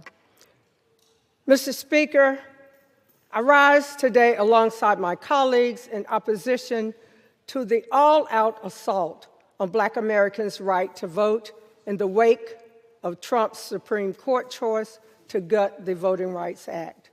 The Voting Rights Act was a piece of legislation that was won in blood. And though we can see the racism and hatred still present in our nation, the passage of the Voting Rights Act was a line in the sand that we would protect and include Black voices in our democracy. In the near 200 years between the establishment of this country and the passage of the Voting Rights Act, millions of Black Americans died fighting for this right. It wasn't a right that we just achieved through a protest in Selma, where they attacked hundreds of our brothers and sisters. It wasn't a right that we just achieved through a march to the Capitol alongside hundreds of thousands of people across our communities. It was a right that we also achieved through the struggle of the millions of Black Americans whose stories were never told and whose voices were never heard by our government. The millions of Black Americans throughout our history who organized and fought without the recognition they deserved to lay the groundwork for people like me to have the opportunity to represent the very congressional districts where we once attended segregated elementary schools. The passage of the Voting Rights Act was that hope that finally we would no longer go without our voices being heard and that none of us would have to die for that right ever again. Now, as if we needed any confirmation of the rationale behind this senseless Supreme Court ruling, Republican state houses nationwide are now mobilizing in an effort to target Black members of Congress and Black majority districts. In Tennessee, they ignored Black representatives locked in arms on the floor of the state legislature as they dismantled the only Black majority district in a state where the Clinton 12 once marched for their right to attend integrated schools. In Alabama, they stared on as my colleague, Congressman Figures, pleaded with them to stop redrawing the court-mandated congressional map that gave Alabama, the state at the epicenter of the modern civil rights movement, to Black members of Congress for the first time in its history. In Virginia, they overthrew a referendum which would help balance the power in Congress, the same state which once approved a referendum by white supremacists to rewrite the state constitution in order to disenfranchise Black voters. In my state, North Carolina, we've seen this playbook carried out with the redrawing of congressional maps to eliminate the 3 seats for Democrats and the redrawing of that congressional map just a few years later in a concerted effort to attack Black lawmakers. I consider myself incredibly lucky to still be here in the halls of Congress, while many of our fellow Black lawmakers have not been as fortunate. And as one of the few members of Congress who left, who experienced the systemic segregation put in place across the South, firsthand, as a young girl in an all-Black elementary school, I stand here with this message. We will not go back. We deserve more than to have our government stomp on our voices, our representation, and our votes. Just as I deserved access to the same elementary school as the white boys and girls. Our ancestors fought, bled, and died for the right to vote and the right to have our voices heard by Congress. And as we feel their pain with every step back that this government forces upon us, rest assured that we will always come back stronger. Your cheating of our electoral systems through gerrymandering and voter disenfranchisement is an admission that your leadership has failed the American people. We see through you. We will not rest, and we will continue to honor the work of our ancestors with action. Thank you, and I yield back. To Representative Glenn Ivey of Maryland's 4th District. May I inquire how much time is left? 10 minutes. Thank you. I thank my colleague from Virginia for leading this special order tonight, and my colleagues who've spoken on the floor. In shock and dismay with respect to what the Supreme Court did in the Voting Rights Act ruling just a few days ago, and also in the Virginia Supreme Court in the ruling that it passed down. I'll say this. Many of my neighbors, friends, and the students I've had a chance to speak to recently were also surprised and shocked and disappointed and dismayed by what happened then. They've also been surprised by President Trump sending the FBI in to seize ballots in Atlanta to try and prove that he won an election 4 years ago that he obviously lost. They've been surprised, dismayed, and disheartened by what they saw with respect to ICE in Minneapolis, and the recognition that there's a strong possibility that ICE and the National Guard may be showing up in polling places in November. And they've also been shocked and surprised that icons like Jim Clyburn and Emanuel Cleaver, who served this body and this nation honorably for decades, are at the risk of being forced out of office based on these unfair rulings. I'll say this, I've been really heartened by what I saw from those young people when I was speaking to them over the past 2 weeks. They were concerned that they couldn't live up to the moment, that there was nothing that they could do, that they were too young to have an impact. But I reminded them of people like John Lewis, who was 18 or 19 when he began his work in the civil rights movement that culminated in the Voting Rights Act that was just gutted a few weeks ago. I reminded them that Dr. Martin Luther King was only 25 when he led the Montgomery bus boycott and was still working on his dissertation and raising a family all at the same time. I reminded them that there were many leaders who came before us, young people, men and women, who saw a need for service and a call to have an impact, and they stepped into that void. I reminded them that the Freedom Riders had people on it, 18, 19, 20 years old, who they forced to sign and write wills before they got on those buses because they knew that they would be violently attacked, and they were. We can meet this moment just as those ancestors met those moments, just as our predecessors met those moments, and all we need to do is go to the voting booth. We have to make sure we get out there and do that work, push in the streets, campaign, stand up, make sure we fight, speak, have our voices heard, and bring everybody out that we can. Because it's critical for us to win in November in order to turn this around and show them that despite all of the efforts that they've made, the Trump Supreme Court, the seizure of the ballots, all the things that they've been doing with the executive orders and the like, we can defeat all of those in November, but we have to show up, and we will. And with that, I yield back. I yield to Representative Sidney Comwater Dove of California's 37th District. I want to thank the gentlewoman from Virginia for hosting this special order hour. The House is on fire, and our democracy is under attack. And this time, instead of storming the Capitol, they are changing the maps to silence voices of millions of Americans. The Supreme Court's decision in Louisiana versus Calais has given states a green light to weaken black political power under the false cover of race neutrality.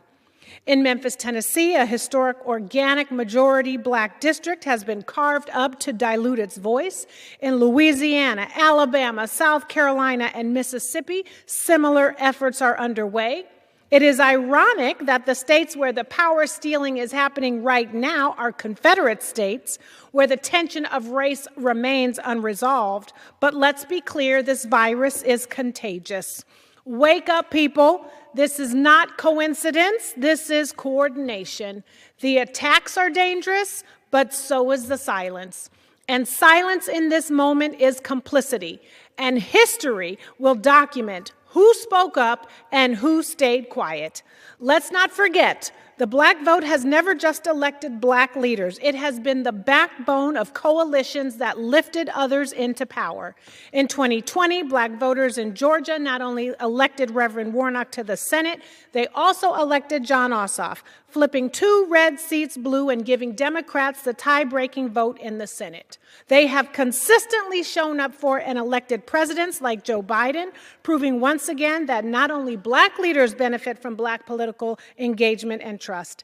And let me be clear about something else. Black members of Congress do not only represent black communities. We represent everyone. Many of us serve diverse, even majority white districts, delivering results for all of our constituents. So when these maps are redrawn to eliminate black representation, it's not about fairness, it's about fear. And real talk, if race is truly not a factor, then why are black districts always the ones being dismantled? So let's say it plainly. If some of our colleagues were not afraid of black voters, then they would not be working so hard to silence us. So we have to meet this moment with urgency, pass the John Lewis Voting Rights Advancement Act, organize, mobilize, turn out, and hold receipts, because this is bigger than any one district. It is about whether democracy works for all of us. And with that, I yield back. I yield to Representative Menifee from Texas. Thank you. I rise today because the right to vote is under grave attack. The Supreme Court opened the door, and Republican officials throughout the South are running straight through it. Republican state legislators are racing to redraw congressional maps across the South, and they have one clear goal: to make sure that black communities cannot elect a candidate of their choice. Look at Tennessee. Memphis is a majority black city, and instead of keeping it whole in one district, Republicans sliced it into 3 separate districts and imported white voters from hundreds of miles away. That is not an accident. That is a blueprint. Or in Texas, where a Trump-appointed federal judge found that Republicans use race to dismantle minority districts, like in my hometown of Houston. And I've seen so many Republican officials argue that this is not about race.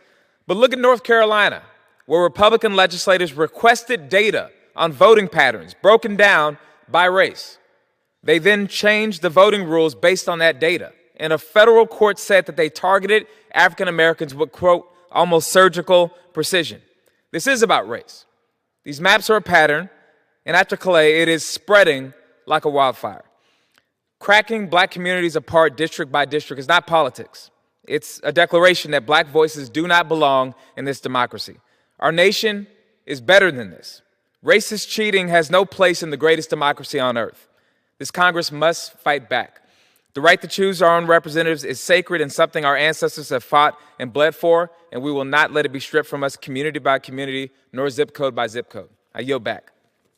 Mr. Speaker, I took my oath of office 3 years ago on the Bible that my father kept his poll tax receipt in, that he paid when he turned old enough to vote in Tennessee. In my office is a book written by my great-grandfather, and he tells the story. My great-grandfather, born on the plantation where his parents were enslaved, went to register to vote in 1902 in Alabama. He was given a literacy test. He got all the questions right. The registrar turned to his assistant and said, and I quote, "I need more questions because this nigger got them all right." He was on a list of people not to register to vote because he organized blacks in the community. Then he was told, "You got to find 3 white men to vouch for your character." And he did it. Today, just like my great-grandfather, just like my father, I and the Congressional Black Caucus will fight any obstacle put in our way to ensure that we participate in this government by, of, and for the people. We won't take this sitting down. The Supreme Court may have dealt us a devastating blow, but we're going to get up. Just like John Lewis got up after he was beaten in the head from marching across the bridge in Selma for the right to vote. This is not the end of the war. This is only the beginning, where we will ensure that liberty and justice for all means all, that a government by, of, and for the people includes all the people. We will not be silenced. And with that, I yield back. The gentlewoman yields back. Under the Speaker's announced policy of January 3rd, 2025, the gentleman from Oklahoma, Mr. Burkeen, is recognized for 60 minutes as the designee of the Majority Leader. I rise to seek unanimous consent to address the House for 1 hour to revise and extend my remarks, Mr. Speaker. The gentleman is recognized without objection. Thank you, Mr. Speaker. On May 17th, in a few days, it will be declared a National Day of Jubilee, Prayer, Praise, and Thanksgiving. President Donald Trump announced this Day of Jubilee at the National Prayer Breakfast when he invited, quoting the President, Americans from all across the country to come together on our national mall to pray, to give thanks, and he went on to say, to rededicate America as one nation under God, end of quote. It's historically significant that President Donald Trump would say this.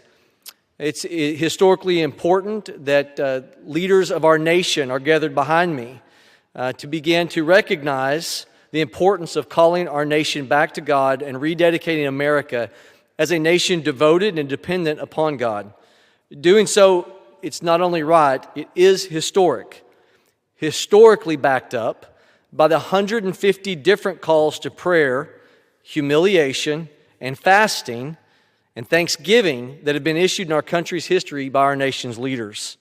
Of these 150 plus calls to prayer, 74 of them have been issued by U.S. presidential proclamations, with 36 of our 47 United States presidents signing proclamations for national prayer.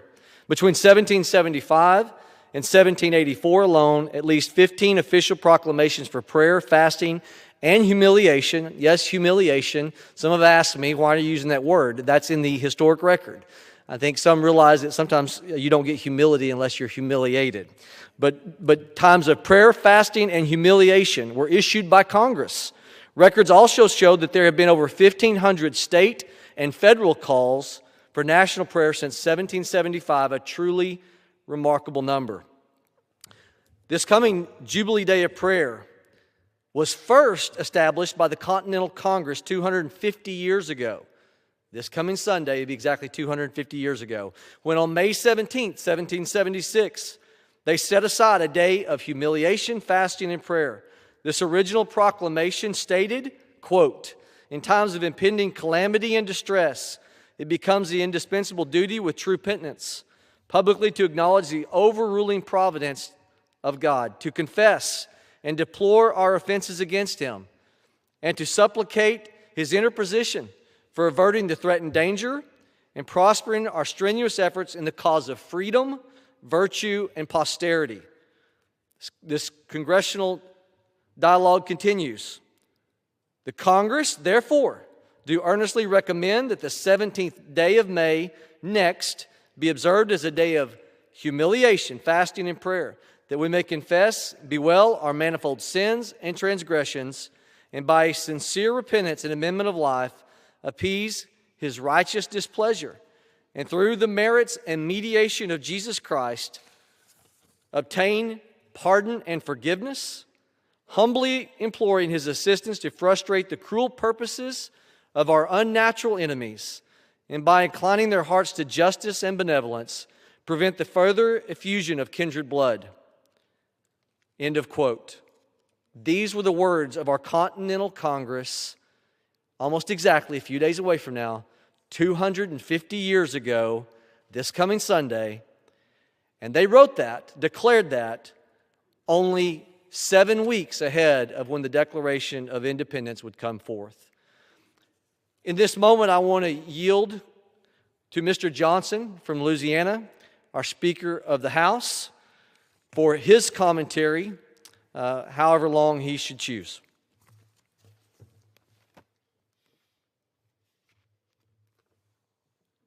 Thank you. I want to thank my dear brother, Congressman Josh Burkeen, for leading this special order. It's an important occasion and one that a number of my colleagues will be here to help mark tonight.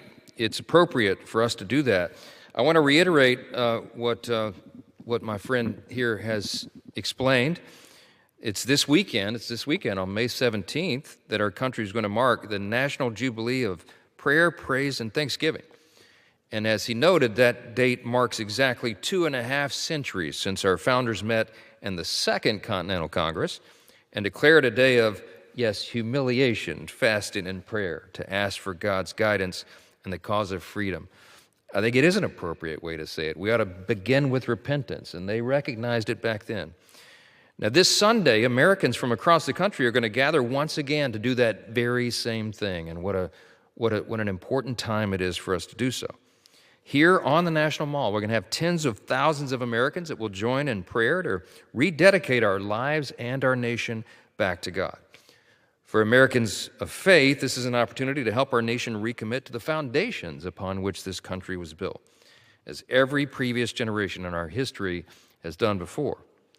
Since the very beginning, prayer is how this grand experiment in self-governance has endured and prospered for 250 years. Indeed, when 56 patriots gathered in Philadelphia to pledge their lives and their fortunes and their sacred honor for the birth of this new nation, they began in prayer. To this day, we open every single legislative session in this House and in the Senate, the other chamber, we open in prayer.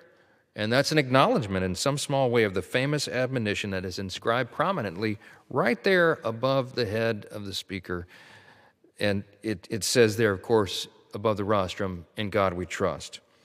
And if you look, by the way, in the visitor's guide to the House chamber, I think it's about somewhere on page 14, it says that Congress voted in 1962 to put that motto there, to add it to the marble. It says in the guide as a rebuke to the Soviets because of their philosophy. That was during the Cold War. The Soviets' philosophy is Marxism, communism, socialism, they all begin with one common premise, that there is no God. And our predecessors in this body wanted every single one of us to look right there and understand and acknowledge every single day that we're here to work that our nation is built on the opposite idea. We are built on the self-evident truth that it is God who gives us our rights and not the government. At this pivotal moment in our nation's history, we have to remember all that. We have to acknowledge that the miracle of our founding and the countless miracles that have followed have been the work of Almighty God. And it is indeed in Him whom we trust. So as we approach the 250th anniversary, it's right that we gather formally just as our founders did, to beseech the firm protection of divine providence once again. And I hope Americans from all across this country will take part in this historic day of Scripture and worship and fellowship as we recommit to our faith and our foundations as one nation under God. Again, thank you, my dear friend. I yield back. Thank you to the gentleman from Louisiana, our speaker, for taking the time out of his very busy schedule to do this. I'm going to further delay my remarks. I know that the gentleman from Texas, Mr. Babin, has got an appointment, and I'm going to ask him to share some remarks also. Yielding him a number of minutes. Thank you very, very much, my good friend, Mr. Josh Burkeen from Oklahoma. Thank you so much for having this special order tonight. As we prepare to celebrate 250 years of the greatest nation in the history of the world, and by great, I think we can mean good, it is fitting that we pause to remember something that our founders understood clearly. America's strength has never come from government. It has come from Almighty God, from faithful people, and from a nation willing to humble itself in prayer and thanksgiving. God loves mercy more than He loves sacrifice. And He tells us in Micah 6:8, "What does the Lord require of you, O man? But to seek justice, love mercy, and to walk humbly with your God." In 1776, as the Continental Congress fought for the survival of this young nation, they established what they call a National Jubilee of Prayer, praise, and thanksgiving. I want you to think about that just for a moment. In the middle of war, of uncertainty and sacrifice, our founders did not place their hope in military might or political power alone. They turned first to the Almighty God. John Adams once wrote, "It is the duty of all men to adore the superintending providence of Almighty God." George Washington repeatedly reminded the nation that freedom itself depended on morality, faith, and virtue. From the very beginning, America understood that liberty is not self-sustaining. Freedom requires a moral people, and a moral people must remain grounded in the truth. Today, 250 years later, we gather not only to celebrate our history, but to recommit ourselves to those timeless principles. Our country has endured wars, economic hardship, division, tragedy, and yet generation after generation, Americans have continued to seek God's guidance through it all. That spirit is woven into the very fabric of our nation, and that is why "In God We Trust" remains our national motto right above your head, Mr. Speaker. And it is why our presidents place their hands on the Bible when taking the oath of office. And it is why Americans still bow their heads in prayer during moments of both triumph and of trial. As a veteran, a father, a grandfather, and now chairman of the House Science, Space, and Technology Committee, I've had the very great privilege of seeing the very best of America. I represent Houston, Space City, the hardworking men and women at Johnson Space Center who continue pushing the boundaries of human achievement, as we saw a couple of weeks ago on Artemis II, pushing 4 astronauts farther from Earth than anybody has ever gone before. And even as we reach farther into the heavens, we are reminded of just how small we are compared to the greatness of God's creation. As we celebrate America 250, may we never take for granted the freedoms that we have inherited from our forefathers, and may we always remain one nation under God for generations to come. With that, Mr. Speaker, I yield back. Happy to have had the gentleman from Texas take his time to be here, along with the speaker. Given the rush of their schedules and the delay of my commentary, I'm going to continue on with my commentary. Some will ask, they'll say, well, show us in history, if you claim that our founders were of this mindset, prove that to us. In his 1796 farewell address, our very first president, George Washington, stated, quote, "Of all the dispositions and habits which lead to political prosperity, religion and morality are indispensable supports. In vain would the man claim the tribute of patriotism who should labor to subvert these great pillars of human happiness." He goes on to say, "Both reason and experience forbid us to expect that national morality will prevail in exclusion of religious principles." Most people don't realize that wasn't just George Washington who wrote that. That was prepared for him by James Madison and later Alexander Hamilton, because he was going to release that in his 1792 farewell address, and he decided the country needed him another 4 years. He waited until Alexander Hamilton could polish off the final copy in 1796. Our second president, John Adams, also expressing devotion to biblical principles, stated, quote, "We have no government armed with power, capable of continuing with human passions unbridled by religion and morality. Avarice, which means extreme greed, ambition, and revenge will break the strongest cords of our Constitution as a whale goes through our net.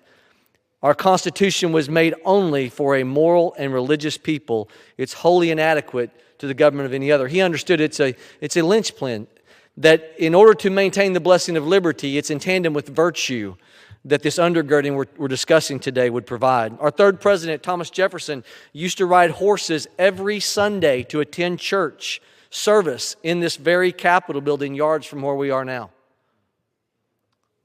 Thomas Jefferson, the one that people claim so much about. But every Sunday, he was in service in a public building, bringing praise and honor. Our fourth president, father of the Constitution, James Madison, signed into law a resolution declaring a day of, quote, "public humiliation and prayer to be set apart for the devout purpose of rendering to the sovereign of the universe the public homage of acknowledging the transgressions which might justly provoke the manifestation of his divine displeasure, seeking his merciful forgiveness." And yet our 16th president, Abraham Lincoln, followed in these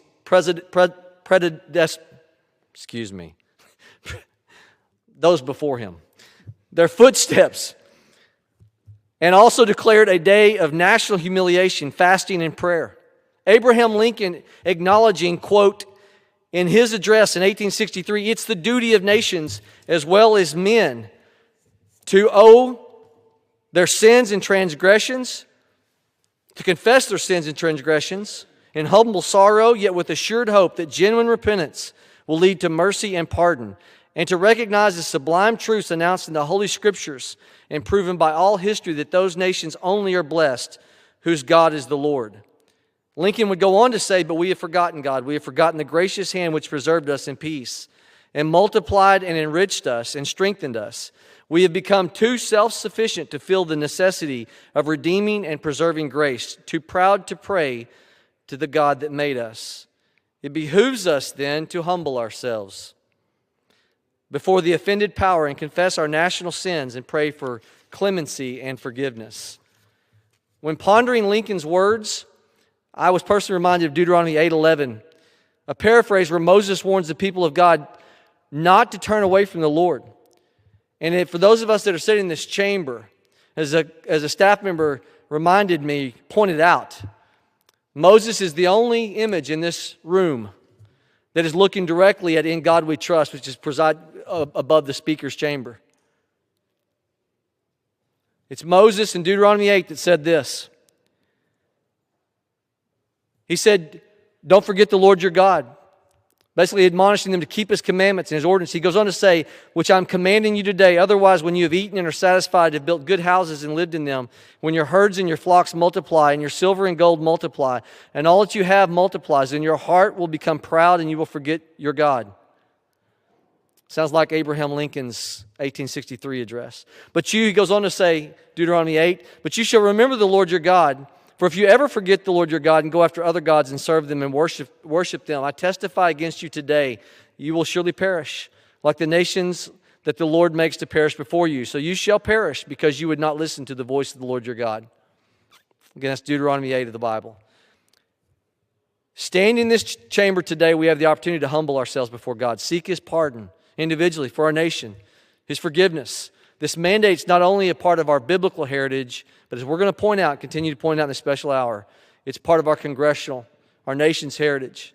And as Moses at the back of this chamber looks down over that doorway, his admonishment rings true today. If America continues down a path of immorality, pride, turning to idolatry, we will see the demise of our nation. John Adams, and I conclude with this.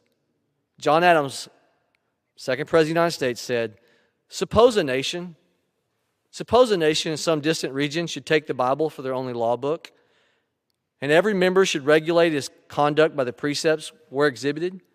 What a utopia, what a paradise this would be. For our country to survive the 250 years ahead, so that peace and prosperity are passed down to our posterity, we must turn to the guiding hand of the Almighty, seek His forgiveness, and follow suit with that which He has asked of us. With that, I want to yield in the order of those here to my friend from North Carolina, Mr. Mark Harris. Thank you to my colleague and a gentleman from Oklahoma, Representative Burkeen, for the special order.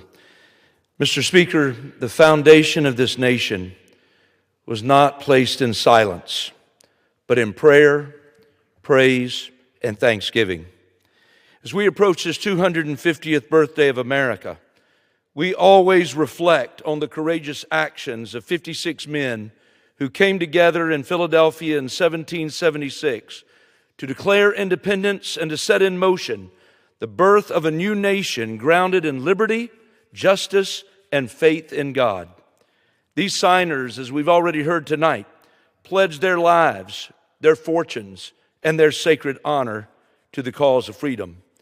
And as we remember their sacrifice, we are also called to reflect on the enduring principles they set forth and the responsibility we carry to preserve and strengthen them even today. They knew their strength alone was not enough.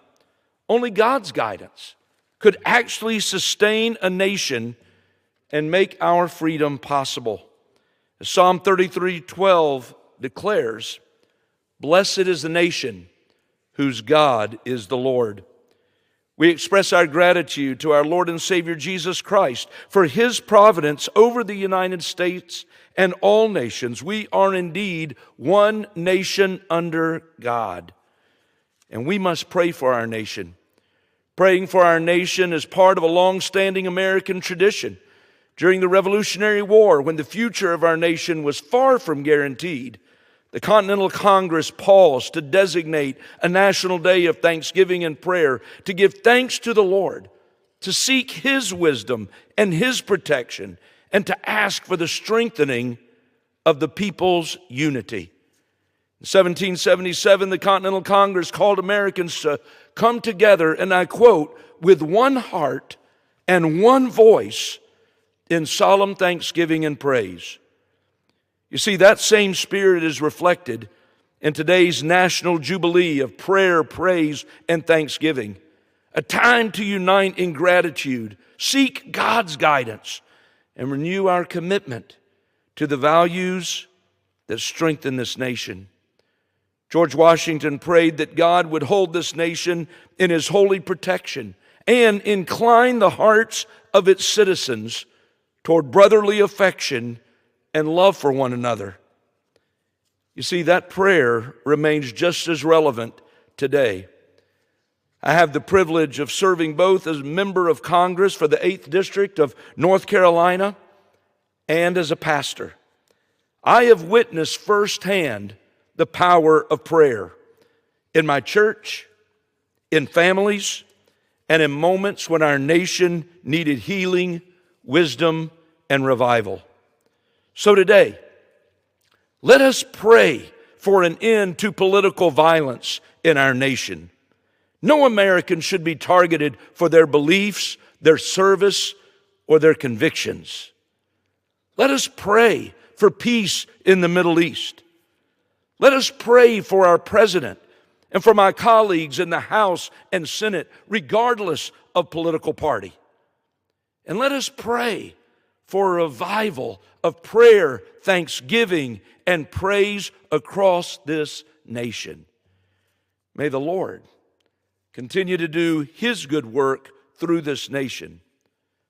For without His guidance, we are lost. And with that, I yield back. Thank the gentleman from North Carolina. With that, I would like to yield as much time as he would like to utilize to the gentleman from Louisiana, Mr. Clay Higgins.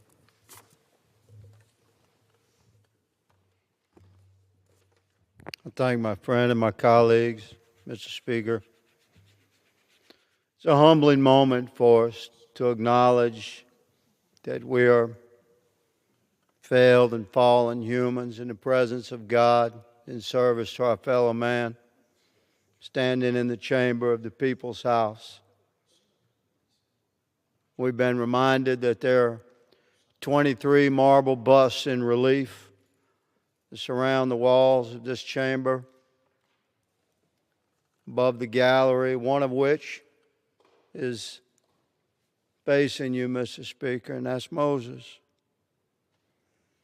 There are many men up there: George Mason, William Blackstone, Thomas Jefferson, Solomon.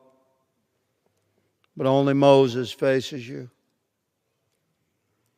Only Moses faces the podium of the chamber of the people's house in the land of the free. Our founders were men anointed by God.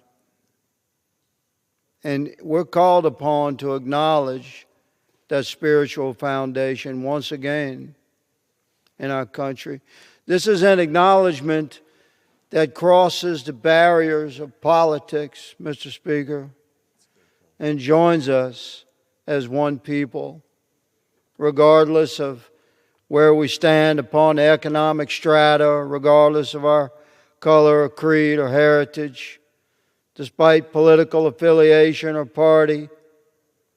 We're bonded as one man under God in service to our fellow man. And yet we struggle. We struggle to know what is right.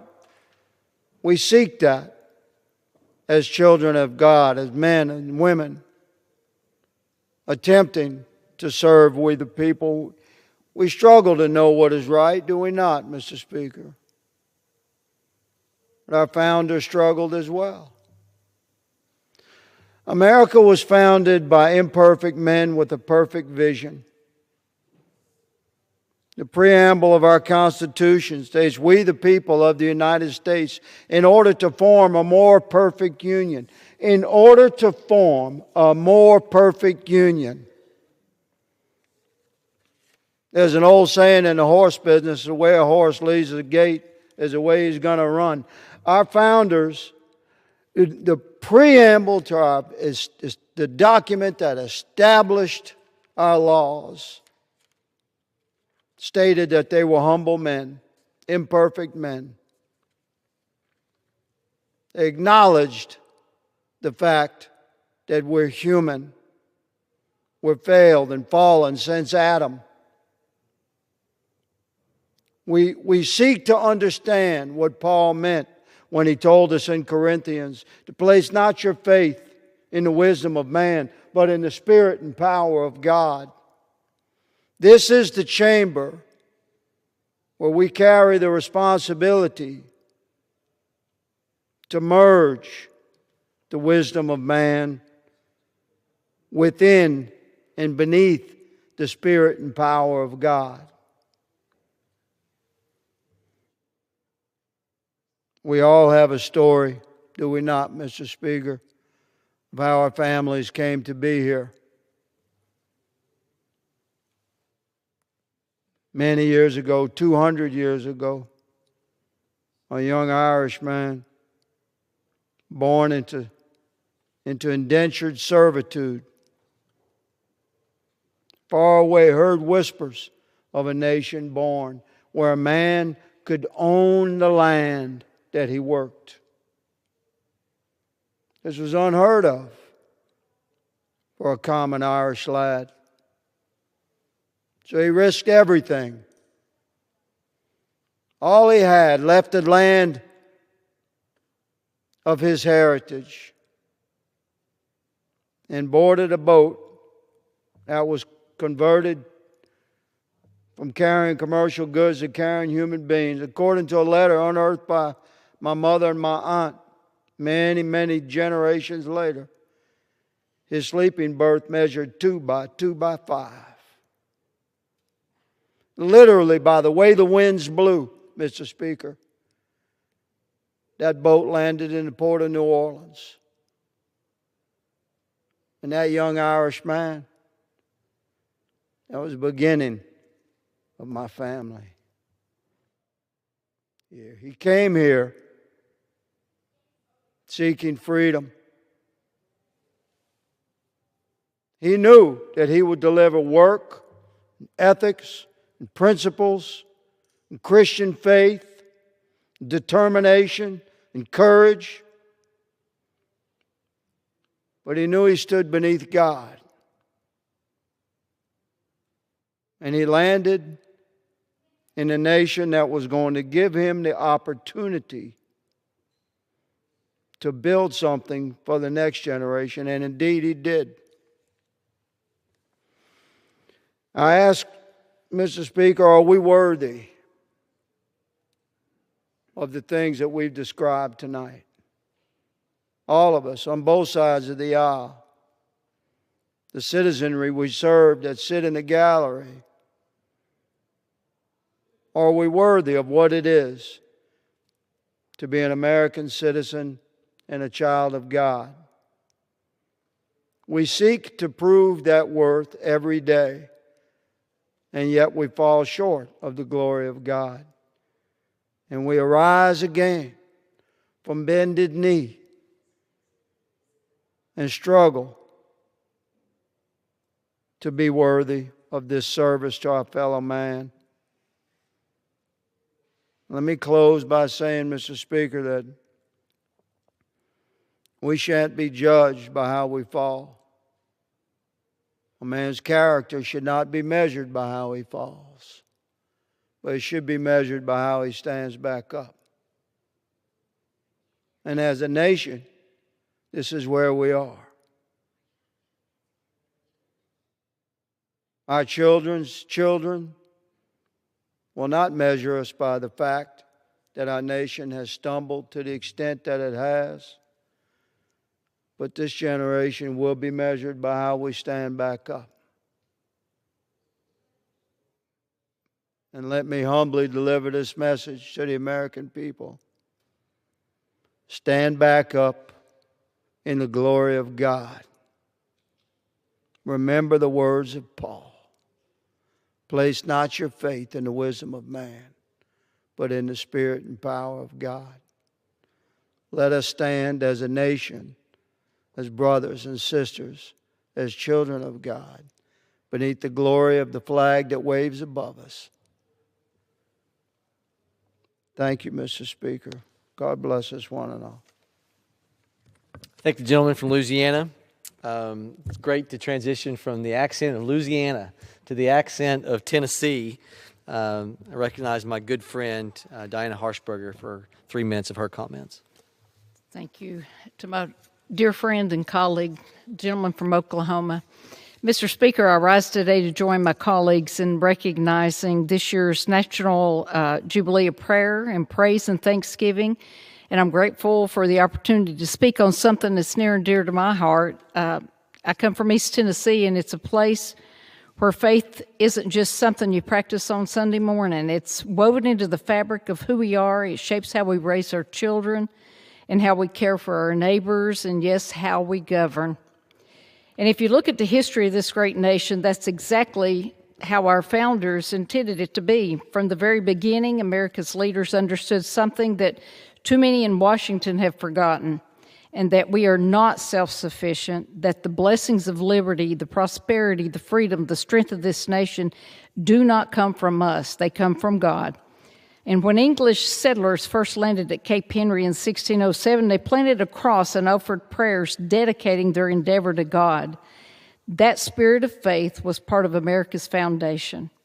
When the First Continental Congress convened in Philadelphia in 1774, facing a crisis, facing uncertainty, facing the very real possibility of war, one of the very first things those delegates did was bow their heads in prayer. And by all accounts, that prayer changed the room, and it brought divided men together, and it gave them clarity, and it gave them courage. And when our Constitution was hanging by a thread at the Constitutional Convention in 1787, when tempers had flared and delegates were walking out, Benjamin Franklin urged the delegates to seek divine guidance with humility and prayer before continuing their work on what would become the greatest governing document in the history of the world. And I'm proud to say that Tennessee has always been part of this tradition. 3 of this nation's presidents called Tennessee home.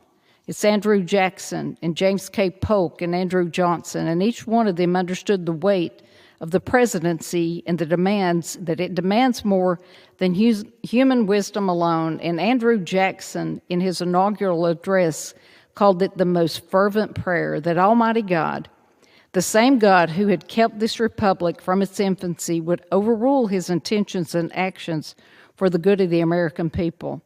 And James K. Polk, in his own inaugural address in 1845, fervently invoked the aid of the almighty ruler of the universe to guard this heaven-favored land against the mischiefs that arise from unwise policy.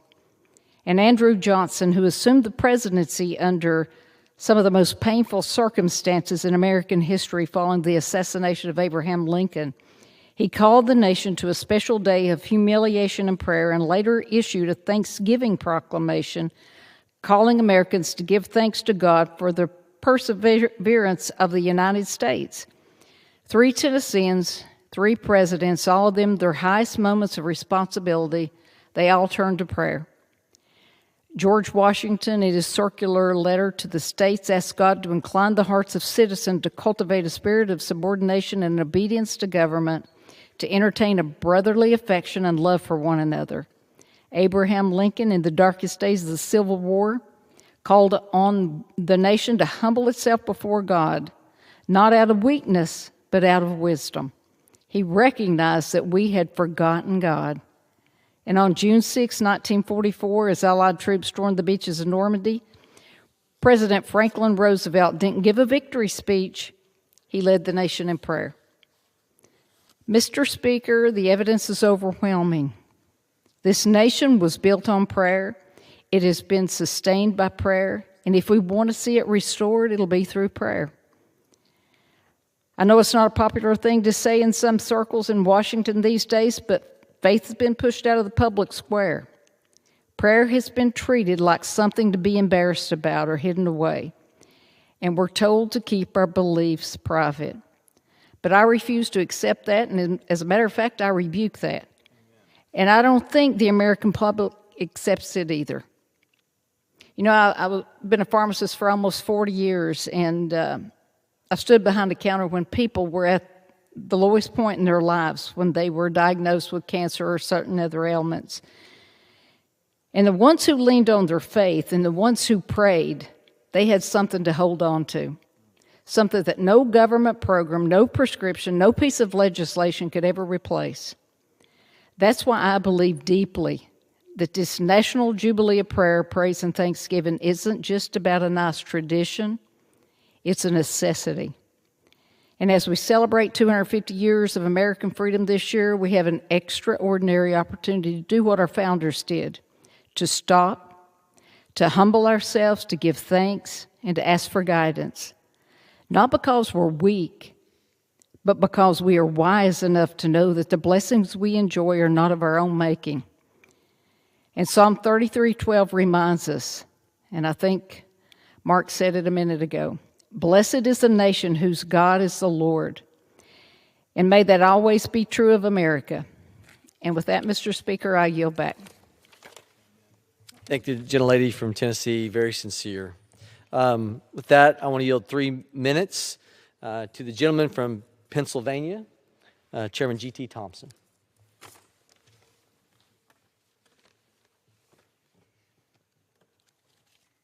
I thank the gentleman from Oklahoma for leading this great special orders this evening. Very timely. Mr. Speaker, I rise today to recognize and celebrate this year's National Jubilee of prayers, praise, and thanksgiving. Since the founding of our nation, the people and the spirit of this great country have been rooted in a firm belief in God. Evidence that as Americans, we are one nation under God. In 1607, when English settlers landed at Cape Henry before traveling inward to establish what would later become Jamestown, their first act was not to build a fort, but to kneel in prayer. This early act of worship on American soil confirmed that our country's original intent was not bound by political and economic construction, but in our dedication to faith. Acts of worship continue to shape our nation's early history and were central in the observance of Thanksgiving. This time unites all Americans to give thanks to God for his protection and wellness, cementing faith as a central pillar of our history. Our nation was forged upon the belief in absolute God-given rights, a truth that reminds us that there is a higher authority than any government or any political figure. In 1775, our founding fathers issued proclamations to recognize national days of fasting, humiliation, and prayer. From 1777 to 1784, more than 10 of these proclamations were observed, encouraging all Americans to express gratitude and reflect through worship. Our founders knew that liberty requires a spiritual anchor, and as Benjamin Franklin famously told the Constitutional Convention, quote, God governs in the affairs of men, end quote. While our country has changed over the last 250 years, our steadfast reliance on faith remains constant. Faith and prayer have played a central role in my life and as a foundation of my work in Congress. For many Americans, our faith is what compels us to care for the vulnerable, to serve our communities with humility, and to see one another not as adversaries, but brothers and sisters. Now, I hope that on this National Day of Prayer, Praise, and Thanksgiving, Americans across our country can unite in our steadfast belief in God. As a nation, let us look ahead to the next 250 years with the same conviction in uniting under prayer, worship, and thanksgiving. I thank the gentleman once again from Oklahoma for hosting this. And Mr. Speaker, thank you, and I yield back the balance of my time. Thank you, Chairman Thompson. I know you have a busy schedule. Thanks for joining us. Next, I want to yield 3 minutes to my neighbor to the north in Kansas, Representative Tracy Mann. Well, I want to thank the gentleman for hosting this special order hour and for your leadership on this very important time for our country. Mr. Speaker, I rise today as our nation prepares to celebrate 250 years of American independence. For nearly 2.5 centuries, America has been a nation unlike any other, not because of the size of our economy, the strength of our military, or the power of our government, but because our founding was rooted in the simple and revolutionary truth that our rights are derived from God, not from government. The Declaration of Independence says that we are endowed by our Creator with certain unalienable rights. That belief has guided our country through war, hardship, division, and uncertainty. It has reminded generations of Americans that freedom is a gift, and with that gift comes responsibility. Kansas understands this well. Our state was born in the struggle over freedom. From the days of bleeding Kansas to the farmers, ranchers, teachers, pastors, and families who build our communities, Kansans have always known that liberty must be defended and faith has an important place in public life. Growing up as a Western Kansas farm kid, I was taught the value of faith, family, hard work, and personal responsibility. Those values shape my life. My faith is my foundation. It shapes how I serve and how I approach the work before us in this chamber. Throughout our nation's history, leaders have turned to God in moments of hardship. Benjamin Franklin, as I mentioned before, called for prayer during the Constitutional Convention. President Lincoln called the nation to prayer during the Civil War. Dr. Martin Luther King Jr. prayed for justice, courage, and freedom as he led a movement that helped America live up to its founding promise. Today, we face challenges of our own. We see the breakdown of the family, adrift from faith and personal responsibility, deep divisions in our politics, and confusion about right and wrong. Washington cannot solve these problems through legislation alone. A free country depends on the character of its people. This is why this 250th anniversary should be more than a celebration. It should be a moment of reflection, humility, prayer, and renewal. We should thank God for the blessings of liberty, repent where we have fallen short, and ask for the courage to preserve this country for the next and future generations. Like Solomon, I pray for a discerning heart to govern and to distinguish between right and wrong. I pray that our leaders seek wisdom, that our families be strengthened, that our communities be restored, and that our nation turn back toward the values that have sustained America from its beginning. May God bless our families, our communities, the great state of Kansas, and the United States of America. Thank you again for hosting the Special Order Hour. And Mr. Speaker, I yield back. Very well said. Thank you, Representative Mann. I now want to yield 4 minutes to the gentleman from Missouri, Mr. Mark Alford. Well, thank you to my good friend and brother in Christ, Josh Burkeen of Oklahoma. Thank you. Mr. Speaker, as a little boy from Baytown, Texas, I never thought I'd be here on the House floor talking about God Almighty. And yet, He has put me here today to do just that. And I'm extremely humbled to do that. Humiliation and humbleness is not a common word you hear today, not a common concept, but in James 4:10 it says, humble yourselves in the sight of the Lord and He will lift you up. And above your head, Mr. Speaker, is the words, in God we trust. This Sunday, Mr. Speaker, Americans across our great land will observe the National Jubilee of Prayer, Praise, and Thanksgiving, and I believe that it is fitting that we pause to remember this is not new to America. You know, from the very beginning, in times of war and uncertainty, division and hardship, our leaders have called this nation to its knees before God. In 1775, as the fires of the Revolution were kindled, Massachusetts called her people to repentance, unity, and God's mercy. In 1776, the Continental Congress summoned Americans to prayer and fasting, seeking divine wisdom and strength. And through the Revolution, through epidemics, through the trials of the Civil War, generation after generation, Americans have humbled themselves before their Creator and prayed for the future of this blessed land. Mr. Speaker, even Abraham Lincoln, in the crucible of that terrible war, warned that America had grown too proud to pray for the God that made us. And my friends, I'm here to tell you today that whether we are religious or not, there is timeless wisdom in gratitude, humility, and moral reflection, especially in times like these. Missouri carries this tradition proudly. Last week, our Governor Mike Kehoe proclaimed May 7th, 2026 as a day of prayer in our state under the theme, Glorify God Among the Nations. This year also marks the 75th annual observance of the National Day of Prayer in Missouri, a tradition that has united Missourians of every background for generations. And across our state, our churches, our communities, we are coming together in a jubilee of hope with pilgrimages, gatherings, acts of service, living proof that prayer is still alive and still a force in America. America has never been perfect. But one thing has carried this nation through every dark valley: the willingness of her people to stop, to reflect, to seek forgiveness where it's needed, to give thanks for our countless blessings, and to ask for wisdom as we move forward. As President Reagan reminded us, prayer has sustained our people in crisis. It has strengthened us in times of challenge. It has guided us through our daily lives since the first settlers came to this continent. He also declared with conviction, God doesn't need America, but America needs God.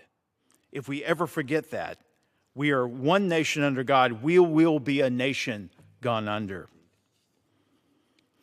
Mr. Speaker, that spirit of a people who place their trust in providence is worth preserving with all of our hearts. So as this National Jubilee is observed, I urge every American, everyone in this room, in the gallery, watching today, watching tonight, I urge every American to take a moment to thank God Almighty for the blessings that we have received, the sacred responsibilities that we all carry, no matter if you're Democrat or Republican, and the kind of country, that shining city upon that hill, we want to pass on to our children and our grandchildren. Some 40 years ago, President Reagan said something to this effect. The time has come for us to reassert our trust in God. The time has come for us to realize that we need Him more than He needs us. The time has come for us to turn to God for the healing of America. Mr. Speaker, as I close tonight, I want to tell everyone in this room, our nation needs healing.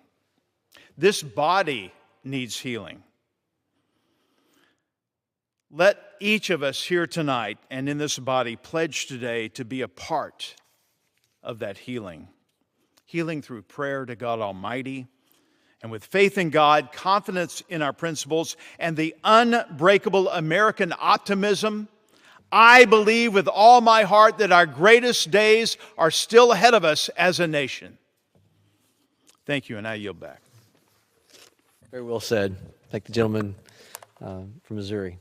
I now want to ask a good friend, chairman of the Values Action Team, Mr. Robert Adderholt, to provide comments for 3 or 4 minutes. And before I do, I just want to extend truly grateful that he and I, in talking about doing this, he said to me, I think this is bigger than even VAT. And I know, many will see rarely the Speaker of the House come on the floor, which he did tonight. And I want to thank the chairman for setting this up, for letting the membership know about this. And with that, I yield him 3 minutes. Well, thank you, Congressman McKean. Mr. Speaker, I rise today to add my support for the special order that commemorates the 250th anniversary, what I like to refer to as the term the semi-quincentennial of the founding of our nation, and the underpinning of faith and religious commitment that has sustained our nation from those very first days.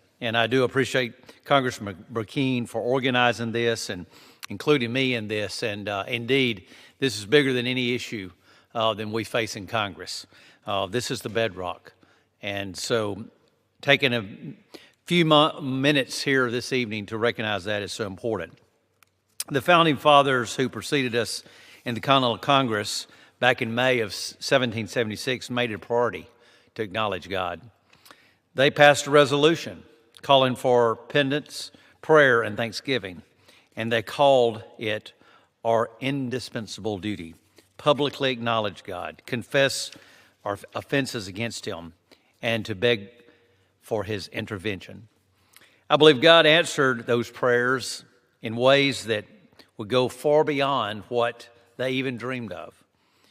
God has indeed prospered the United States of America over these past 250 years. But as a nation, we have sadly strayed, as it's been mentioned here tonight, from the gratitude that we owe to that provision. Today, as members of Congress, we come together standing in front, just under you, Mr. Speaker, the motto, "In God We Trust." And we feel the great privilege of blessings that we have inherited from the spiritual inheritance that we were given.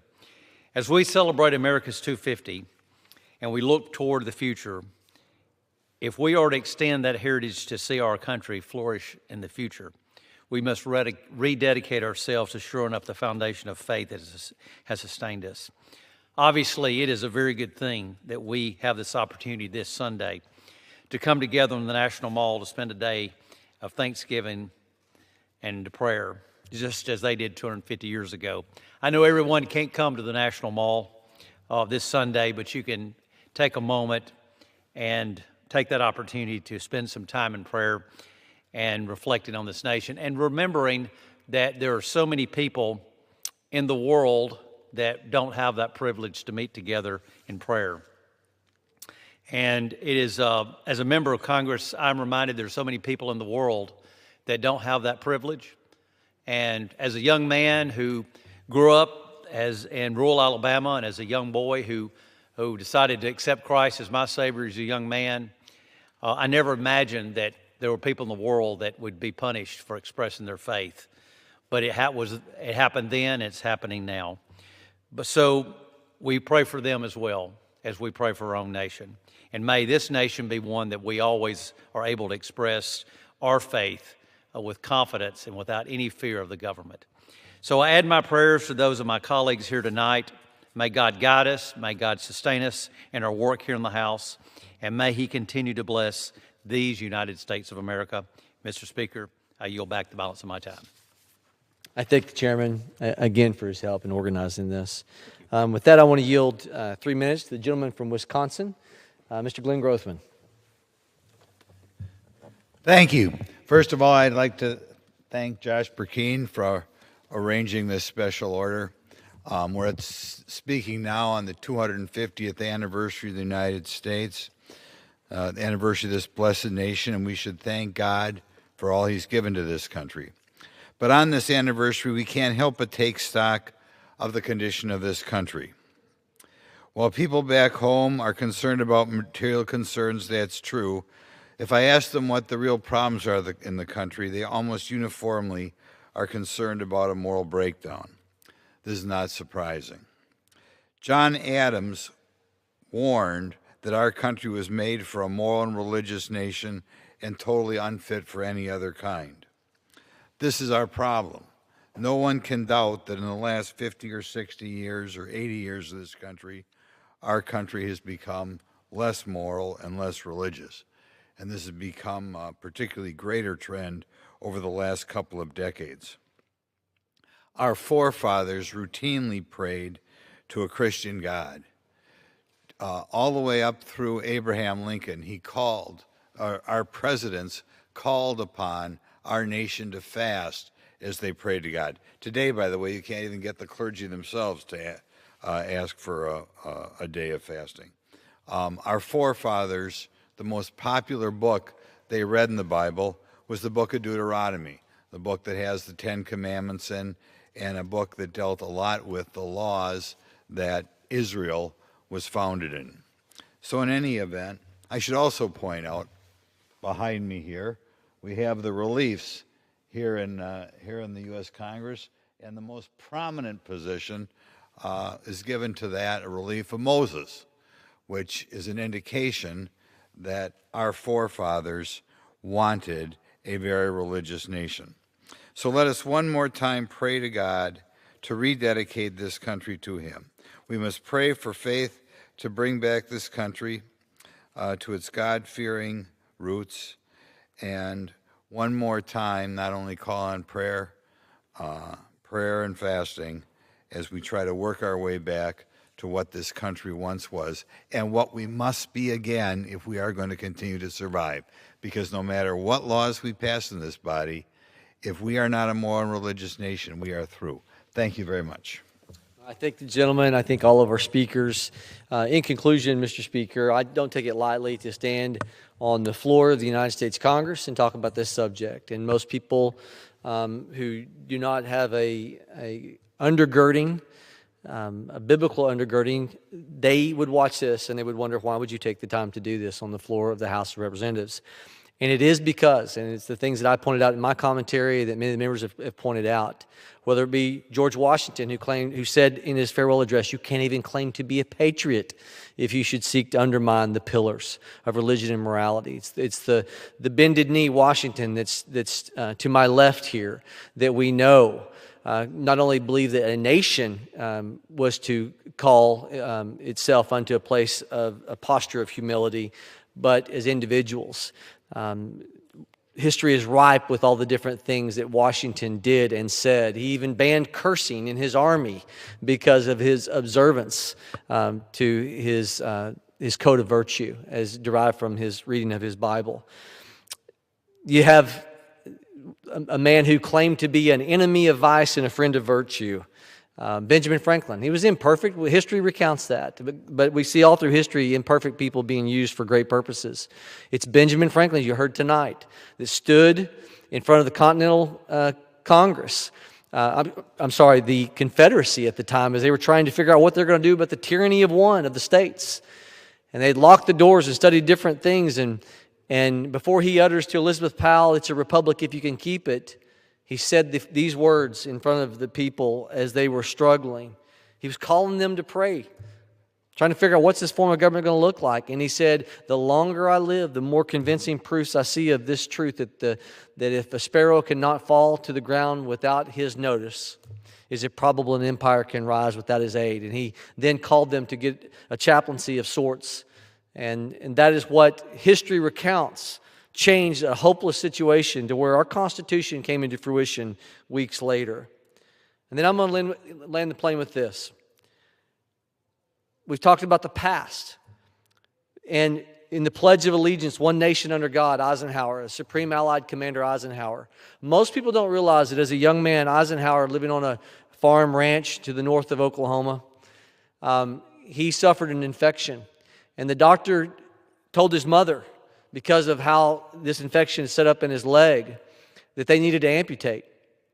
And he had his brother, young Eisenhower had his brother stand guard at the door and basically told him, "Do not allow them to amputate my leg." History recounts the doctor stood at the door and said, "It's murder, basically, if you don't amputate." And they did an all-night prayer vigil. By that all-night prayer vigil, the Supreme Allied Commander, who would later become a commissioned officer, would lead not only our country, but the nations to overcome Hitler and the threat to our world that it was. What would have happened if him and his family did not believe in the power of prayer? It's what led a young Eisenhower to become President Eisenhower, to do all the things that he did in terms of making sure that we had added one nation under God as a part of our history. It's recent history. He believed that prayer was not just job preparation, it was the job, not only as president, but as Supreme Allied Commander. With that, Mr. Speaker, I'm going to yield the floor, and I appreciate your indulgence this evening. The gentleman yields back. Does the gentleman have a motion? Mr. Speaker, I move that the House do now adjourn. The question is on the motion to adjourn. Those in favor say aye. Those opposed, no. The ayes have it. The motion is adopted. Accordingly, the House stands adjourned until 10 a.m. tomorrow for morning hour debate.